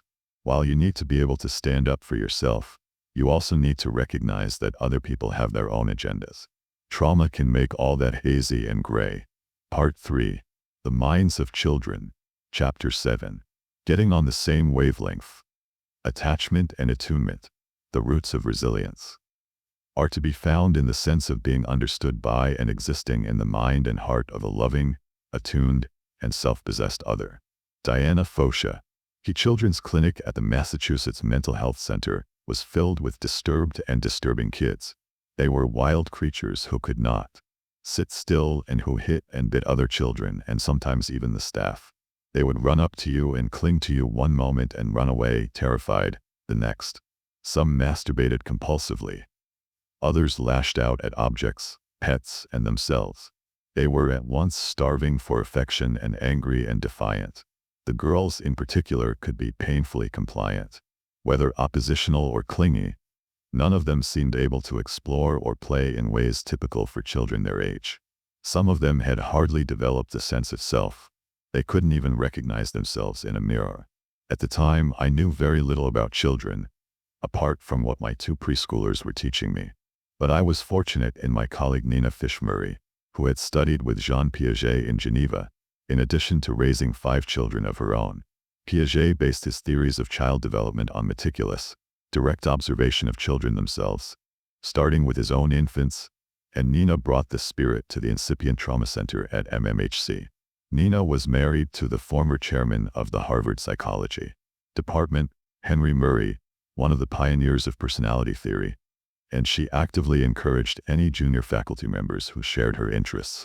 She was fascinated by my stories about combat veterans because they reminded her of the troubled kids she worked with in the Boston public schools. Nina's privileged position and personal charm gave us access to the Children's Clinic, which was run by child psychiatrists who had little interest in trauma. Henry Murray had, among other things, become famous for designing the widely used thematic apperception test. The TAT is a so-called projective test, which uses a set of cards to discover how people's inner reality shapes their view of the world.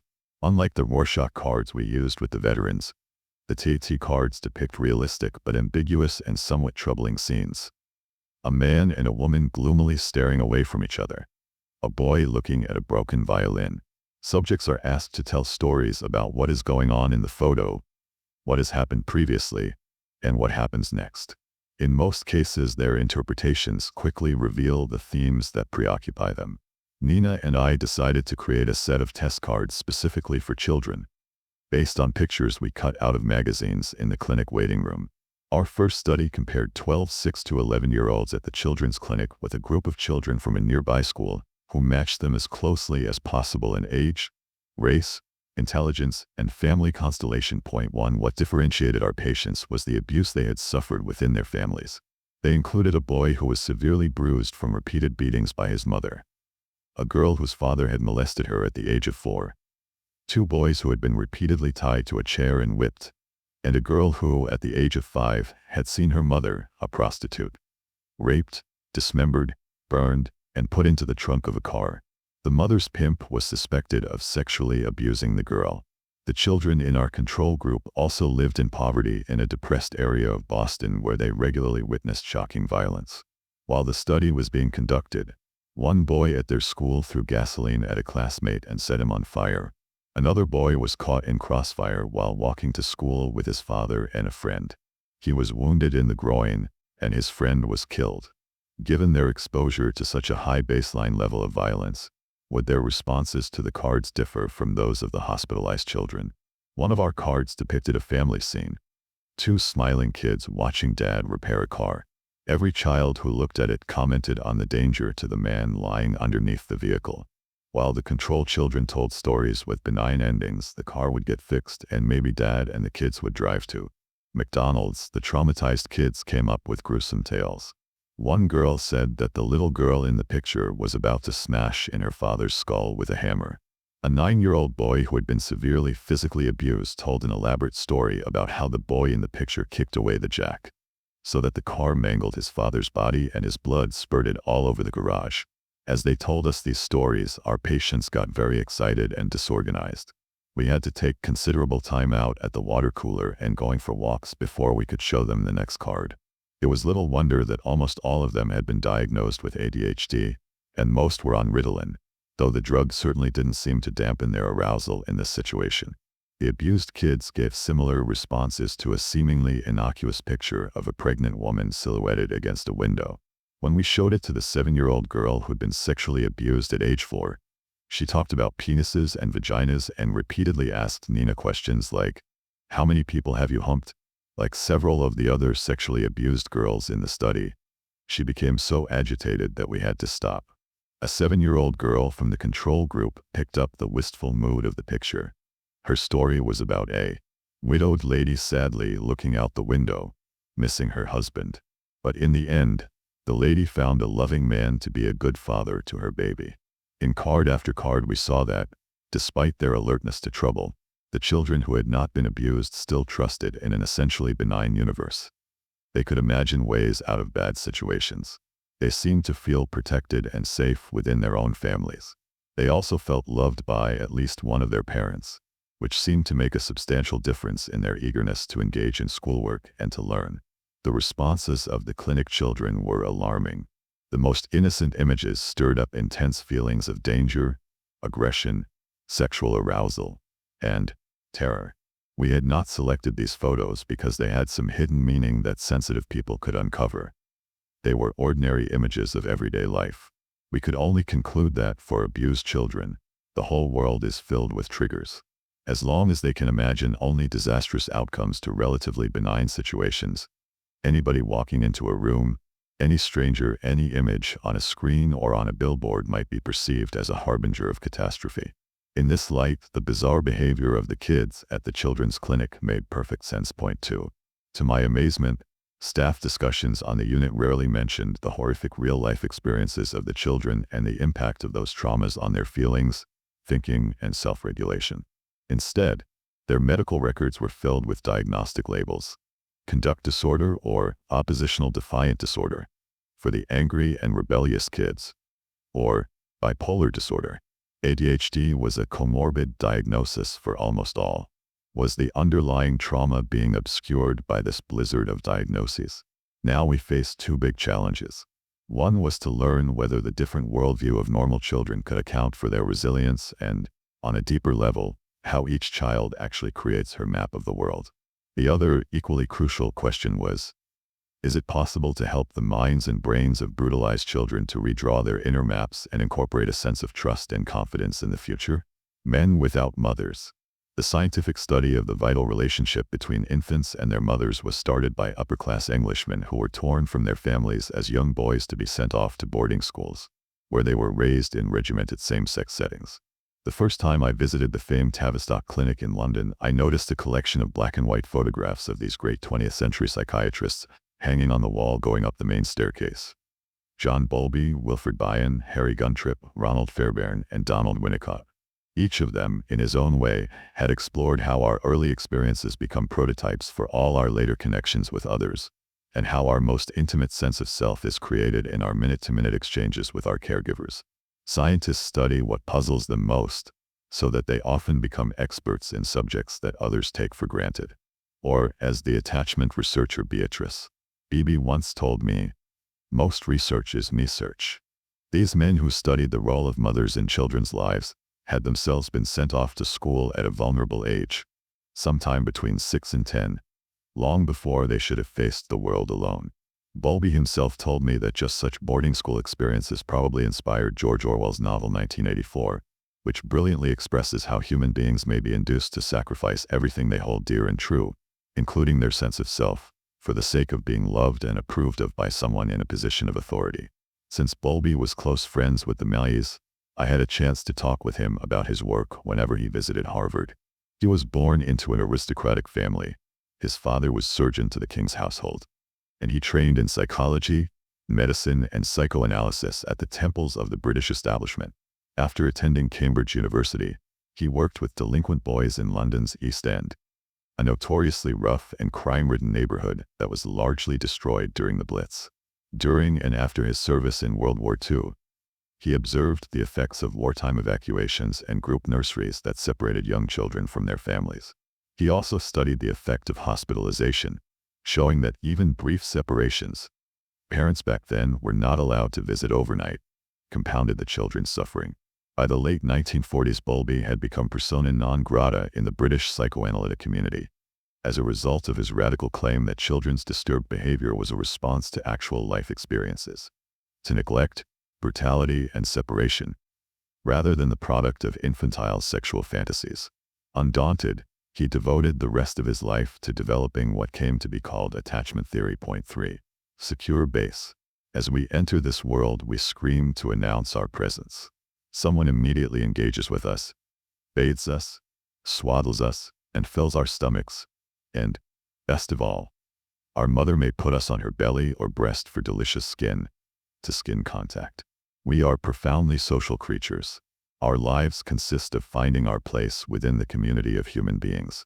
I love the expression of the great French psychiatrist Pierre Janet. Every life is a piece of art, put together with all means available. As we grow up, we gradually learn to take care of ourselves, both physically and emotionally, but we get our first lessons in self-care from the way that we are cared for. Mastering the skill of self-regulation depends to a large degree on how harmonious our early interactions with our caregivers are. Children whose parents are reliable sources of comfort and strength have a lifetime advantage, a kind of buffer against the worst that fate can hand them. John Bowlby realized that children are captivated by faces and voices, and are exquisitely sensitive to facial expression, posture, tone of voice, physiological changes, tempo of movement, and incipient action. He saw this inborn capacity as a product of evolution, essential to the survival of these helpless creatures.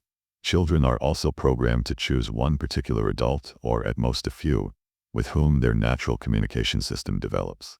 This creates a primary attachment bond. The more responsive the adult is to the child, the deeper the attachment and the more likely the child will develop healthy ways of responding to the people around him. Bowlby would often visit Regent's Park in London, where he would make systematic observations of the interactions between children and their mothers. While the mothers sat quietly on park benches, knitting or reading the paper, the kids would wander off to explore, occasionally looking over their shoulders to ascertain that Mum was still watching. But when a neighbor stopped by and absorbed his mother's interest with the latest gossip, the kids would run back and stay close, making sure he still had her attention. When infants and young children notice that their mothers are not fully engaged with them, they become nervous. When their mothers disappear from sight, they may cry and become inconsolable. But as soon as their mothers return, they quiet down and resume their play. Bowlby saw attachment as the secure base from which a child moves out into the world. Over the subsequent 5 decades, research has firmly established that having a safe haven promotes self-reliance and instills a sense of sympathy and helpfulness to others in distress. From the intimate give and take of the attachment bond, children learn that other people have feelings and thoughts that are both similar to and different from theirs. In other words, they get in sync with their environment and with the people around them and develop the self-awareness, empathy, impulse control, and self-motivation that make it possible to become contributing members of the larger social culture. These qualities were painfully missing in the kids at our children's clinic. The dance of attunement. Children become attached to whoever functions as their primary caregiver. But the nature of that attachment, whether it is secure or insecure, makes a huge difference over the course of a child's life. Secure attachment develops when caregiving includes emotional attunement. Attunement starts at the most subtle physical levels of interaction between babies and their caretakers, and it gives babies the feeling of being met and understood.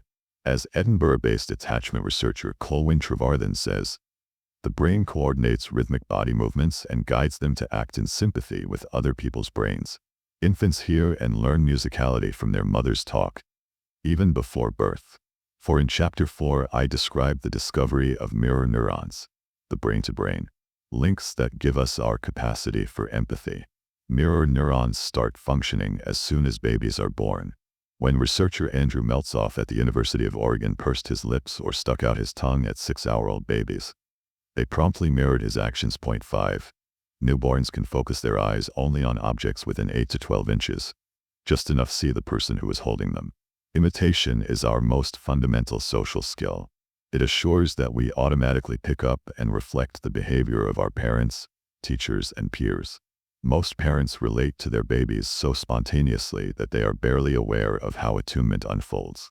But an invitation from a friend, the attachment researcher Ed Tronick, gave me the chance to observe that process more closely. Through a one-way mirror at Harvard's Laboratory of Human Development, I watched a mother playing with her 2-month-old son, who was propped in an infant seat facing her. They were cooing to each other and having a wonderful time, until the mother leaned in to nuzzle him, and the baby, in his excitement, yanked on her hair. The mother was caught unawares and yelped with pain, pushing away his hand while her face contorted with anger. The baby let go immediately, and they pulled back physically from each other. For both of them, the source of delight had become a source of distress. Obviously frightened, the baby brought his hands up to his face to block out the sight of his angry mother. The mother, in turn, realizing that her baby was upset, refocused on him, making soothing sounds in an attempt to smooth things over. The infant still had his eyes covered, but his craving for connection soon reemerged. He started peeking out to see if the coast was clear, while his mother reached toward him with a concerned expression. As she started to tickle his belly, he dropped his arms and broke into a happy giggle, and harmony was reestablished. Infant and mother were attuned again. This entire sequence of delight, rupture, repair, and new delight took slightly less than 12 seconds. Tronick and other researchers have now shown that when infants and caregivers are in sync on an emotional level, they're also in sync physically. Point 6. Babies can't regulate their own emotional states, much less the changes in heart rate, hormone levels, and nervous system activity that accompany emotions.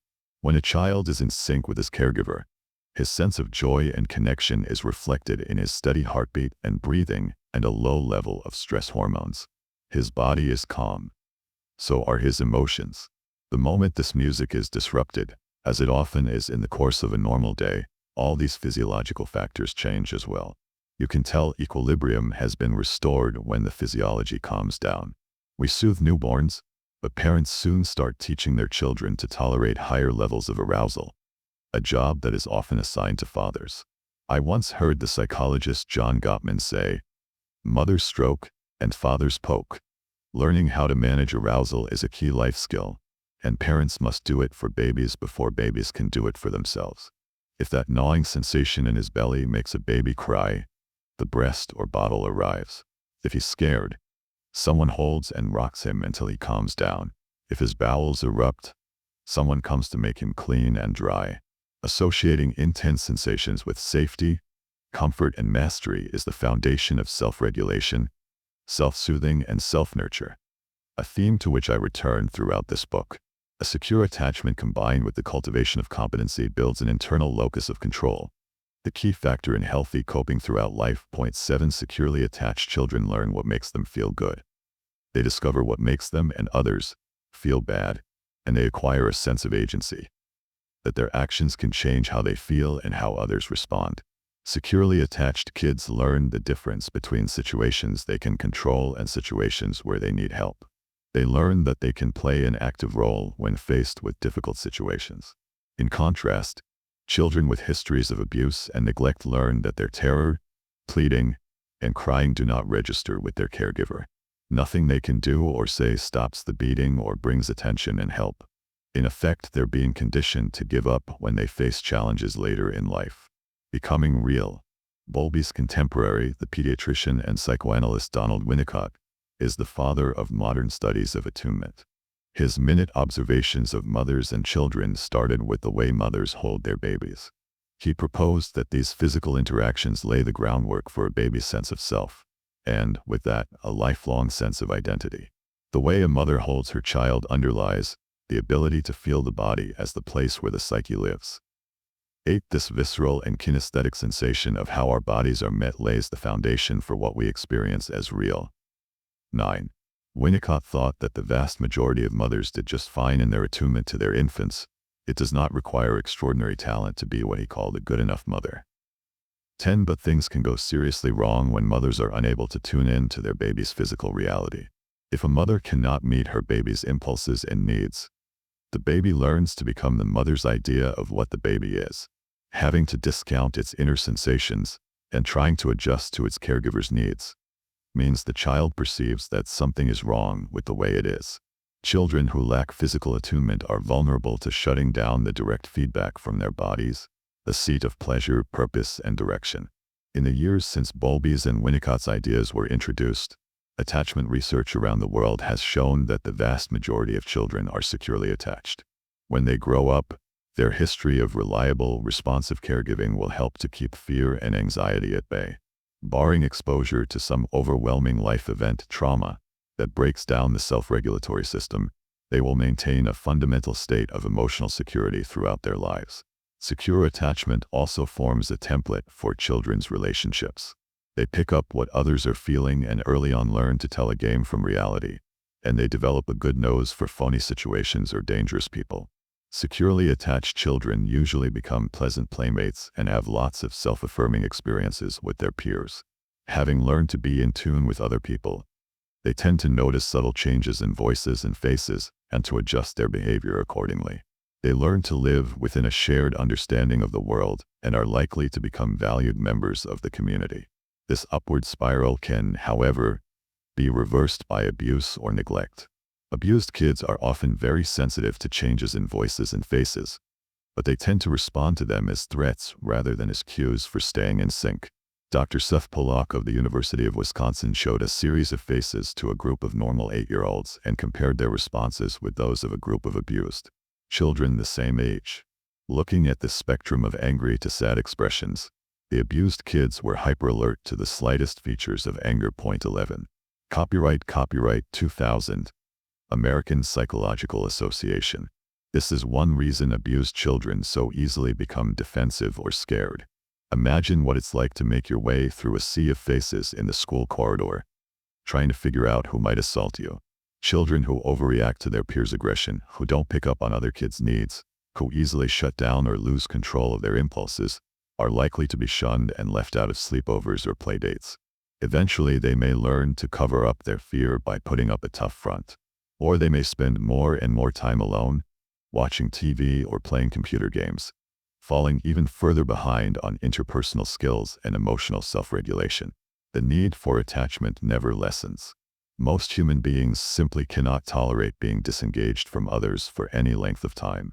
People who cannot connect through work, friendships, or family usually find other ways of bonding, as through illnesses, lawsuits, or family feuds. Anything is preferable to that godforsaken sense of irrelevance and alienation. A few years ago, on Christmas Eve, I was called to examine a 14-year-old boy at the Suffolk County Jail.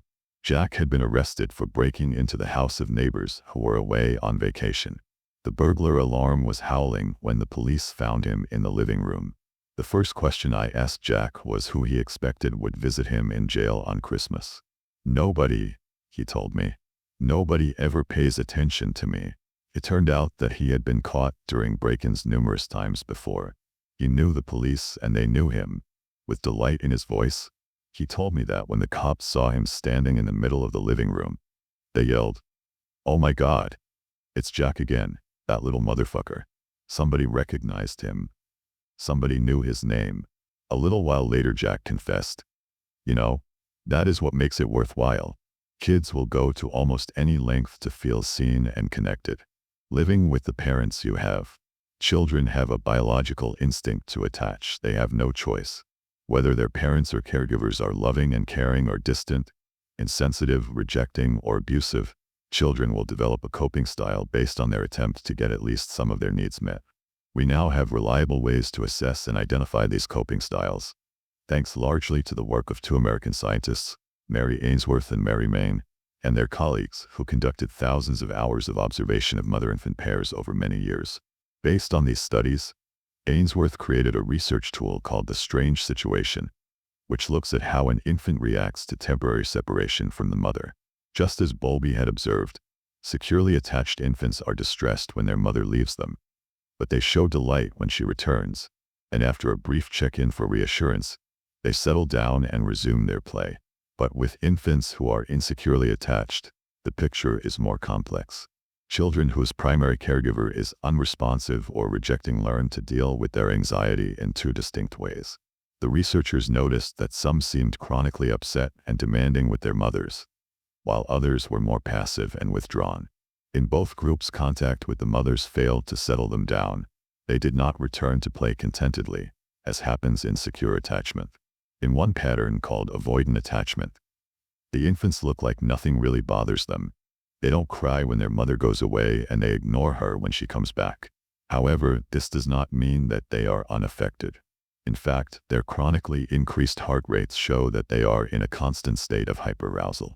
My colleagues and I call this pattern dealing but not feeling. 12 Most mothers of avoidant infants seem to dislike touching their children.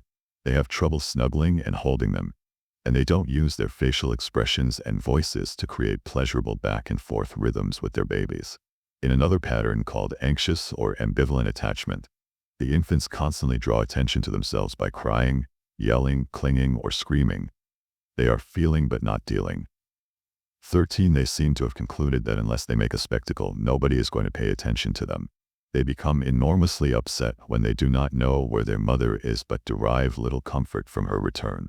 And even though they don't seem to enjoy her company, they stay passively or angrily focused on her, even in situations when other children would rather play. 14 Attachment researchers think that the three organized attachment strategies, secure, avoidant, and anxious, work because they elicit the best care a particular caregiver is capable of providing. Infants who encounter a consistent pattern of care, even if it's marked by emotional distance or insensitivity, can adapt to maintain the relationship. That does not mean that there are no problems. Attachment patterns often persist into adulthood. Anxious toddlers tend to grow into anxious adults, while avoidant toddlers are likely to become adults who are out of touch with their own feelings and those of others. As in, there's nothing wrong with a good spanking.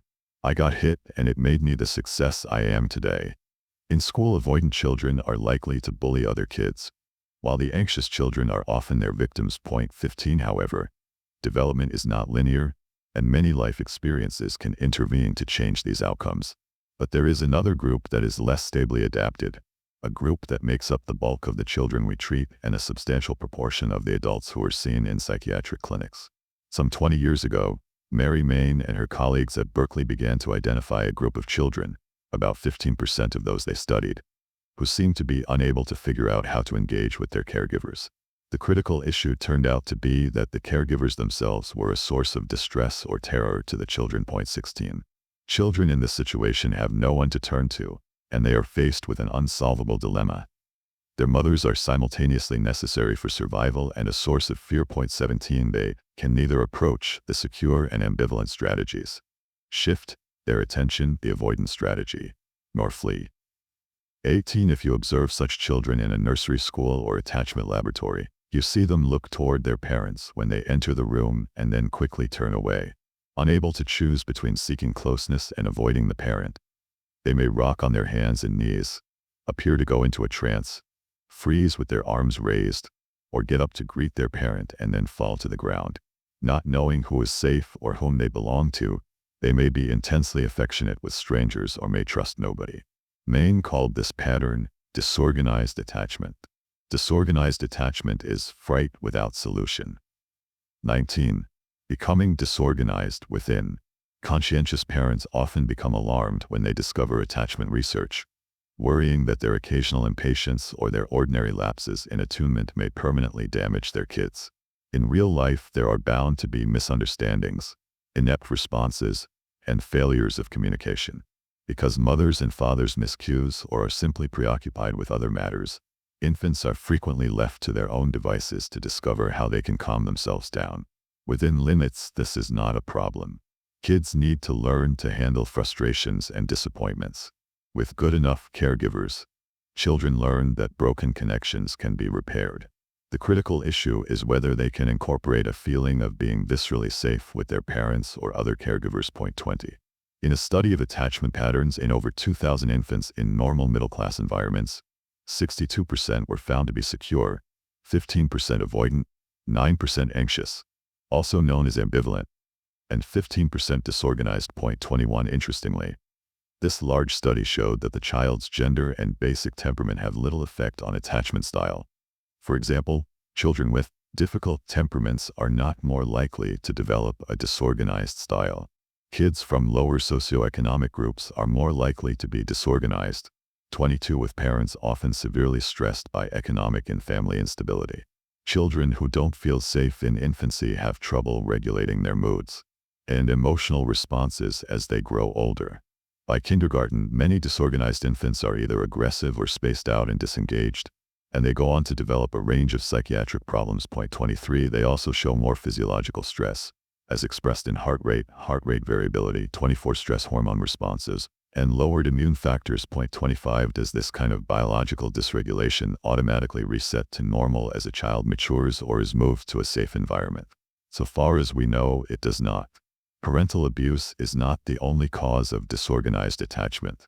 Parents who are preoccupied with their own trauma, such as domestic abuse or rape or the recent death of a parent or sibling, may also be too emotionally unstable and inconsistent to offer much comfort and protection. 26.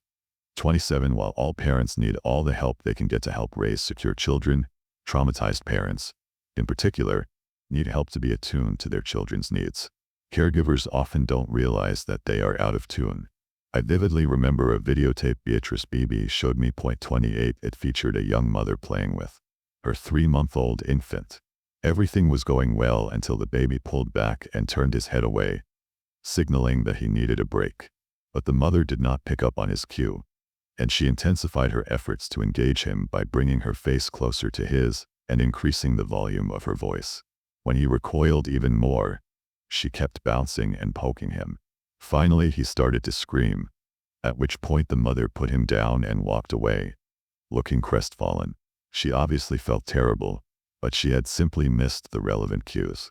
It's easy to imagine how this kind of misattunement, repeated over and over again, can gradually lead to a chronic disconnection. Anyone who's raised a colicky or hyperactive baby knows how quickly stress rises when nothing seems to make a difference. Chronically failing to calm her baby down and establish an enjoyable face-to-face interaction, the mother is likely to come to perceive him as a difficult child who makes her feel like a failure, and give up on trying to comfort her child. In practice, it often is difficult to distinguish the problems that result from disorganized attachment from those that result from trauma. They are often intertwined. My colleague Rachel Yehuda studied rates of PTSD in adult New Yorkers who had been assaulted or raped. 29. Those whose mothers were Holocaust survivors with PTSD had a significantly higher rate of developing serious psychological problems after these traumatic experiences. The most reasonable explanation is that their upbringing had left them with a vulnerable physiology, making it difficult for them to regain their equilibrium after being violated. Yehuda found a similar vulnerability in the children of pregnant women who were in the World Trade Center that fatal day in 2001.30. Similarly, the reactions of children to painful events are largely determined by how calm or stressed their parents are. My former student Glenn Sachs, now chairman of the Department of Child and Adolescent Psychiatry at NYU, showed that when children were hospitalized for treatment of severe burns, the development of PTSD could be predicted by how safe they felt with their mothers. 31 The security of their attachment to their mothers predicted the amount of morphine that was required to control their pain. The more secure the attachment, the less painkiller was needed. Another colleague, Claude Chemtab, who directs the Family Trauma Research Program at NYU Langone Medical Center, studied 112 New York City children who had directly witnessed the terrorist attacks on September 11. 32 children whose mothers were diagnosed with PTSD or depression during follow-up were 6 times more likely to have significant emotional problems and 11 times more likely to be hyperaggressive in response to their experience.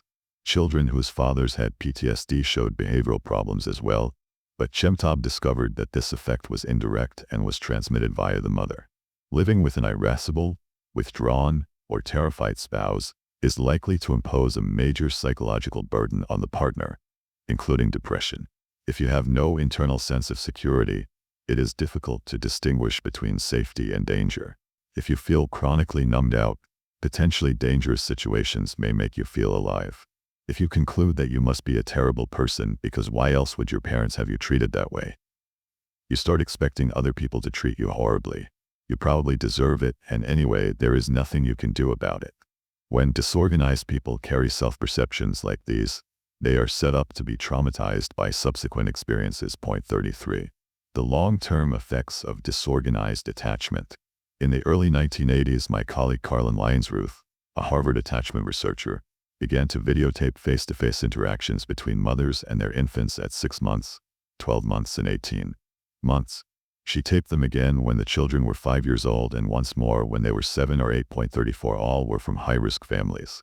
100% met federal poverty guidelines, and almost half the mothers were single parents. Disorganized attachment showed up in 2 different ways. One group of mothers seemed to be too preoccupied with their own issues to attend to their infants. They were often intrusive and hostile. They alternated between rejecting their infants and acting as if they expected them to respond to their needs. Another group of mothers seemed helpless and fearful. They often came across as sweet or fragile, but they didn't know how to be the adult in the relationship and seemed to want their children to comfort them. They failed to greet their children after having been away and did not pick them up when the children were distressed. The mothers didn't seem to be doing these things deliberately. They simply didn't know how to be attuned to their kids and respond to their cues and thus failed to comfort and reassure them.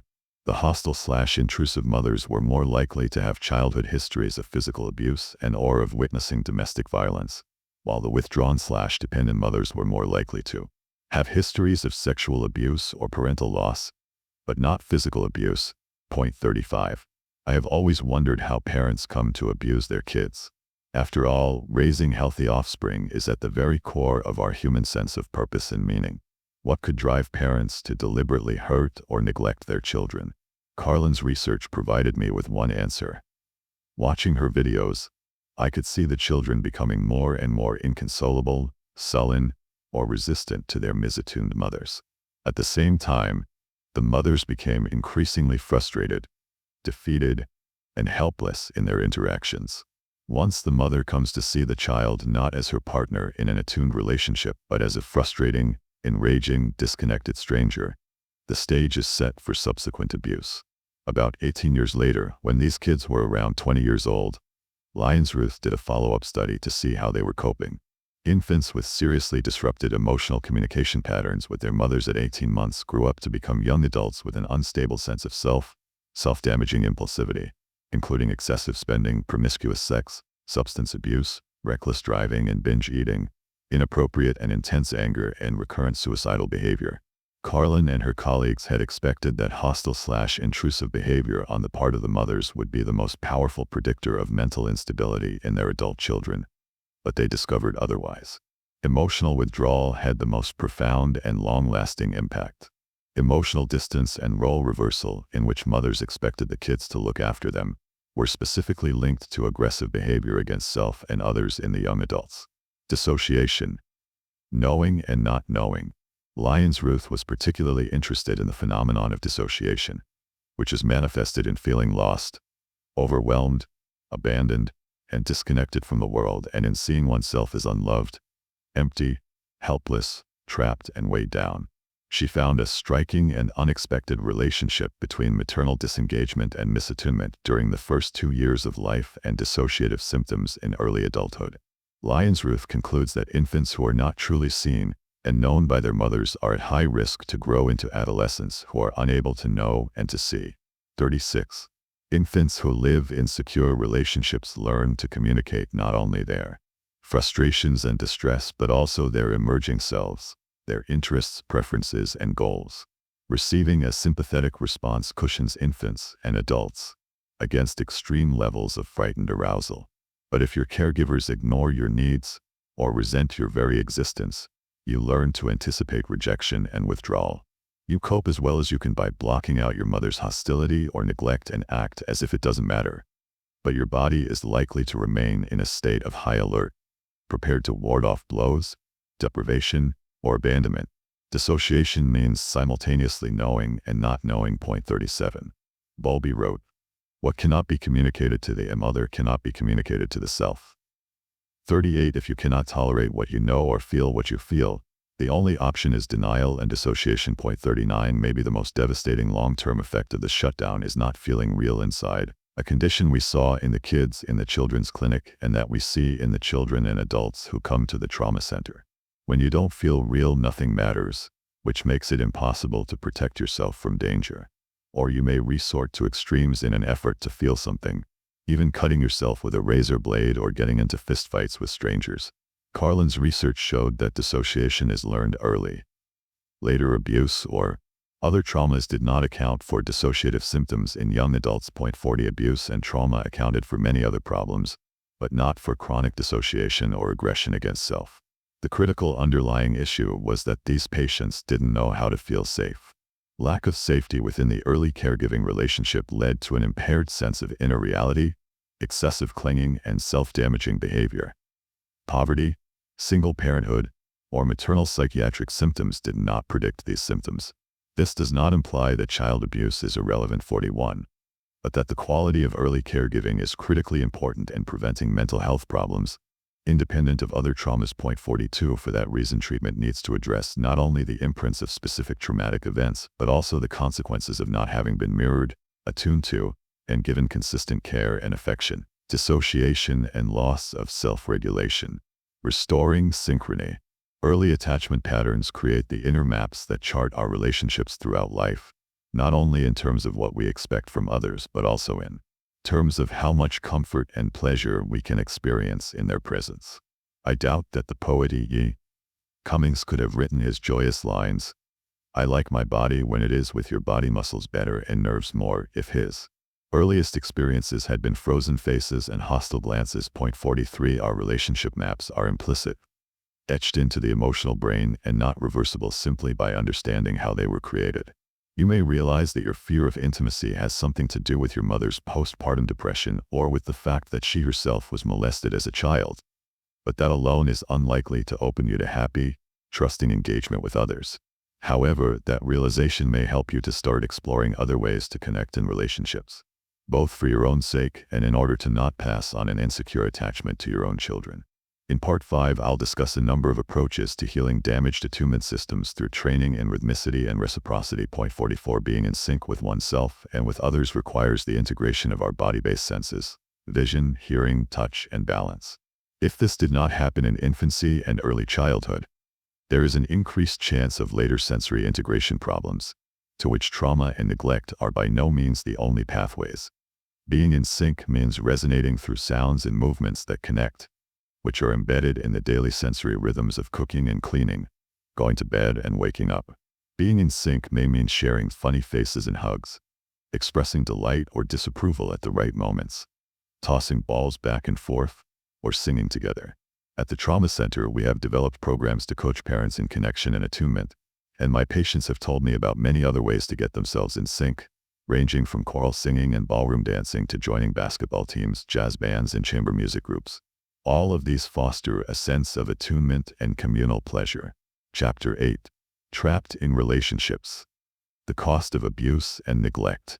The Night Sea Journey is the journey into the parts of ourselves that are split off, disavowed, unknown, unwanted, cast out, and exiled to the various subterranean worlds of consciousness. The goal of this journey is to reunite us with ourselves. Such a homecoming can be surprisingly painful, even brutal. In order to undertake it, we must first agree to exile nothing. Stephen Cope. Ari Lynn was a tall, athletic-looking woman in her mid-30s who worked as an operating room nurse in a nearby town. She told me that a few months earlier she'd started to play tennis at her sports club with a Boston fireman named Michael. She usually steered clear of men, she said, but she had gradually become comfortable enough with Michael to accept his invitations to go out for pizza after their matches. They talk about tennis, movies, their nephews and nieces, nothing too personal. Michael clearly enjoyed her company, but she told herself he didn't really know her. One Saturday evening in August, after tennis and pizza, she invited him to stay over at her apartment. She described feeling uptight and unreal as soon as they were alone together. She remembered asking him to go slow, but had very little sense of what had happened after that. After a few glasses of wine and a rerun of Law and Order, they apparently fell asleep together on top of her bed. At around 2 in the morning, Michael turned over in his sleep. When Marilyn felt his body touch hers, she exploded, pounding him with her fists, scratching and biting, screaming, "You bastard, you bastard!" Michael, startled awake, grabbed his belongings and fled. After he left, Marilyn sat on her bed for hours, stunned by what had happened. She felt deeply humiliated and hated herself for what she had done. And now she'd come to me for help in dealing with her terror of men and her inexplicable rage attacks. My work with veterans had prepared me to listen to painful stories like Marilyn's without trying to jump in immediately to fix the problem. Therapy often starts with some inexplicable behavior. Attacking a boyfriend in the middle of the night, feeling terrified when somebody looks you in the eye, finding yourself covered with blood after cutting yourself with a piece of glass, or deliberately vomiting up every meal. It takes time and patience to allow the reality behind such symptoms to reveal itself. Terror and numbness. As we talked, Marilyn told me that Michael was the first man she'd taken home in more than 5 years. But this was not the first time she'd lost control when a man spent the night with her.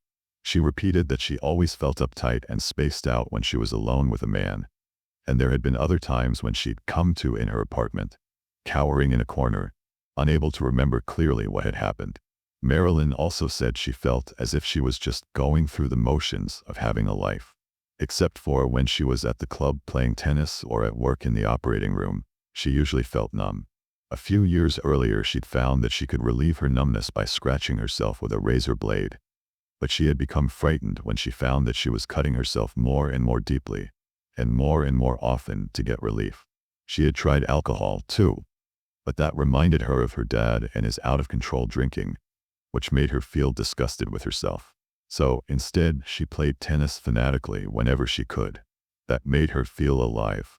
When I asked her about her past, Marilyn said she guessed that she must have had a happy childhood, but she could remember very little from before age 12. She told me she'd been a timid adolescent until she had a violent confrontation with her alcoholic father when she was 16 and ran away from home. She worked her way through community college and went on to get a degree in nursing without any help from her parents. She felt ashamed that, during this time, she'd slept around, which she described as looking for love in all the wrong places. As I often did with new patients, I asked her to draw a family portrait, and when I saw her drawing reproduced above, I decided to go slowly. Clearly, Marilyn was harboring some terrible memories, but she could not allow herself to recognize what her own picture revealed. She had drawn a wild and terrified child, trapped in some kind of cage and threatened not only by 3 nightmarish figures, one with no eyes, but also by a huge erect penis protruding into her space. And yet this woman said she must have had a happy childhood. As the poet W.H. Auden wrote, Truth, like love and sleep, resents approaches that are too intense. Point 1. I call this Auden's rule, and in keeping with it, I deliberately did not push Marilyn to tell me what she remembered. In fact, I've learned that it's not important for me to know every detail of a patient's trauma. What is critical is that the patients themselves learn to tolerate feeling what they feel and knowing what they know. This may take weeks or even years. I decided to start Marilyn's treatment by inviting her to join an established therapy group where she could find support and acceptance before facing the engine of her distrust, shame, and rage. As I expected, Marilyn arrived at the first group meeting looking terrified, much like the girl in her family portrait. She was withdrawn and did not reach out to anybody. I'd chosen this group for her because its members had always been helpful and accepting of new members who were too scared to talk. They knew from their own experience that unlocking secrets is a gradual process. But this time they surprised me, asking so many intrusive questions about Marilyn's love life that I recalled her drawing of the little girl under assault. It was almost as though Marilyn had unwittingly enlisted the group to repeat her traumatic past. I intervened to help her set some boundaries about what she talked about, and she began to settle in. 3 months later, Marilyn told the group that she had stumbled and fallen a few times on the sidewalk between the subway and my office. She worried that her eyesight was beginning to fail. She'd also been missing a lot of tennis balls recently. I thought again about her drawing and the wild child with the huge, terrified eyes. Was this some sort of conversion reaction, in which patients express their conflicts by losing function in some part of their body? Many soldiers in both world wars had suffered paralysis that couldn't be traced to physical injuries, and I had seen cases of hysterical blindness in Mexico and India. Still, as a physician, I wasn't about to conclude without further assessment that this was all in her head. I referred her to colleagues at the Massachusetts Eye and Ear Infirmary and asked them to do a very thorough workup. Several weeks later, the tests came back. Marilyn had lupus erythematosus of her retina, an autoimmune disease that was eroding her vision, and she would need immediate treatment. I was appalled. Marilyn was the third person that year whom I'd suspected of having an incest history and who was then diagnosed with an autoimmune disease, a disease in which the body starts attacking itself. After making sure that Marilyn was getting the proper medical care, I consulted with 2 of my colleagues at Massachusetts General Psychiatrist Scott Wilson and Richard Crawdon, who ran the immunology laboratory there. I told them Marilyn's story, showed them the picture she'd drawn, and asked them to collaborate on a study. They generously volunteered their time and the considerable expense of a full immunology workup. We recruited 12 women with incest histories who were not taking any medications, plus 12 women who had never been traumatized and who also did not take meds. A surprisingly difficult control group to find. Marilyn was not in the study. We generally do not ask our clinical patients to be part of our research efforts. When the study was completed and the data analyzed, Rich reported that the group of incest survivors had abnormalities in their CD45 RA2RO ratio compared with their non-traumatized peers. CD45 cells are the memory cells of the immune system. Some of them, called RA cells, have been activated by past exposure to toxins. They quickly respond to environmental threats they have encountered before. The RO cells, in contrast, are kept in reserve for new challenges. They are turned on to deal with threats the body has not met previously. The RA2RO ratio is the balance between cells that recognize known toxins and cells that wait for new information to activate. In patients with histories of incest, the proportion of RA cells that are ready to pounce is larger than normal. This makes the immune system oversensitive to threat, so that it is prone to mount a defense when none is needed, even when this means attacking the body's own cells. Our study showed that, on a deep level, the bodies of incest victims have trouble distinguishing between danger and safety. This means that the imprint of past trauma does not consist only of distorted perceptions of information coming from the outside. The organism itself also has a problem knowing how to feel safe. The past is impressed not only on their minds and in misinterpretations of innocuous events, as when Marilyn attacked Michael because he accidentally touched her in her sleep, but also on the very core of their beings, in the safety of their bodies. 2. A torn map of the world. How do people learn what is safe and what is not safe, what is inside and what is outside, what should be resisted and what can safely be taken in? The best way we can understand the impact of child abuse and neglect is to listen to what people like Marilyn can teach us. One of the things that became clear as I came to know her better was that she had her own unique view of how the world functions. As children, we start off at the center of our own universe, where we interpret everything that happens from an egocentric vantage point. If our parents or grandparents keep telling us we're the cutest, most delicious thing in the world, we don't question their judgment. We must be exactly that. And deep down, no matter what else we learn about ourselves, we will carry that sense with us, that we are basically adorable. As a result, if we later hook up with somebody who treats us badly, we will be outraged. It won't feel right. It's not familiar. It's not like home. But if we are abused or ignored in childhood, or grow up in a family where sexuality is treated with disgust, our inner map contains a different message. Our sense of ourself is marked by contempt and humiliation, and we are more likely to think he or she has my number and fail to protest if we are mistreated. Marilyn's past shaped her view of every relationship.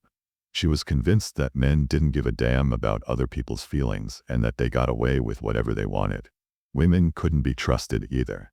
They were too weak to stand up for themselves, and they'd sell their bodies to get men to take care of them. If you were in trouble, they wouldn't lift a finger to help you. This worldview manifested itself in the way Marilyn approached her colleagues at work. She was suspicious of the motives of anyone who was kind to her and called them on the slightest deviation from the nursing regulations. As for herself, she was a bad seed, a fundamentally toxic person who made bad things happen to those around her. When I first encountered patients like Marilyn, I used to challenge their thinking and try to help them see the world in a more positive, flexible way. One day, a woman named Kathy set me straight. A group member had arrived late to a session because her car had broken down, and Kathy immediately blamed herself. "I saw how rickety your car was last week. I knew I should have offered you a ride." Her self-criticism escalated to the point that, only a few minutes later, she was taking responsibility for her sexual abuse. I brought it on myself. I was 7 years old and I loved my daddy. I wanted him to love me, and I did what he wanted me to do. It was my own fault. When I intervened to reassure her, saying, "Come on, you were just a little girl. It was your father's responsibility to maintain the boundaries." Kathy turned toward me. "You know, Bessel," she said, "I know how important it is for you to be a good therapist. So when you make stupid comments like that, I usually thank you profusely.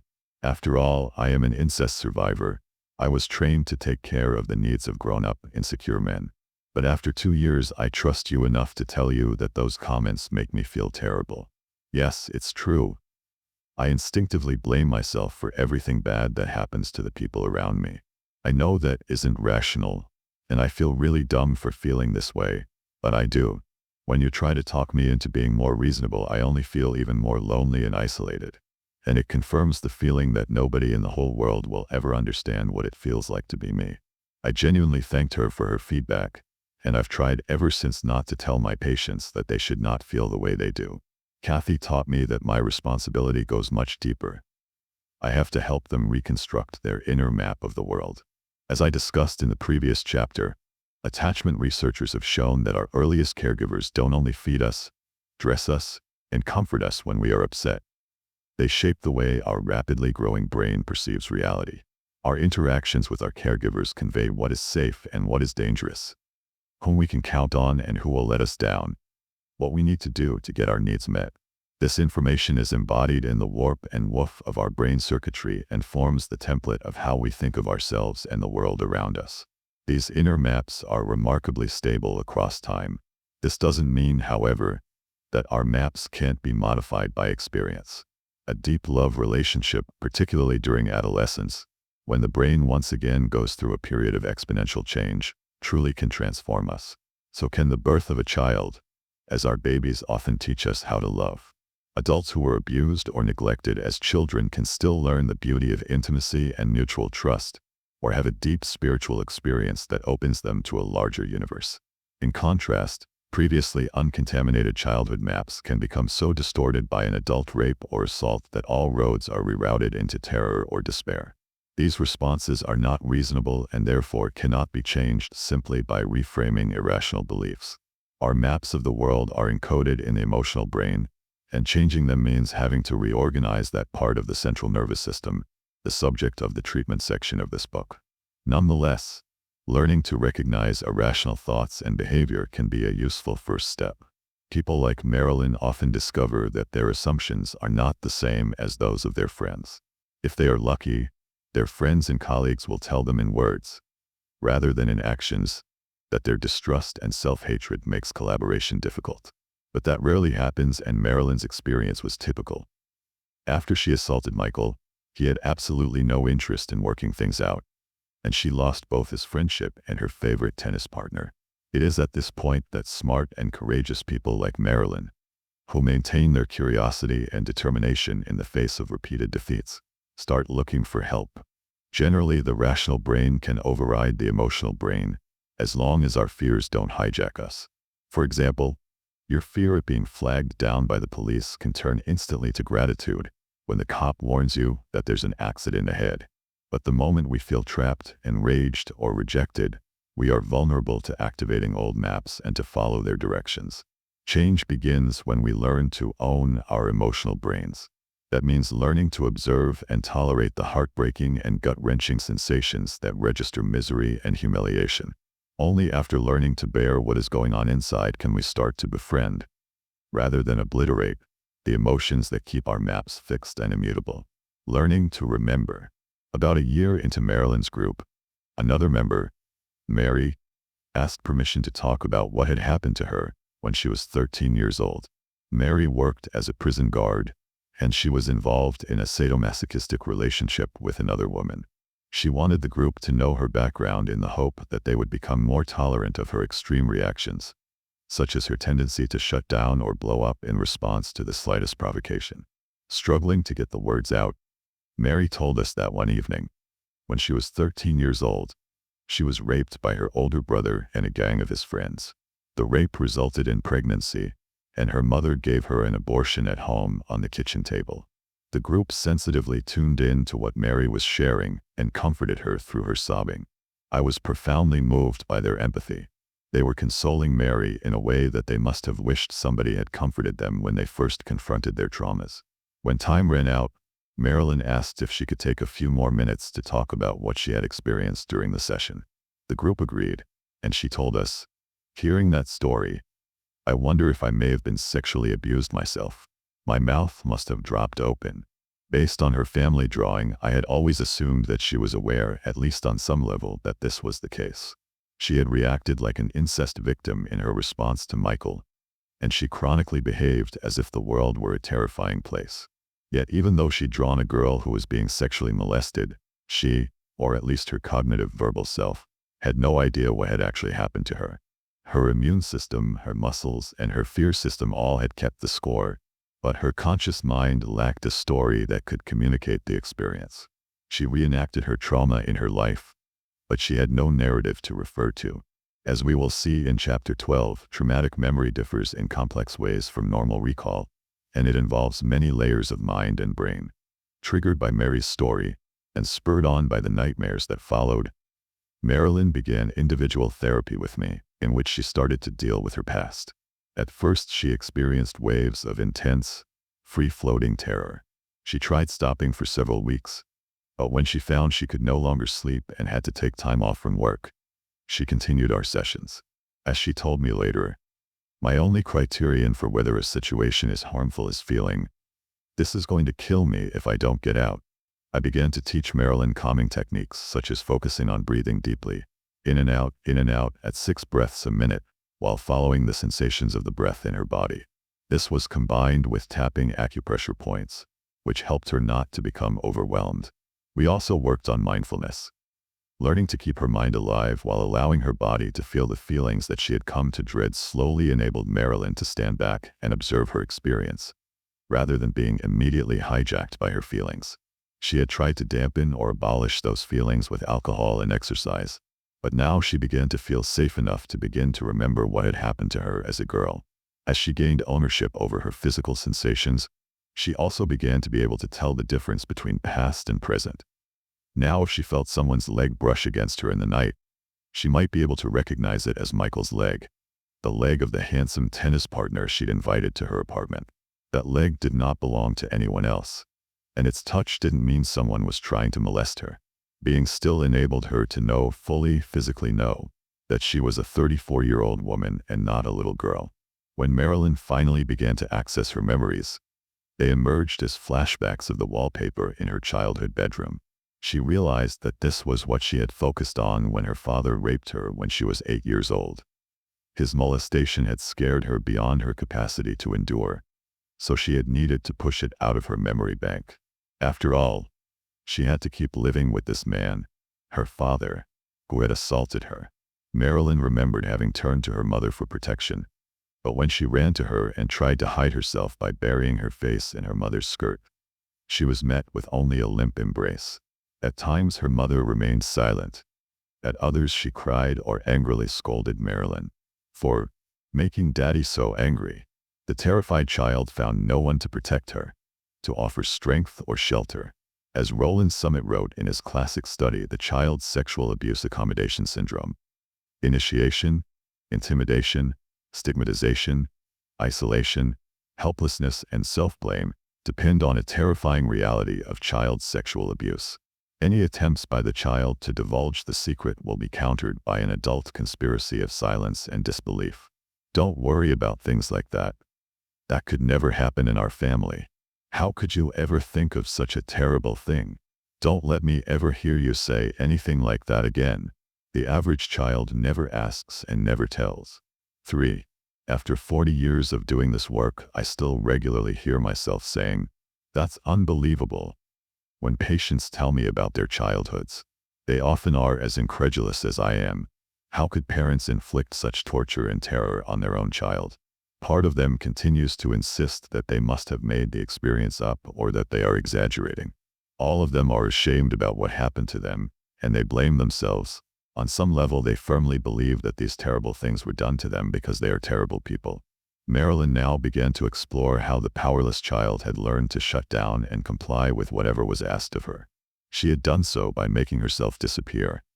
The moment she heard her father's footsteps in the corridor outside her bedroom, she would put her head in the clouds. Another patient of mine who had a similar experience made a drawing that depicts how that process works.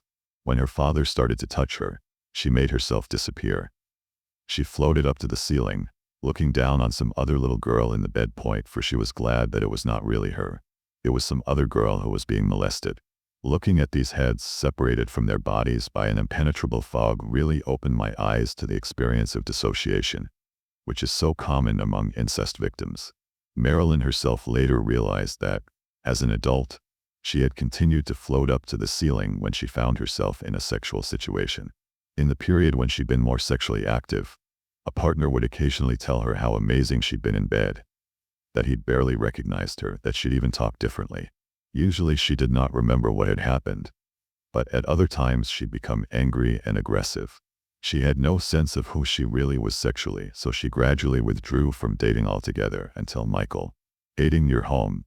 Children have no choice who their parents are, nor can they understand that parents may simply be too depressed, enraged, or spaced out to be there for them, or that their parents' behavior may have little to do with them. Children have no choice but to organize themselves to survive within the families they have. Unlike adults, they have no other authorities to turn to for help. Their parents are the authorities. They cannot rent an apartment or move in with someone else. Their very survival hinges on their caregivers.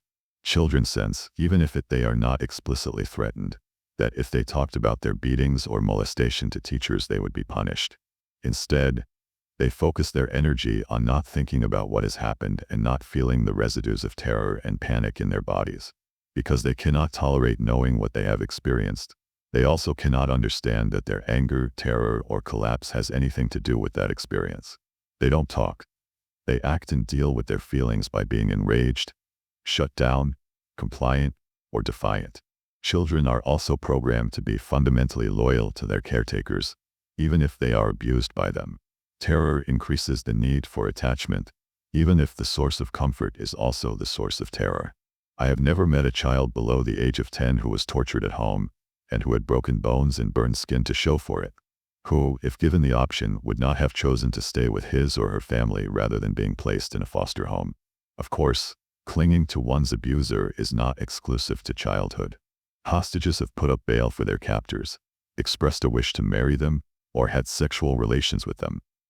Victims of domestic violence often cover up for their abusers. Judges often tell me how humiliated they feel when they try to protect victims of domestic violence by issuing restraining orders, only to find out that many of them secretly allow their partners to return. It took Marilyn a long time before she was ready to talk about her abuse. She was not ready to violate her loyalty to her family. Deep inside, she felt that she still needed them to protect her against her fears. The price of this loyalty is unbearable feelings of loneliness, despair, and the inevitable rage of helplessness. Rage that has nowhere to go is redirected against the self, in the form of depression, self-hatred, and self-destructive actions. One of my patients told me, "It is like hating your home, your kitchen and pots and pans, your bed, your chairs, your table, your rugs. Nothing feels safe, least of all your own body. Learning to trust is a major challenge." One of my other patients, a schoolteacher whose grandfather raped her repeatedly before she was 6, sent me the following email. "I started mulling the danger of opening up with you in traffic on the way home after our therapy appointment. And then, as I merged into Route 124, I realized that I had broken the rule of not getting attached to you and to my students." During our next meeting, she told me she had also been raped by her lab instructor in college. I asked her whether she had sought help and made a complaint against him. "I couldn't make myself cross the road to the clinic," she replied. "I was desperate for help, but as I stood there, I felt very deeply that I would only be hurt even more, and that might well have been true. Of course, I had to hide what had happened from my parents and from everyone else." After I told her that I was concerned about what was going on with her, she wrote me another email. "I'm trying to remind myself that I didn't do anything to deserve such treatment. I don't think I have ever had anyone look at me like that and say they were worried about me, and I am holding on to it like a treasure. The idea that I am worth being worried about by someone I respect. And who does understand how deeply I am struggling now? In order to know who we are, to have an identity, we must know, or at least feel that we know, what is and what was real. We must observe what we see around us and label it correctly. We must also be able to trust our memories and be able to tell them apart from our imagination. Losing the ability to make these distinctions is one sign of what psychoanalyst William Nederland called soul murder. Erasing awareness and cultivating denial are often essential to survival, but the price is that you lose track of who you are, of what you are feeling, and of what and whom you can trust. Point 5. Replaying the trauma. One memory of Marilyn's childhood trauma came to her in a dream in which she felt as if she were being choked and was unable to breathe. A white tea towel was wrapped around her hands, and then she was lifted up with the towel around her neck, so that she could not touch the ground with her feet. She woke in a panic, thinking that she was surely going to die. Her dream reminded me of the nightmares war veterans had reported to me. Seeing the precise, unadulterated images of faces and body parts they had encountered in battle. These dreams were so terrifying that they tried to not fall asleep at night. Only daytime napping, which was not associated with nocturnal ambushes, felt halfway safe. During this stage of therapy, Marilyn was repeatedly flooded with images and sensations related to the choking dream. She remembered sitting in the kitchen as a 4-year-old with swollen eyes, a sore neck, and a bloody nose, while her father and brother laughed at her and called her a stupid, stupid girl. One day, Marilyn reported, "As I was brushing my teeth last evening, I was overcome with feelings of thrashing around. I was like a fish out of water, violently turning my body as I fought against the lack of air. I sobbed and choked as I brushed my teeth. Panic was rising up out of my chest with the feeling of thrashing. I had to use every bit of strength I had not to scream, no, no, no, no, no. As I stood over the sink, she went to bed and fell asleep but woke up like clockwork every 2 hours during the rest of the night. Trauma is not stored as a narrative with an orderly beginning, middle, and end. As I'll discuss in detail in chapters 11 and 12, memories initially return as they did for Marilyn, as flashbacks that contain fragments of the experience, isolated images, sounds, and body sensations that initially have no context other than fear and panic. When Marilyn was a child, she had no way of giving voice to the unspeakable, and it would have made no difference anyway. Nobody was listening. Like so many survivors of childhood abuse, Marilyn exemplified the power of the life force, the will to live and to own one's life. the energy that counteracts the annihilation of trauma. I gradually came to realize that the only thing that makes it possible to do the work of healing trauma is awe at the dedication to survival that enabled my patients to endure their abuse and then to endure the dark nights of the soul that inevitably occur on the road to recovery. Chapter 9. What's love got to do with it? Initiation, intimidation, stigmatization, isolation, helplessness, and self-blame depend on a terrifying reality of child sexual abuse. Don't worry about things like that. That could never happen in our family. How could you ever think of such a terrible thing? Don't let me ever hear you say anything like that again. The average child never asks and never tells. Roland Summit, the Child Sexual Abuse Accommodation Syndrome. How do we organize our thinking with regard to individuals like Marilyn, Mary, and Kathy, and what can we do to help them? The way we define their problems, our diagnosis, will determine how we approach their care. Such patients typically receive 5 or 6 different unrelated diagnoses in the course of their psychiatric treatment. If their doctors focus on their mood swings, they will be identified as bipolar and prescribed lithium or valproate. If the professionals are most impressed with their despair, they will be told they are suffering from major depression and given antidepressants. If the doctors focus on their restlessness and lack of attention, they may be categorized as ADHD and treated with Ritalin or other stimulants. And if the clinic staff happens to take a trauma history, and the patient actually volunteers the relevant information, he or she might receive the diagnosis of PTSD. None of these diagnoses will be completely off the mark, and none of them will begin to meaningfully describe who these patients are and what they suffer from. Psychiatry, as a subspecialty of medicine, aspires to define mental illness as precisely as, let's say, cancer of the pancreas or streptococcal infection of the lungs. However, given the complexity of mind, brain, and human attachment systems, we have not come even close to achieving that sort of precision.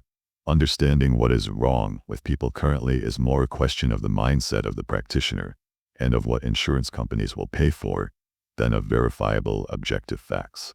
The first serious attempt to create a systematic manual of psychiatric diagnoses occurred in 1980, with the release of the 3rd edition of the Diagnostic and Statistical Manual of Mental Disorders, the official list of all mental diseases recognized by the American Psychiatric Association (APA). The preamble to the DSM-3 warned explicitly that its categories were insufficiently precise to be used in forensic settings or for insurance purposes. Nonetheless, it gradually became an instrument of enormous power. Insurance companies require a DSM diagnosis for reimbursement. Until recently, all research funding was based on DSM diagnoses, and academic programs are organized around DSM categories. DSM labels quickly found their way into the larger culture as well. Millions of people know that Tony Soprano suffered from panic attacks and depression, and that Carrie Matheson of Homeland struggles with bipolar disorder. The manual has become a virtual industry that has earned the American Psychiatric Association well over $100 million. The question is, has it provided comparable benefits for the patients it is meant to serve? A psychiatric diagnosis has serious consequences. Diagnosis informs treatment, and getting the wrong treatment can have disastrous effects. Also, a diagnostic label is likely to attach to people for the rest of their lives and have a profound influence on how they define themselves. I have met countless patients who told me that they are bipolar or borderline or that they have PTSD, as if they had been sentenced to remain in an underground dungeon for the rest of their lives, like the Count of Monte Cristo. None of these diagnoses takes into account the unusual talents that many of our patients develop or the creative energies they have mustered to survive. All too often, diagnoses are mere tallies of symptoms, leaving patients such as Marilyn, Kathy, and Mary likely to be viewed as out-of-control women who need to be straightened out. The dictionary defines diagnosis as a. the act or process of identifying or determining the nature and cause of a disease or injury through evaluation of patient history, examination, and review of laboratory data. B. the opinion derived from such an evaluation. 2. In this chapter, and the next, I will discuss the chasm between official diagnoses and what our patients actually suffer from, and discuss how my colleagues and I have tried to change the way patients with chronic trauma histories are diagnosed. How do you take a trauma history? In 1985, I started to collaborate with psychiatrist Judith Herman, whose first book, Father-Daughter Incest, had recently been published. We were both working at Cambridge Hospital, one of Harvard's teaching hospitals, and sharing an interest in how trauma had affected the lives of our patients. We began to meet regularly and compare notes. We were struck by how many of our patients who were diagnosed with borderline personality disorder, BPD, told us horror stories about their childhoods. BPD is marked by clinging but highly unstable relationships, extreme mood swings, and self-destructive behavior, including self-mutilation and repeated suicide attempts. In order to uncover whether there was, in fact, a relationship between childhood trauma and BPD, we designed a formal scientific study and sent off a grant proposal to the National Institutes of Health. It was rejected. Undeterred, Judy and I decided to finance the study ourselves, and we found an ally in Chris Perry, the director of research at Cambridge Hospital, who was funded by the National Institutes of Mental Health to study BPD and other near-neighbor diagnoses, so-called personality disorders, in patients recruited from the Cambridge HOS. Title: He had collected volumes of valuable data on these subjects but had never inquired about childhood abuse and neglect. Even though he did not hide his skepticism about our proposal, he was very generous to us and arranged for us to interview 55 patients from the hospital's outpatient department, and he agreed to compare our findings with records in the large database he had already collected. The first question Judy and I faced was, how do you take a trauma history? You can't ask a patient point blank, were you molested as a kid? Or, did your father beat you up? How many would trust a complete stranger with such delicate information? Keeping in mind that people universally feel ashamed about the traumas they have experienced, we designed an interview instrument, the Traumatic Antecedents Questionnaire, TAQ. Point 3. The interview started with a series of simple questions. Where do you live, and who do you live with? Who pays the bills, and who does the cooking and cleaning? Progressed gradually to more revealing questions. Who do you rely on in your daily life? As in, when you're sick, who does the shopping or takes you to the doctor? Who do you talk to when you are upset? In other words, who provides you with emotional and practical support? Some patients gave us surprising answers: my dog, or my therapist, or nobody. We then asked similar questions about their childhood. Who lived in the household? How often did you move? Who was your primary caretaker? Many of the patients reported frequent relocations that required them to change schools in the middle of the year. Several had primary caregivers who had gone to jail, been placed in a mental hospital, or joined the military. Others had moved from foster home to foster home or had lived with a string of different relatives. The next section of the questionnaire addressed childhood relationships. Who in your family was affectionate to you? Who treated you as a special person? This was followed by a critical question, one that, to my knowledge, had never before been asked in a scientific study. Was there anybody who you felt safe with growing up? 1 out of 4 patients we interviewed could not recall anyone they had felt safe with as a child. We checked nobody on our worksheets and did not comment. But we were stunned. Imagine being a child and not having a source of safety, making your way into the world unprotected and unseen. The questions continued. Who made the rules at home and enforced the discipline? How were kids kept in line? By talking, scolding, spanking, hitting, locking you up? How did your parents solve their disagreements? By then, the floodgates had usually opened, and many patients were volunteering detailed information about their childhoods. One woman had witnessed her little sister being raped. Another told us she'd had her first sexual experience at age 8 with her grandfather. Men and women reported lying awake at night listening to furniture crashing and parents screaming. A young man had come down to the kitchen and found his mother lying in a pool of blood. Others talked about not being picked up at elementary school or coming home to find an empty house and spending the night alone. One woman who made her living as a cook had learned to prepare meals for her family after her mother was jailed on a drug conviction. Another had been 9 when she grabbed and steadied the car's steering wheel because her drunken mother was swerving down a 4-lane highway during rush hour. Our patients did not have the option to run away or escape. They had nobody to turn to and no place to hide. Yet they somehow had to manage their terror and despair. They probably went to school the next morning and tried to pretend that everything was fine. Judy and I realized that the BPD group's problems, dissociation, desperate clinging to whomever might be enlisted to help, had probably started off as ways of dealing with overwhelming emotions and inescapable brutality. After our interviews, Judy and I met to code our patients' answers, that is, to translate them into numbers for computer analysis, and Chris Perry then collated them with the extensive information on these patients he had stored on Harvard's mainframe computer. One Saturday morning in April, he left us a message asking us to come to his office. There we found a huge stack of printouts, on top of which Chris had placed a Gary Larson cartoon of a group of scientists studying dolphins and being puzzled by those strange habla español sounds. The data had convinced him that unless you understand the language of trauma and abuse, you cannot really understand BPD.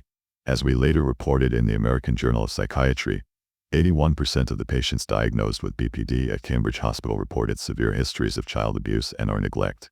In the vast majority, the abuse began before age 7.4. This finding was particularly important because it suggested that the impact of abuse depends, at least in part, on the age at which it begins.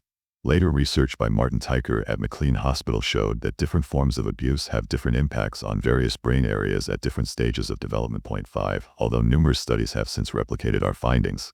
6. I still regularly get scientific papers to review that say things like, "It has been hypothesized that borderline patients may have histories of childhood trauma." When does a hypothesis become a scientifically established fact? Our study clearly supported the conclusions of John Bowlby. When children feel pervasively angry or guilty or are chronically frightened about being abandoned, they have come by such feelings honestly. That is because of experience.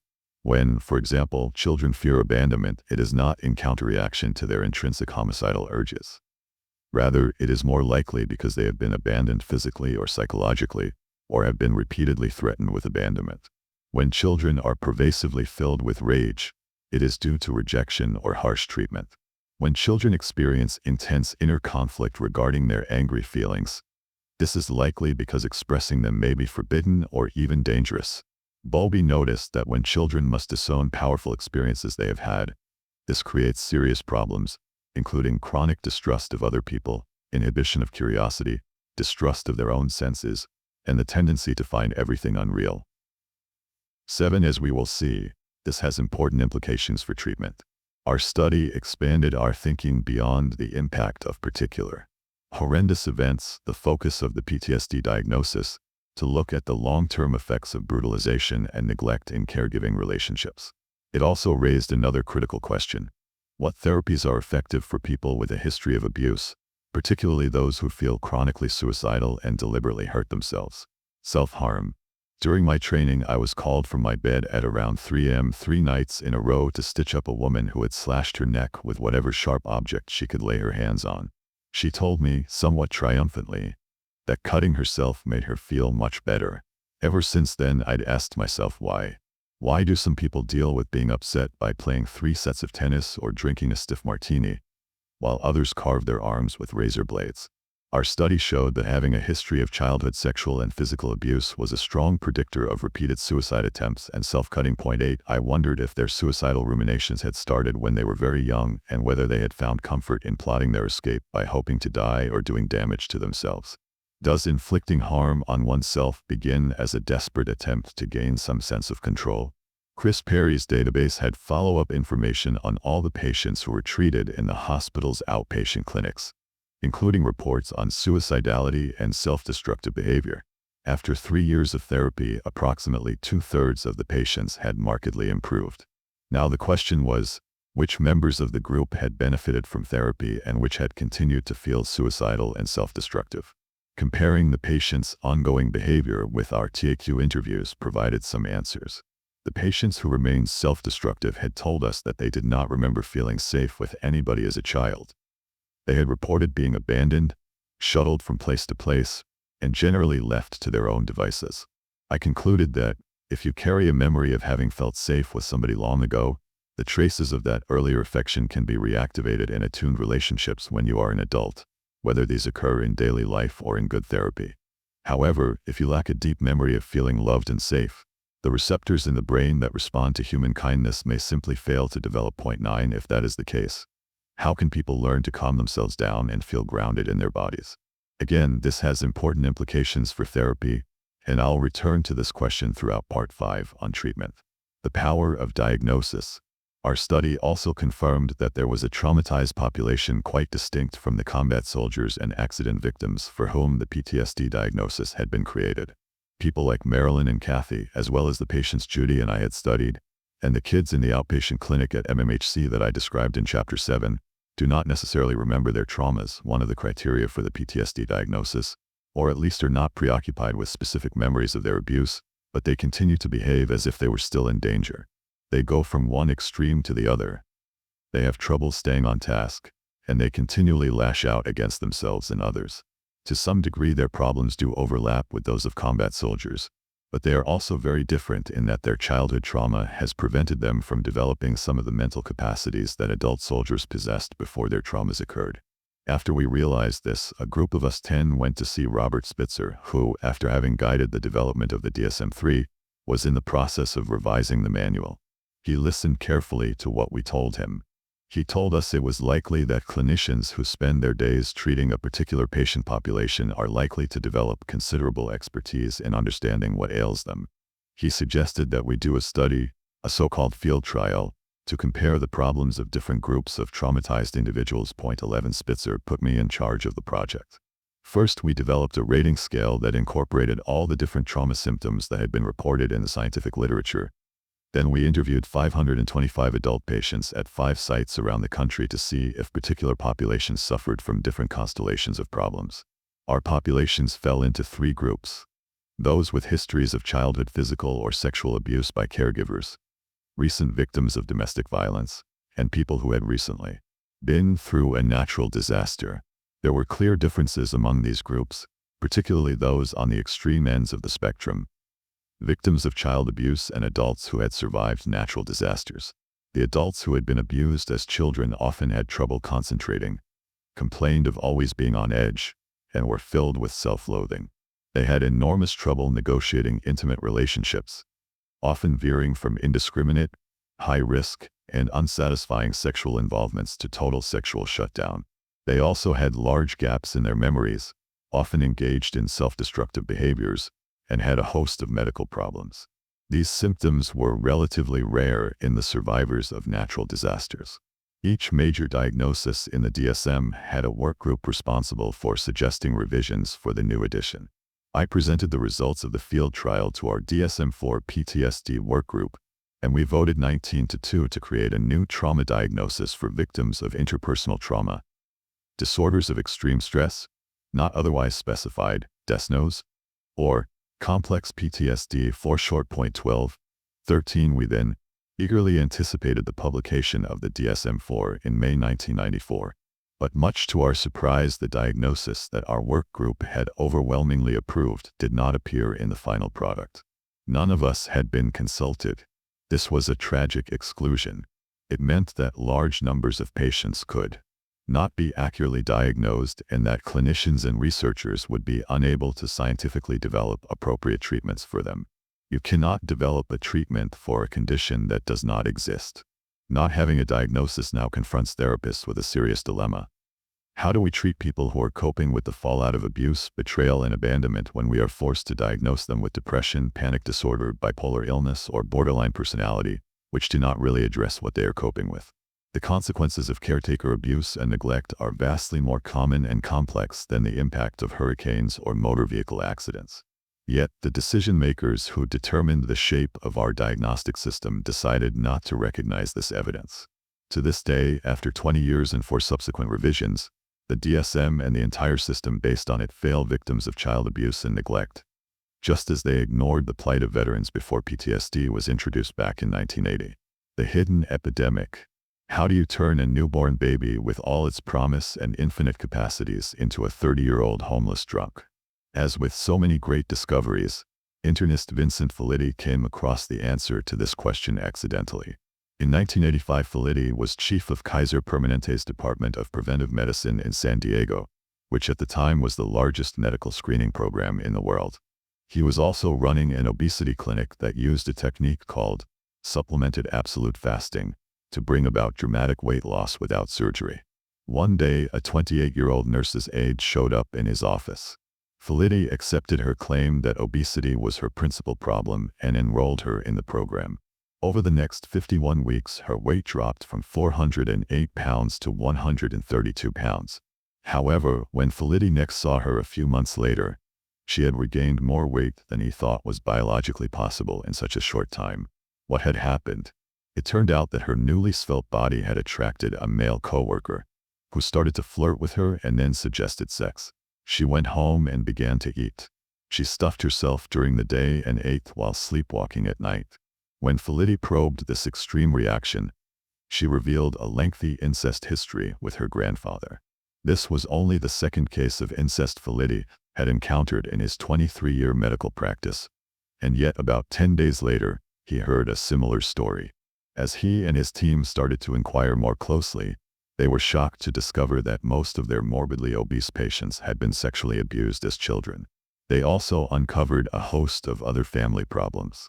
In 1990, Felitti went to Atlanta to present data from the team's first 286 patient interviews at a meeting of the North American Association for the Study of Obesity. He was stunned by the harsh response of some experts. Why did he believe such patients? Didn't he realize they would fabricate any explanation for their failed lives? However, an epidemiologist from the Centers for Disease Control and Prevention, CDC, encouraged Felitti to start a much larger study, drawing on a general population, and invited him to meet with a small group of researchers at the CDC. The result was the monumental investigation of adverse childhood experiences, now known as the ACE study, a collaboration between the CDC and Kaiser Permanente, with Robert Enda, MD, and Vincent Felitti, MD, as co-principal investigators. More than 50,000 Kaiser patients came through the Department of Preventive Medicine annually for a comprehensive evaluation, filling out an extensive medical questionnaire in the process.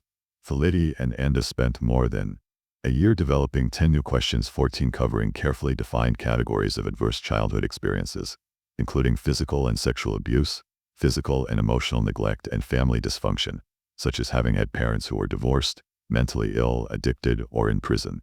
They then asked 25,000 consecutive patients if they would be willing to provide information about childhood events. 17,421 said yes. Their responses were then compared with the detailed medical records that Kaiser kept on all patients.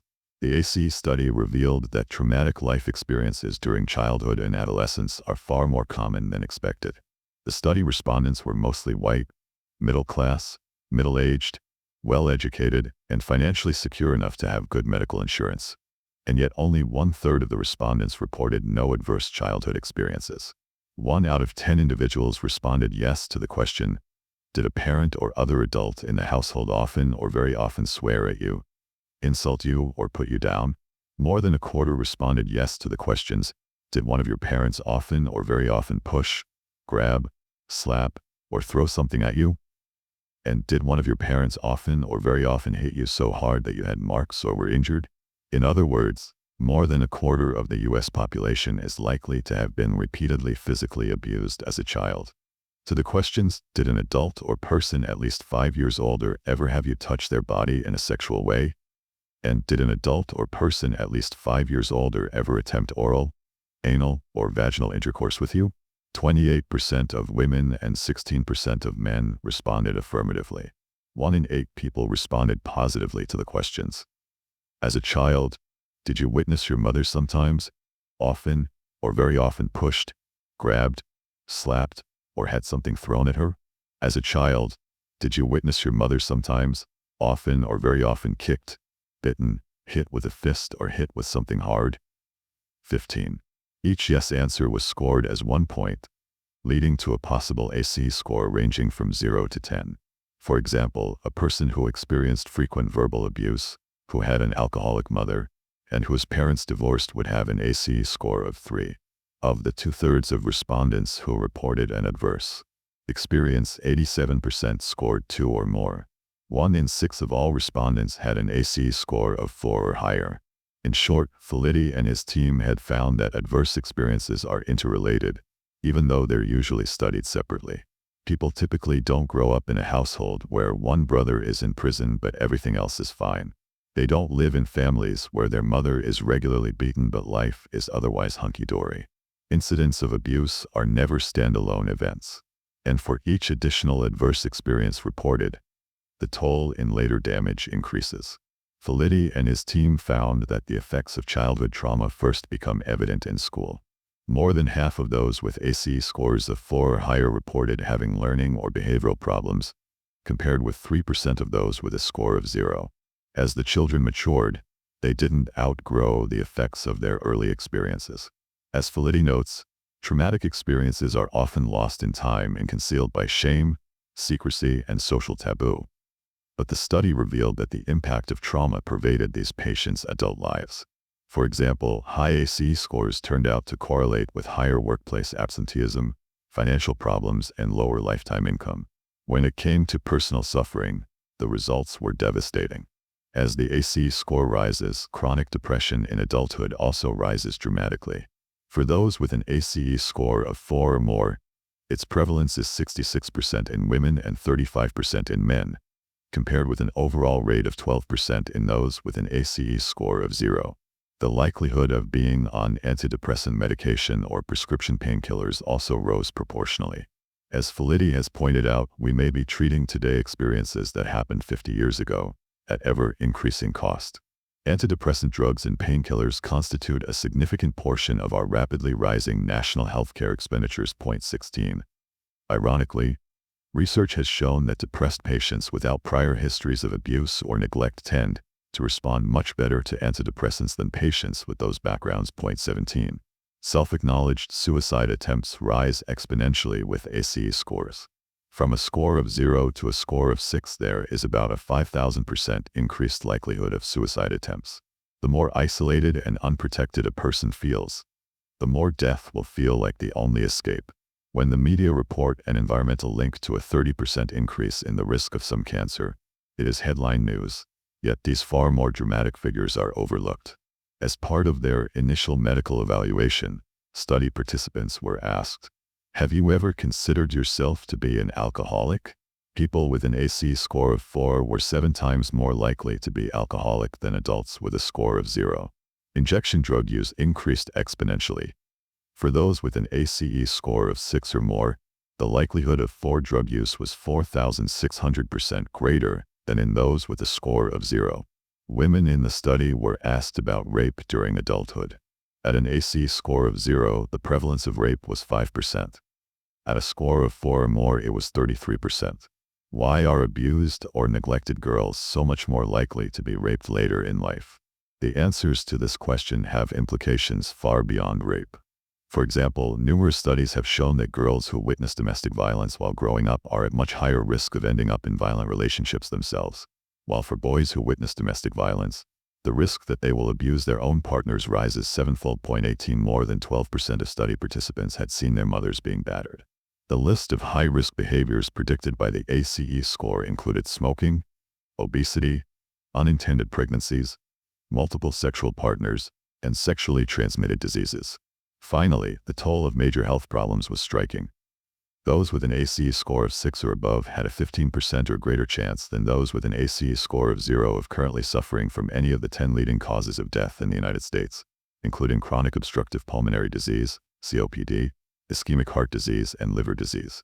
They were twice as likely to suffer from cancer and 4 times as likely to have emphysema. The ongoing stress on the body keeps taking its toll. When problems are really solutions. 12 years after he originally treated her, Felitti again saw the woman whose dramatic weight loss and gain had started him on his quest. She told him that she'd subsequently had bariatric surgery, but that after she'd lost 96 pounds, she'd become suicidal. It had taken 5 psychiatric hospitalizations and 3 courses of electroshock to control her suicidality. Felitti points out that obesity, which is considered a major public health problem, may in fact be a personal solution for many. Consider the implications. If you mistake someone's solution for a problem to be eliminated, not only are they likely to fail treatment, as often happens in addiction programs, but other problems may emerge. One female rape victim told Felitti, "Overweight is overlooked, and that's the way I need to be." 19. Weight can protect men as well. Felitti recalls 2 guards at a state prison in his obesity program. They promptly regained the weight they had lost because they felt a lot safer being the biggest guy on the cell block. Another male patient became obese after his parents divorced and he moved in with his violent alcoholic grandfather. He explained, "It wasn't that I ate because I was hungry and all of that. It was just a place for me to feel safe. All the way from kindergarten I used to get beat up all the time.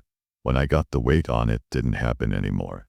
The ACE study group concluded, although widely understood to be harmful to health, each adaptation, such as smoking, drinking, drugs, obesity, is notably difficult to give up. Little consideration is given to the possibility that many long-term health risks might also be personally beneficial in the short term. We repeatedly hear from patients of the benefits of these health risks. The idea of the problem being a solution, while understandably disturbing to many, is certainly in keeping with the fact that opposing forces routinely coexist in biological systems. What one sees, the presenting problem, is often only the marker for the real problem, which lies buried in time, concealed by patient shame, secrecy, and sometimes amnesia, and frequently clinician discomfort. Child abuse, our nation's largest public health problem. The first time I heard Robert Enda present the results of the ACE study, he could not hold back his tears. In his career at the CDC, he had previously worked in several major risk areas, including tobacco research and cardiovascular health. But when the ACE study data started to appear on his computer screen, he realized that they had stumbled upon the gravest and most costly public health issue in the United States: child abuse. He had calculated that its overall costs exceeded those of cancer or heart disease, and that eradicating child abuse in America would reduce the overall rate of depression by more than half, alcoholism by 2/3, and suicide, for drug use, and domestic violence by 3/4. It would also have a dramatic effect on workplace performance and vastly decrease the need for incarceration. When the Surgeon General's report on smoking and health was published in 1964, it unleashed a decades-long legal and medical campaign that has changed daily life and long-term health prospects for millions. The number of American smokers fell from 42% of adults in 1965 to 19% in 2010, and it is estimated that nearly 800,000 deaths from lung cancer were prevented between 1975 and 2000.21. The ACE study, however, has had no such effect. Follow-up studies and papers are still appearing around the world, but the day-to-day reality of children like Marilyn and the children in outpatient clinics and residential treatment centers around the country remains virtually the same. Only now they receive high doses of psychotropic agents, which makes them more tractable, but which also impairs their ability to feel pleasure and curiosity, to grow and develop emotionally and intellectually, and to become contributing members of society. Chapter 10. Developmental Trauma. The Hidden Epidemic. The notion that early childhood adverse experiences lead to substantial developmental disruptions is more clinical intuition than a research-based fact. There is no known evidence of developmental disruptions that were preceded in time in a causal fashion by any type of trauma syndrome. From the American Psychiatric Association's rejection of a developmental trauma disorder diagnosis, May 2011, research on the effects of early maltreatment tells a different story. That early maltreatment has enduring negative effects on brain development. Our brains are sculpted by our early experiences. Maltreatment is a chisel that shapes a brain to contend with strife, but at the cost of deep, enduring wounds. Childhood abuse isn't something you get over. It is an evil that we must acknowledge and confront if we aim to do anything about the unchecked cycle of violence in this country. Martin Teicher, MD, PhD, Scientific American. Here are hundreds of thousands of children like the ones I am about to describe, and they absorb enormous resources, often without appreciable benefit. They end up filling our jails, our welfare rolls, and our medical clinics. Most of the public knows them only as statistics. Tens of thousands of school teachers, probation officers, welfare workers, judges, and mental health professionals spend their days trying to help them, and the taxpayer pays the bills. Anthony was only 2.5 when he was referred to our trauma center by a childcare center because its employees could not manage his constant biting and pushing, his refusal to take naps, and his intractable crying, headbanging, and rocking. He did not feel safe with any staff member and fluctuated between despondent collapse and angry defiance. When we met with him and his mother, he anxiously clung to her, hiding his face, while she kept saying, "Don't be such a baby." He startled when a door banged somewhere down the corridor and then burrowed deeper into his mom's lap. When she pushed him away, he sat in a corner and started to bang his head.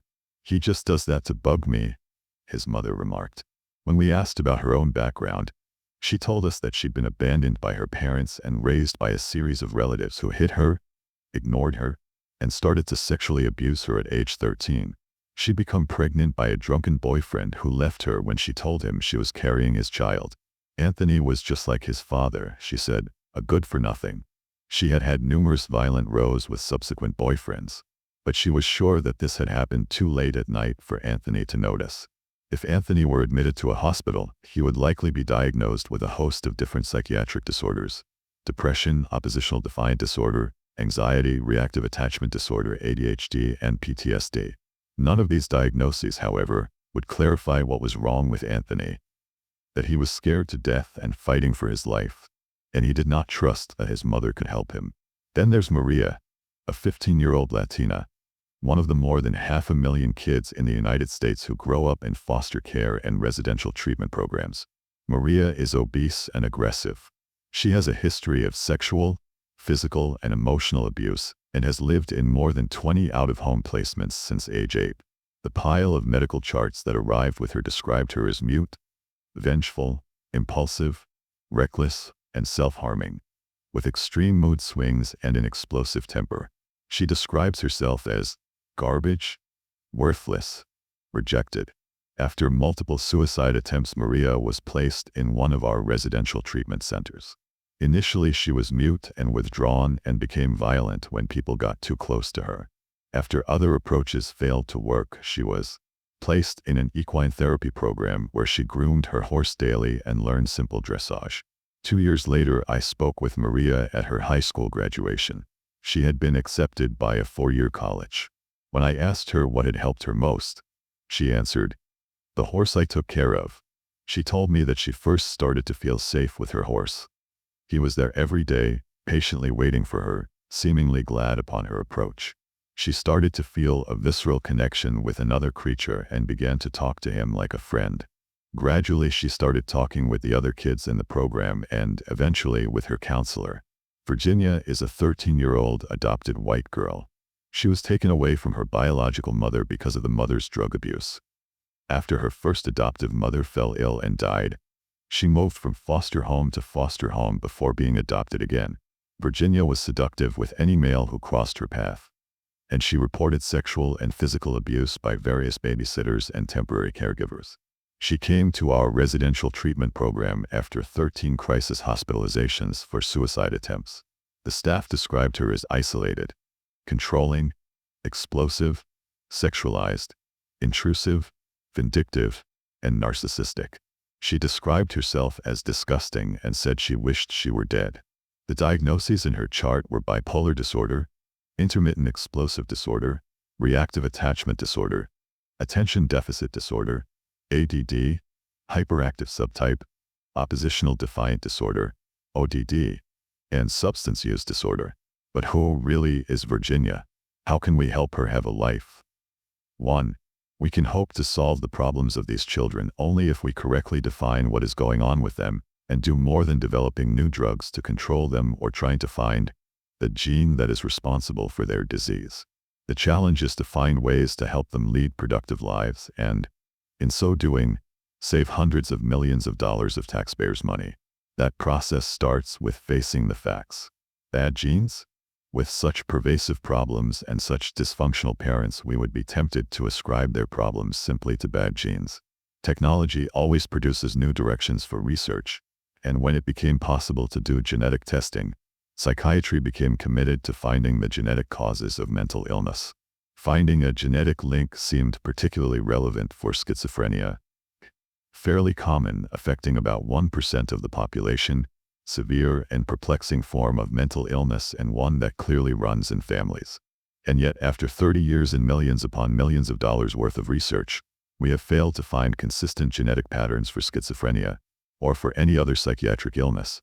For that matter, point 2, some of my colleagues have also worked hard to discover genetic factors that predispose people to develop traumatic stress. Point 3, the quest continues, but so far it has failed to yield any solid answers. Point 4. Recent research has swept away the simple idea that having a particular gene produces a particular result. It turns out that many genes work together to influence a single outcome. Even more important, genes are not fixed. Life events can trigger biochemical messages that turn them on or off by attaching methyl groups, a cluster of carbon and hydrogen atoms, to the outside of the gene, a process called methylation, making it more or less sensitive to messages from the body. While life events can change the behavior of the gene, they do not alter its fundamental structure. Methylation patterns, however, can be passed on to offspring, a phenomenon known as epigenetics. Once again, the body keeps the score at the deepest levels of the organism. One of the most cited experiments in epigenetics was conducted by McGill University researcher Michael Meany, who studies newborn rat pups and their mothers. 5 He discovered that how much a mother rat licks and grooms her pups during the first 12 hours after their birth permanently affects the brain chemicals that respond to stress, and modifies the configuration of over 1,000 genes. The rat pups that are intensively licked by their mothers are braver and produce lower levels of stress hormones under stress than rats whose mothers are less attentive. They also recover more quickly, an equanimity that lasts throughout their lives. They develop thicker connections in the hippocampus, a key center for learning and memory, and they perform better in an important rodent skill, finding their way through mazes. We are just beginning to learn that stressful experiences affect gene expression in humans as well. Children whose pregnant mothers had been trapped in unheated houses in a prolonged ice storm in Quebec had major epigenetic changes compared with the children of mothers whose heat had been restored within a day. 6 McGill researcher Moshe Scyf compared the epigenetic profiles of hundreds of children born into the extreme ends of social privilege in the United Kingdom and measured the effects of child abuse on both groups.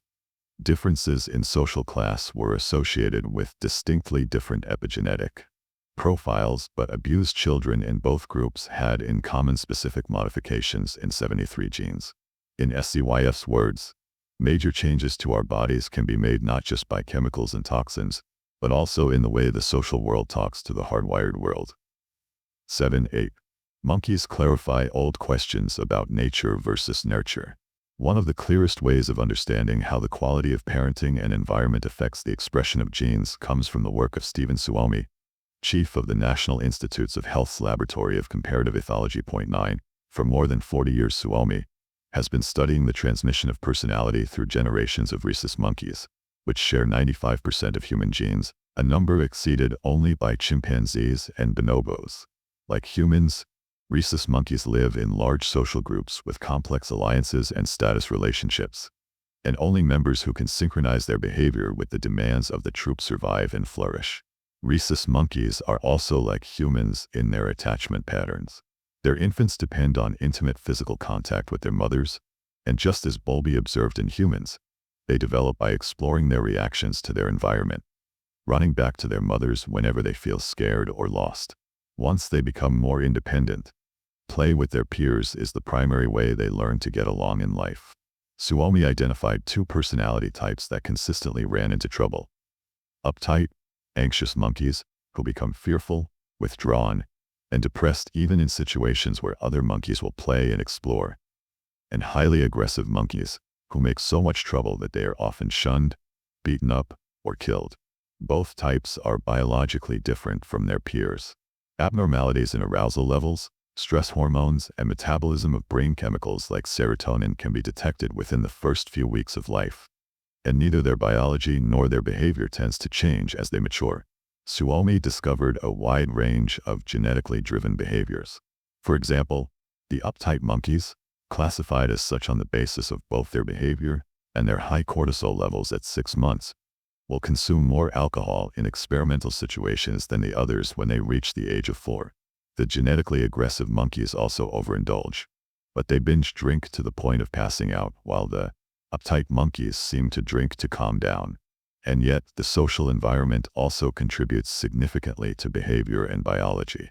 The uptight, anxious females don't play well with others, and thus often lack social support when they give birth, and are at high risk for neglecting or abusing their firstborns. But when these females belong to a stable social group, they often become diligent mothers who carefully watch out for their young. Under some conditions, being an anxious mom can provide much-needed protection. The aggressive mothers, on the other hand, did not provide any social advantages. Very punitive with their offspring, there is lots of hitting, kicking, and biting. If the infants survive, their mothers usually keep them from making friends with their peers. In real life, it is impossible to tell whether people's aggressive or uptight behavior is the result of parents' genes or of having been raised by an abusive mother, or both. But in a monkey lab, you can take newborns with vulnerable genes away from their biological mothers and have them raised by supportive mothers or in playgroups with peers. Young monkeys who are taken away from their mothers at birth and brought up solely with their peers become intensely attached to them. They desperately cling to one another and don't peel away enough to engage in healthy exploration and play. What little play there is lacks the complexity and imagination typical of normal monkeys. These monkeys grow up to be uptight, scared in new situations and lacking in curiosity. Regardless of their genetic predisposition, peer-raised monkeys overreact to minor stresses. Their cortisol increases much more in response to loud noises than does that of monkeys who are raised by their mothers. Their serotonin metabolism is even more abnormal than that of the monkeys who are genetically predisposed to aggression but who were raised by their own mothers. This leads to the conclusion that, at least in monkeys, early experience has at least as much impact on biology as heredity does. Monkeys and humans share the same two variants of the serotonin gene, known as the short and long serotonin transporter alleles. In humans, the short allele has been associated with impulsivity, aggression, sensation-seeking, suicide attempts, and severe depression. Suomi showed that, at least in monkeys, the environment shapes how these genes affect behavior. Monkeys with the short allele that were raised by an adequate mother behaved normally and had no deficit in their serotonin metabolism. Those who were raised with their peers became aggressive risk-takers. Point 10. Similarly, New Zealand researcher Alec Roy found that humans with the short allele had higher rates of depression than those with the long version, but that this was true only if they also had a childhood history of abuse or neglect. The conclusion is clear. Children who are fortunate enough to have an attuned and attentive parent are not going to develop this genetically related problem. Point 11. Suomi's work supports everything we've learned from our colleagues who study human attachment and from our own clinical research. Safe and protective early relationships are critical to protect children from long-term problems. In addition, even parents with their own genetic vulnerabilities can pass on that protection to the next generation provided that they are given the right support. The National Child Traumatic Stress Network. Nearly every medical disease, from cancer to retinitis pigmentosa, has advocacy groups that promote the study and treatment of that particular condition. But until 2001, when the National Child Traumatic Stress Network was established by an act of Congress, there was no comprehensive organization dedicated to the research and treatment of traumatized children. In 1998, I received a call from Adam Cummings from the Nathan Cummings Foundation telling me that they were interested in studying the effects of trauma on learning. I told them that while some very good work had been done on that subject, there was no forum to implement the discoveries that had already been made. The mental, biological, or moral development of traumatized children was not being systematically taught to childcare workers, to pediatricians, or in graduate schools of psychology or social work. Adam and I agreed that we had to address this problem. Some 8 months later, we convened a think tank that included representatives from the U.S. Department of Health and Human Services and the U.S. Department of Justice, Senator Ted Kennedy's healthcare advisor, and a group of my colleagues who specialized in childhood trauma. We all were familiar with the basics of how trauma affects the developing mind and brain, and we all were aware that childhood trauma is radically different from traumatic stress in fully formed adults. The group concluded that, if we hoped to ever put the issue of childhood trauma firmly on the map, there needed to be a national organization that would promote both the study of childhood trauma and the education of teachers, judges, ministers, foster parents, physicians, probation officers, nurses, and mental health professionals. Anyone who deals with abused and traumatized kids. One member of our work group, Bill Harris, had extensive experience with child-related legislation, and he went to work with Senator Kennedy's staff to craft our ideas into law. The bill establishing the National Child Traumatic Stress Network was ushered through the Senate with overwhelming bipartisan support, and since 2001 it has grown from a collaborative network of 17 sites to more than 150 centers nationwide. Led by coordinating centers at Duke University and UCLA, the NCTSN includes universities, hospitals, tribal agencies, drug rehab programs, mental health clinics, and graduate schools. Each of the sites, in turn, collaborates with local school systems, hospitals, welfare agencies, homeless shelters, juvenile justice programs, and domestic violence shelters, with a total of well over 8,300 affiliated partners. Once the NCTSN was up and running, we had the means to assemble a clearer profile of traumatized kids in every part of the country. My trauma center colleague Joseph Spinazzola led a survey that examined the records of nearly 2,000 children and adolescents from agencies across the network. Point 13. We soon confirmed what we had suspected. The vast majority came from extremely dysfunctional families. More than half had been emotionally abused and/or had a caregiver who was too impaired to care for their needs. Almost 50% had temporarily lost caregivers to jail, treatment programs, or military service and had been looked after by strangers, foster parents, or distant relatives. About half reported having witnessed domestic violence, and a quarter were also victims of sexual and/or physical abuse. In other words, the children and adolescents in the survey were mirrors of the middle-aged, middle-class Kaiser Permanente patients with high ACE scores that Vincent Felitti had studied in the Adverse Childhood Experiences ACE study. The power of diagnosis. In the 1970s, there was no way to classify the wide-ranging symptoms of hundreds of thousands of returning Vietnam veterans. As we saw in the opening chapters of this book, this forced clinicians to improvise the treatment of their patients and prevented them from being able to systematically study what approaches actually worked. The adoption of the PTSD diagnosis by the DSM-3 in 1980 led to extensive scientific studies and to the development of effective treatments, which turned out to be relevant not only to combat veterans but also to victims of a range of traumatic events, including rape, assault, and motor vehicle accidents. Point 14. An example of the far-ranging power of having a specific diagnosis is the fact that between 2007 and 2010, the Department of Defense spent more than $2.7 billion for the treatment of and research on PTSD in combat veterans, while in fiscal year 2009 alone, the Department of Veterans Affairs spent $24.5 million on in-house PTSD research. The DSM definition of PTSD is quite straightforward. A person is exposed to a horrendous event that involved actual or threatened death or serious injury, or a threat to the physical integrity of self or others, causing intense fear, helplessness, or horror, which results in a variety of manifestations. Intrusive re-experiencing of the event, flashbacks, bad dreams, feeling as if the event were occurring, persistent and crippling avoidance of people, places, thoughts, or feelings associated with the trauma, sometimes with amnesia for important parts of it, and increased arousal, insomnia, hypervigilance, or irritability. This description suggests a clear storyline. A person is suddenly and unexpectedly devastated by an atrocious event and is never the same again. The trauma may be over, but it keeps being replayed in continually recycling memories and in a reorganized nervous system. How relevant was this definition to the children we were seeing? After a single traumatic incident, a dog bite, an accident, or witnessing a school shooting, children can indeed develop basic PTSD symptoms similar to those of adults, even if they live in safe and supportive homes.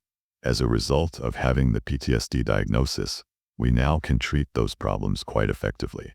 In the case of the troubled children with histories of abuse and neglect who show up in clinics, schools, hospitals, and police stations, the traumatic roots of their behaviors are less obvious, particularly because they rarely talk about having been hit, abandoned, or molested, even when asked.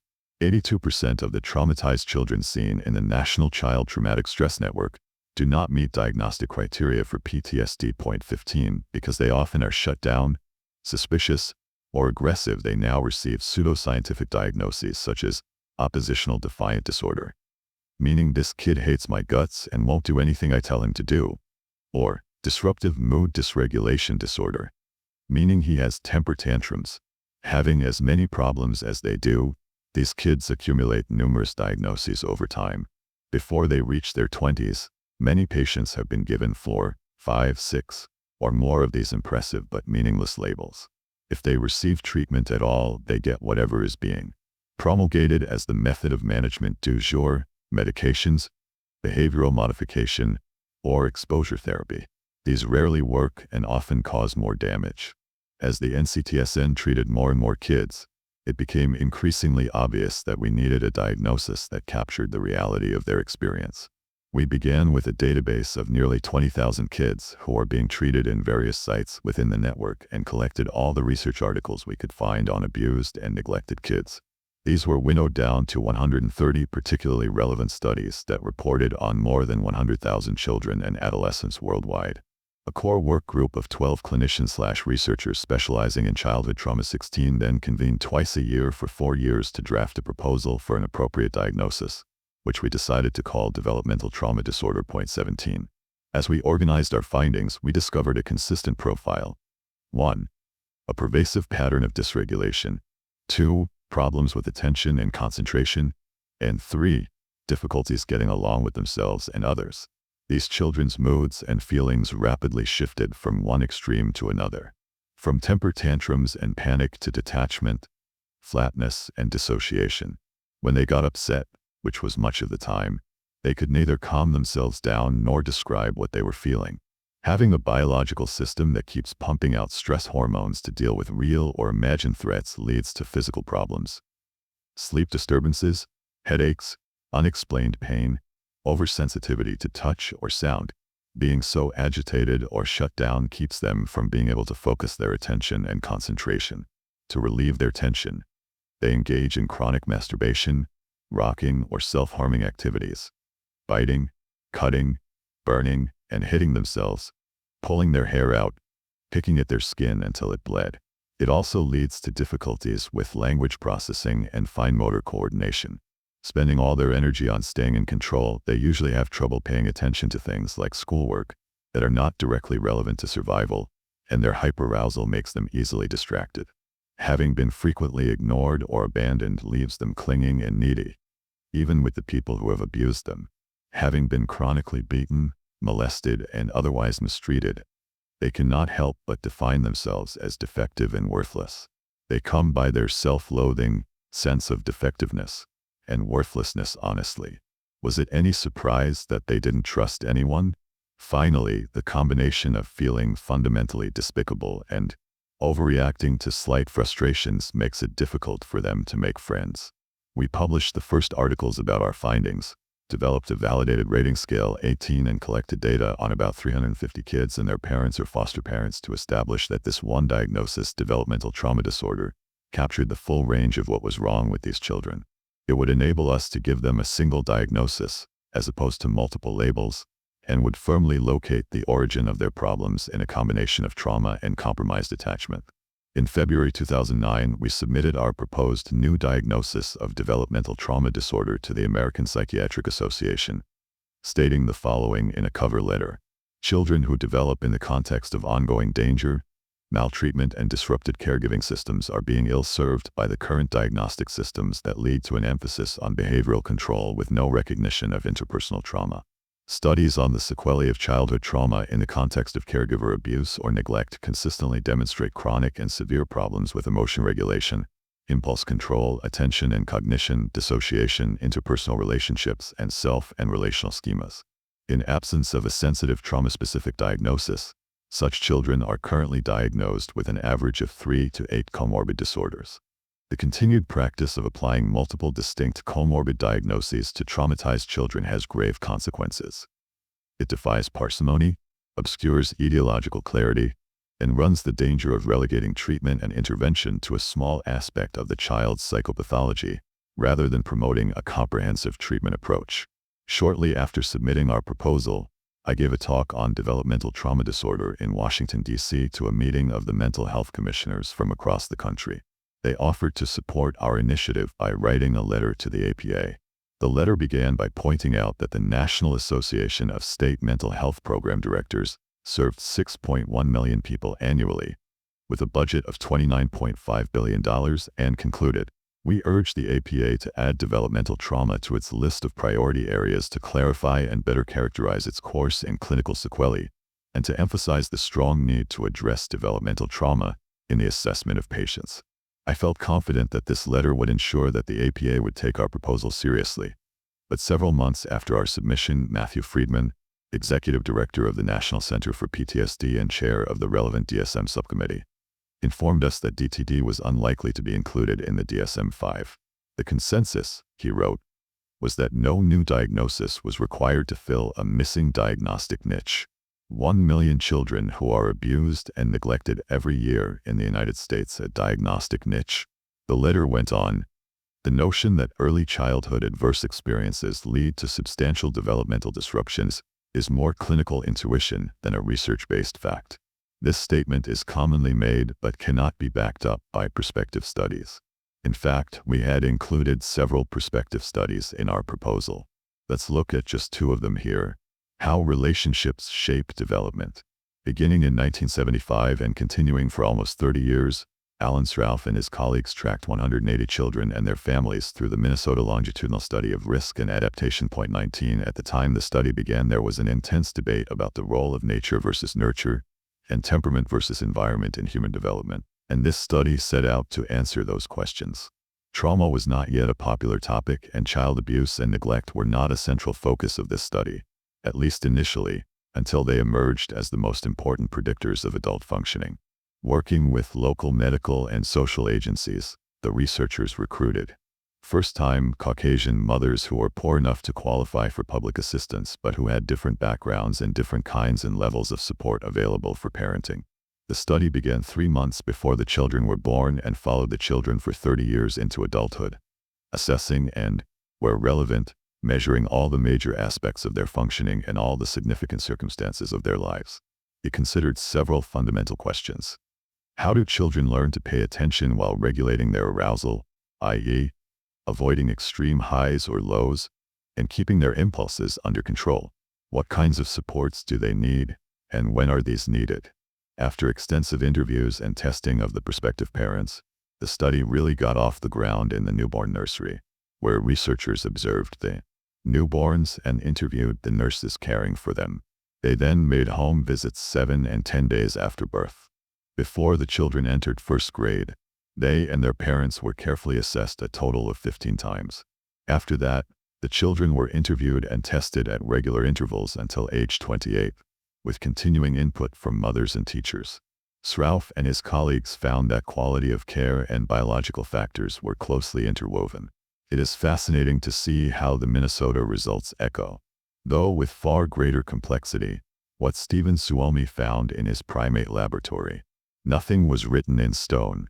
Neither the mother's personality, nor the infant's neurological anomalies at birth, nor its IQ, nor its temperament, including its activity level and reactivity to stress, predicted whether a child would develop serious behavioral problems in adolescence. 20. The key issue, rather, was the nature of the parent-child relationship.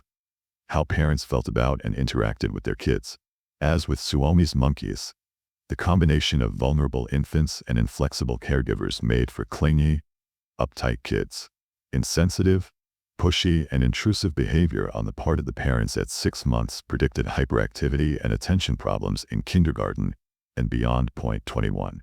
Focusing on many facets of development, particularly relationships with caregivers, teachers, and peers, Sroufe and his colleagues found that caregivers not only help keep arousal within manageable bounds but also help infants develop their own ability to regulate their arousal.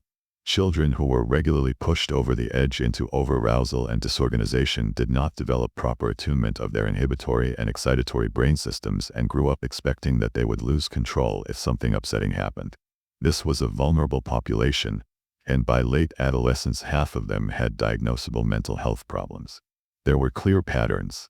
The children who received consistent caregiving became well-regulated kids, while erratic caregiving produced kids who were chronically physiologically aroused. The children of unpredictable parents often clamored for attention and became intensely frustrated in the face of small challenges. Their persistent arousal made them chronically anxious. Constantly looking for reassurance got in the way of playing and exploration, and, as a result, they grew up chronically nervous and non-adventurous. Early parental neglect or harsh treatment led to behavior problems in school and predicted troubles with peers and a lack of empathy for the distress of others. 22. This set up a vicious cycle. Their chronic arousal, coupled with lack of parental comfort, made them disruptive, oppositional, and aggressive. Disruptive and aggressive kids are unpopular and provoke further rejection and punishment, not only from their caregivers but also from their teachers and peers. 23. Sroufe also learned a great deal about resilience. the capacity to bounce back from adversity. By far the most important predictor of how well his subjects coped with life's inevitable disappointments was the level of security established with their primary caregiver during the first 2 years of life. Srauf informally told me that he thought that resilience in adulthood could be predicted by how lovable mothers rated their kids at age 2.24. The long-term effects of incest. In 1986, Frank Putnam and Penelope Trickett, his colleague at the National Institute of Mental Health, initiated the first longitudinal study of the impact of sexual abuse on female development. 25 Until the results of this study came out, our knowledge about the effects of incest was based entirely on reports from children who had recently disclosed their abuse, and on accounts from adults reconstructing years or even decades later how incest had affected them. No study had ever followed girls as they matured to examine how sexual abuse might influence their school performance, peer relationships, and self-concept, as well as their later dating life. Putnam and Trickett also looked at changes over time in their subjects' stress hormones, reproductive hormones, immune function, and other physiological measures. In addition, they explored potential protective factors, such as intelligence and support from family and peers. The researchers painstakingly recruited 84 girls referred by the District of Columbia Department of Social Services, who had a confirmed history of sexual abuse by a family member.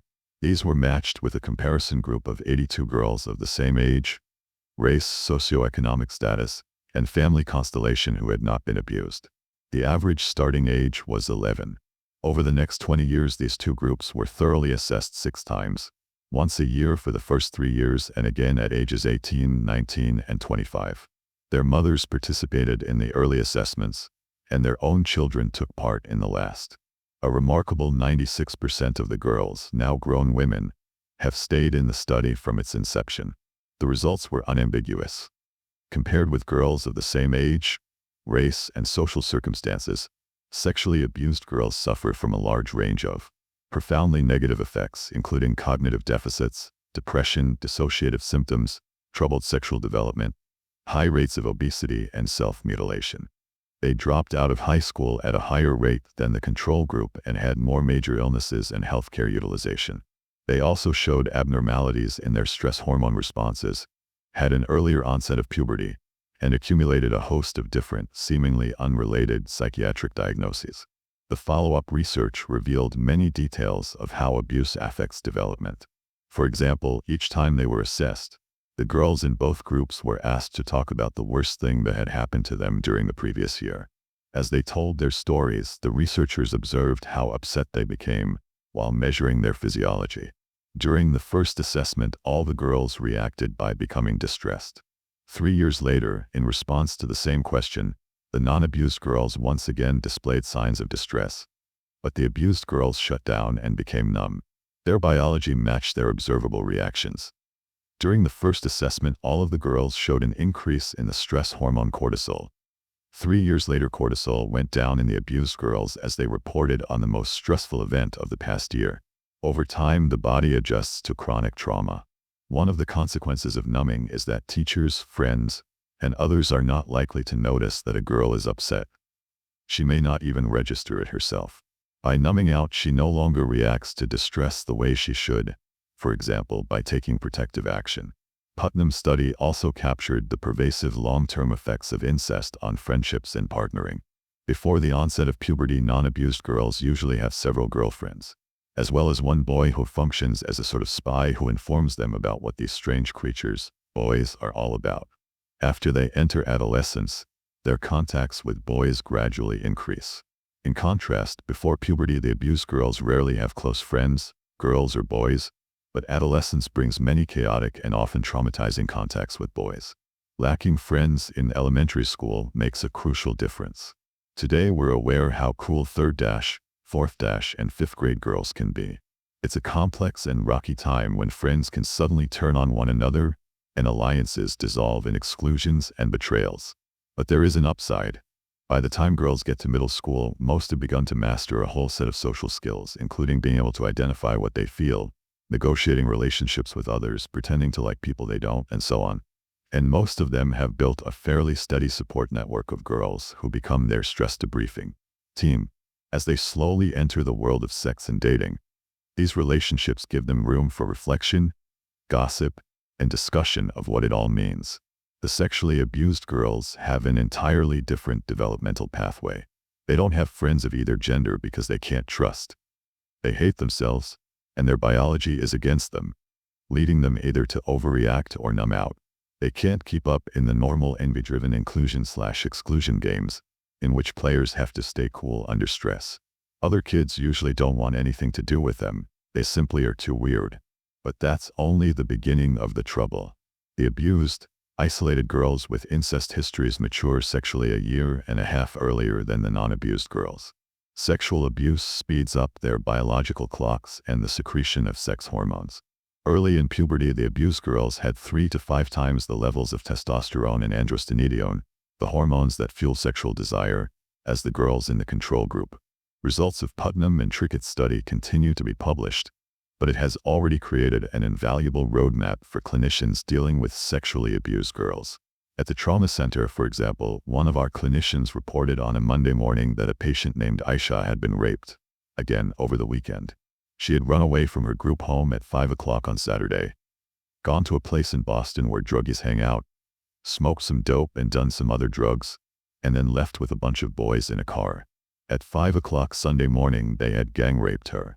Like so many of the adolescents we see, Aisha can't articulate what she wants or needs and can't think through how she might protect herself. Instead, she lives in a world of actions. Trying to explain her behavior in terms of victim/perpetrator isn't helpful, nor are labels like depression, oppositional defiant disorder, intermittent explosive disorder, bipolar disorder, or any of the other options our diagnostic manuals offer us. Putnam's work has helped us understand how Aisha experiences the world, why she cannot tell us what is going on with her, why she is so impulsive and lacking in self-protection, and why she views us as frightening and intrusive, rather than as people who can help her. The DSM-5, a veritable smorgasbord of diagnoses. When DSM-5 was published in May 2013, it included some 300 disorders in its 945 pages. It offers a veritable smorgasbord of possible labels for the problems associated with severe early life trauma, including some new ones such as disruptive mood regulation disorder, 26 non-suicidal self-injury, intermittent explosive disorder, dysregulated social engagement disorder, and disruptive impulse control disorder. 27. Before the late 19th century, doctors classified illnesses according to their surface manifestations like fevers and pustules, which was not unreasonable, given that they had little else to go on. 28. This changed when scientists like Louis Pasteur and Robert Koch discovered that many diseases were caused by bacteria that were invisible to the naked eye. Medicine then was transformed by its attempts to discover ways to get rid of those organisms rather than just treating the boils and the fevers that they caused. With DSM-5, psychiatry firmly regressed to early 19th century medical practice.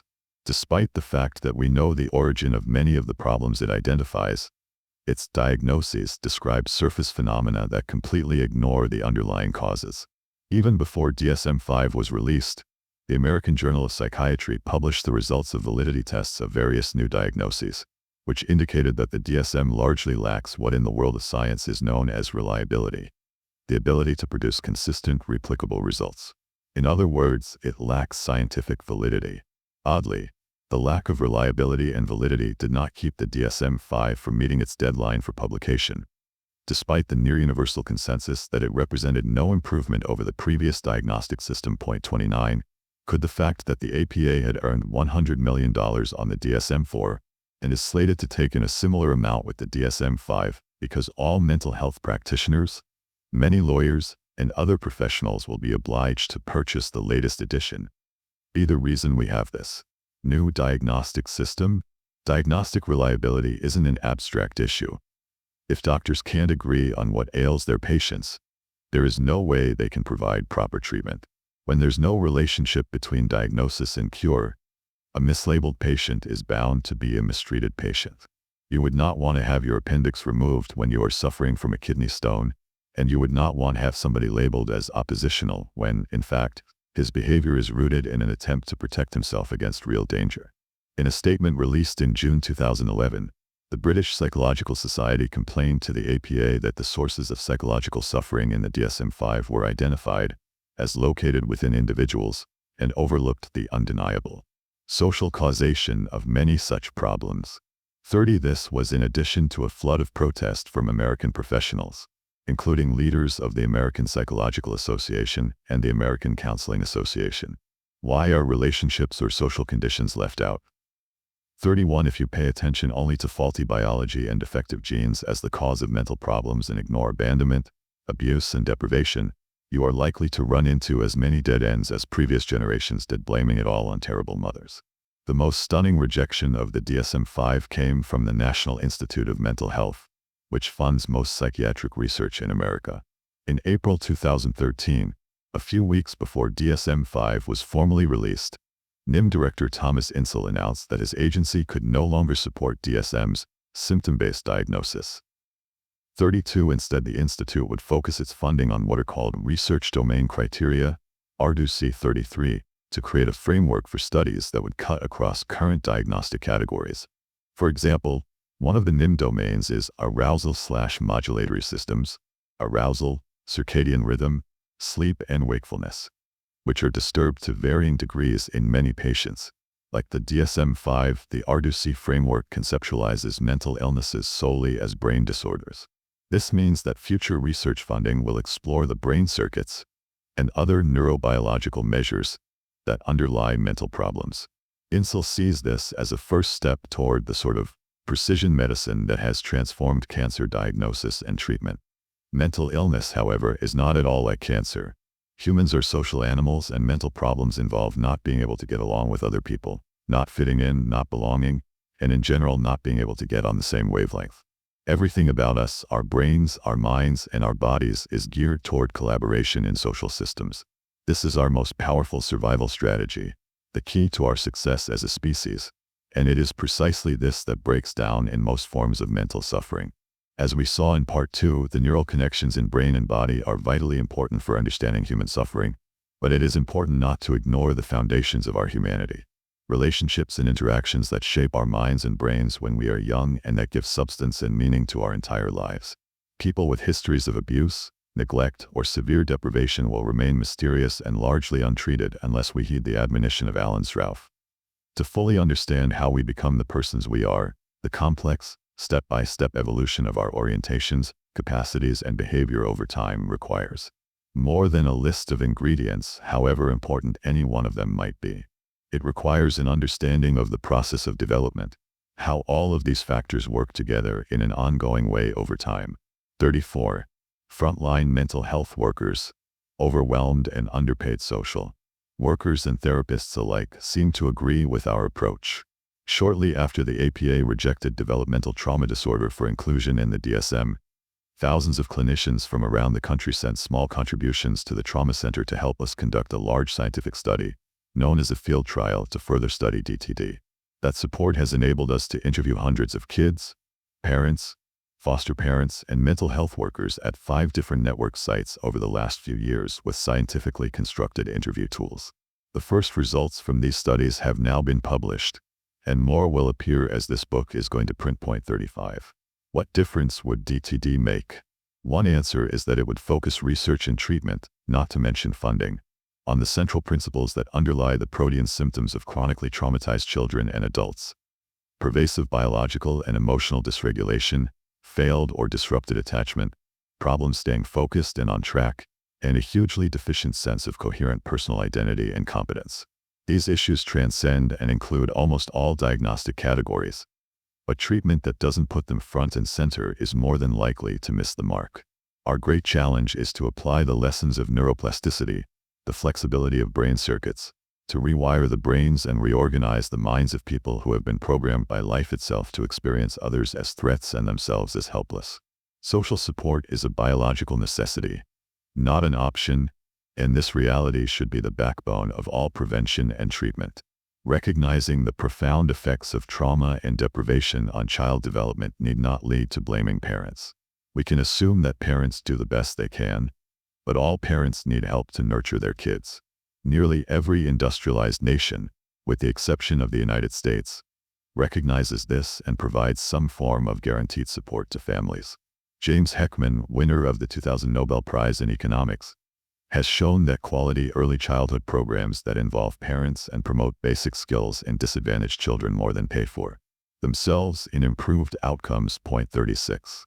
In the early 1970s, psychologist David Olds was working in a Baltimore day care center where many of the preschoolers came from homes racked by poverty, domestic violence, and drug abuse.